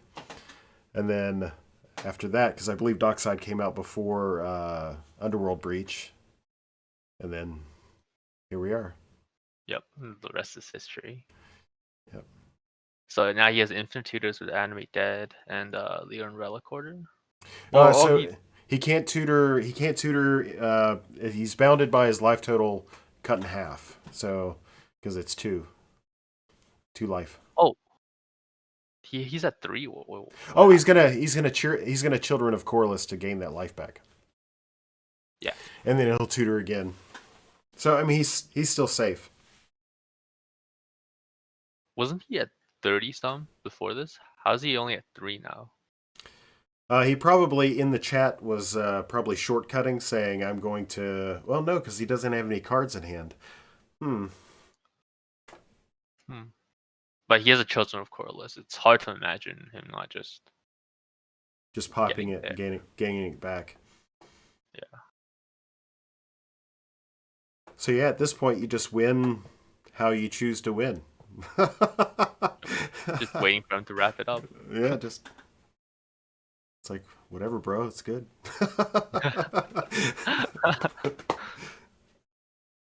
Man, good day. Good day for Bad Dog. Good Yeah. day. So Well, yeah, I guess we Go got to ahead. see the power of Kalia this today. Absolutely. It's a weirdly like come from like nothing, like something from nothing, So just strange how it does that. You were talking about the thought it occurred to me. You talked about playing the Rezketh deck that Spleen Face is on earlier. Which one is that? Razakats like Timna Thrasios. Yeah. So that because of your response to that told me what kind of player that you are. The Razakats deck is a very like long game patience kind of game. I don't have the patience for that either. And then you followed that up, just kind of like these things were echoing in my head. Like, yeah, I like to play Grixis. I was like, yeah, I feel you. I feel you. Yes. So we're like the same type of player. Yeah, I like the option to have an early combo, which is why I wanted to pick up Roger Silas.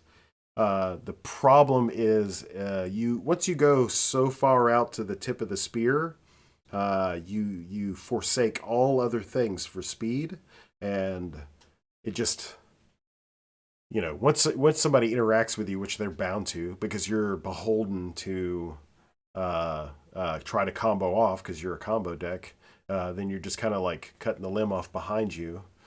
I don't like that feeling. I like being able to have some sort of ability to rebound, and Roger Silas just makes me feel uncomfortable, So Yes. Yeah, I get that too. That's why I haven't really picked up that deck yet. Just seems way too all in. So I do appreciate the tech that Ian has added to it to add to the resiliency, the paradoxical outcome, and that sort of thing. Being able to just rebound all of your fast mana stuff and then play it again. Still, I don't know. Maybe it's not enough to make me go back. Like I said, I got to take this thing apart, and I'll probably go back to. I don't know.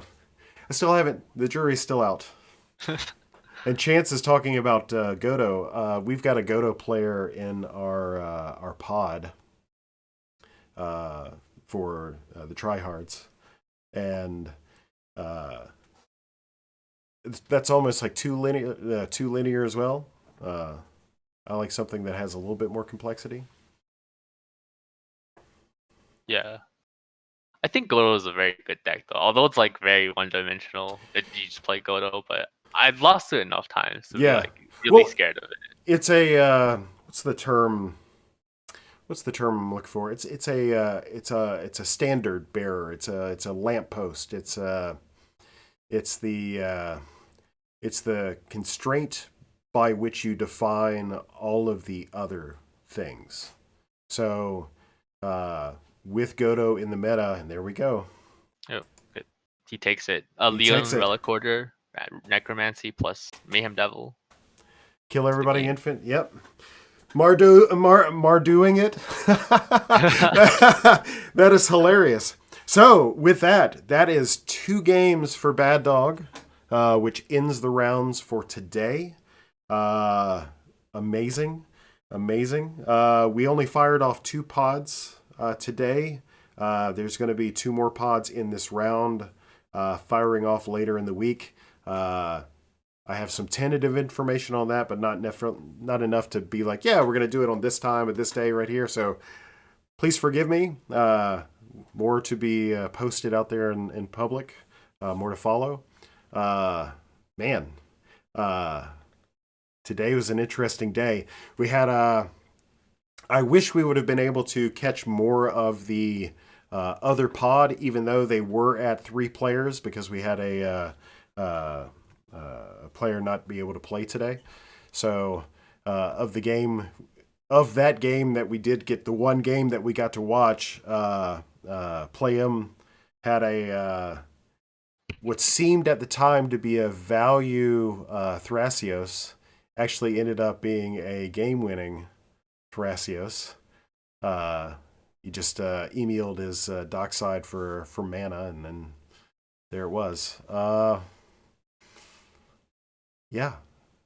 I'm trying to think of the rest of the games, but like I said, got a little spaghetti in here because I've been here all day. A lot of games, definitely. A lot of games, but I love watching these people. These players are, because most of them are, let's face it, most of them are playing the archetype they're known for.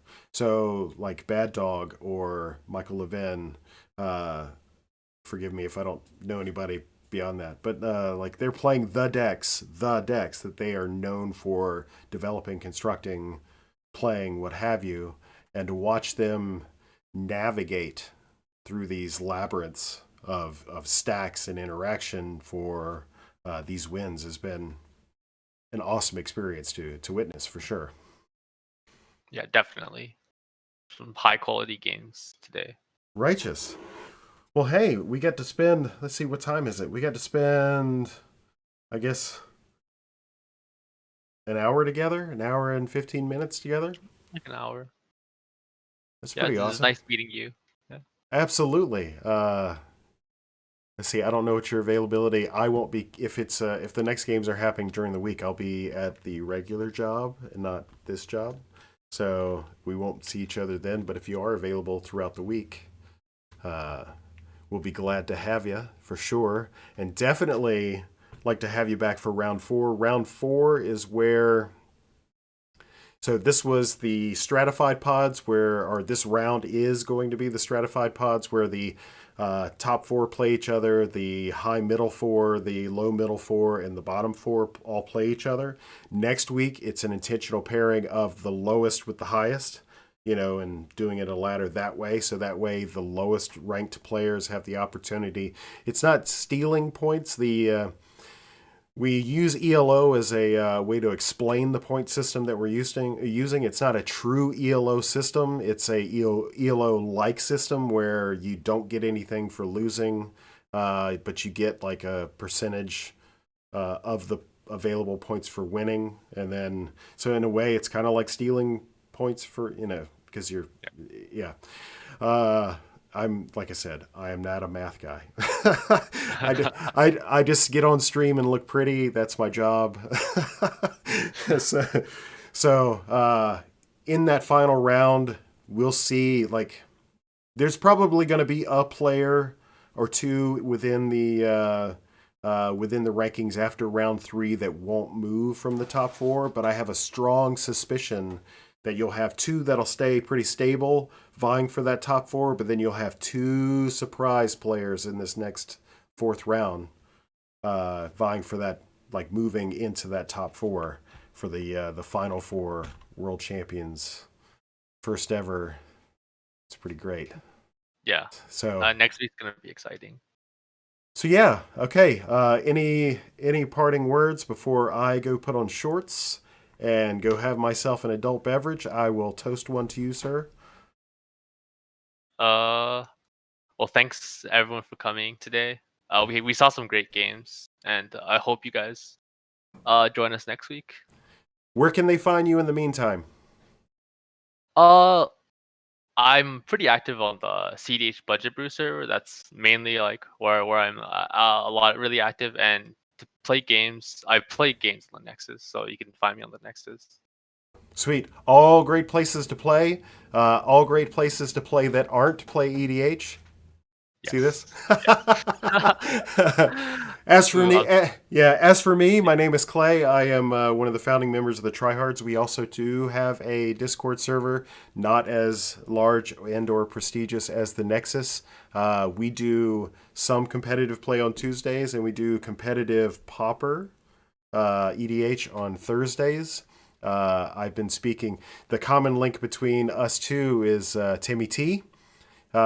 Timmy T and I are scheduled in the future. I don't know if I should be leaking this, but in the future we're going to be talking more about Pauper Commander as a gateway drug. into Top secret information. Yeah, because we're all competitive players at heart. It doesn't matter what we're doing it competitively. So I think the plan is to link, because Timmy is doing the budget stuff for regular competitive EDH, and you have the high end, and then you have the low end, which is I'm always the low end, right? So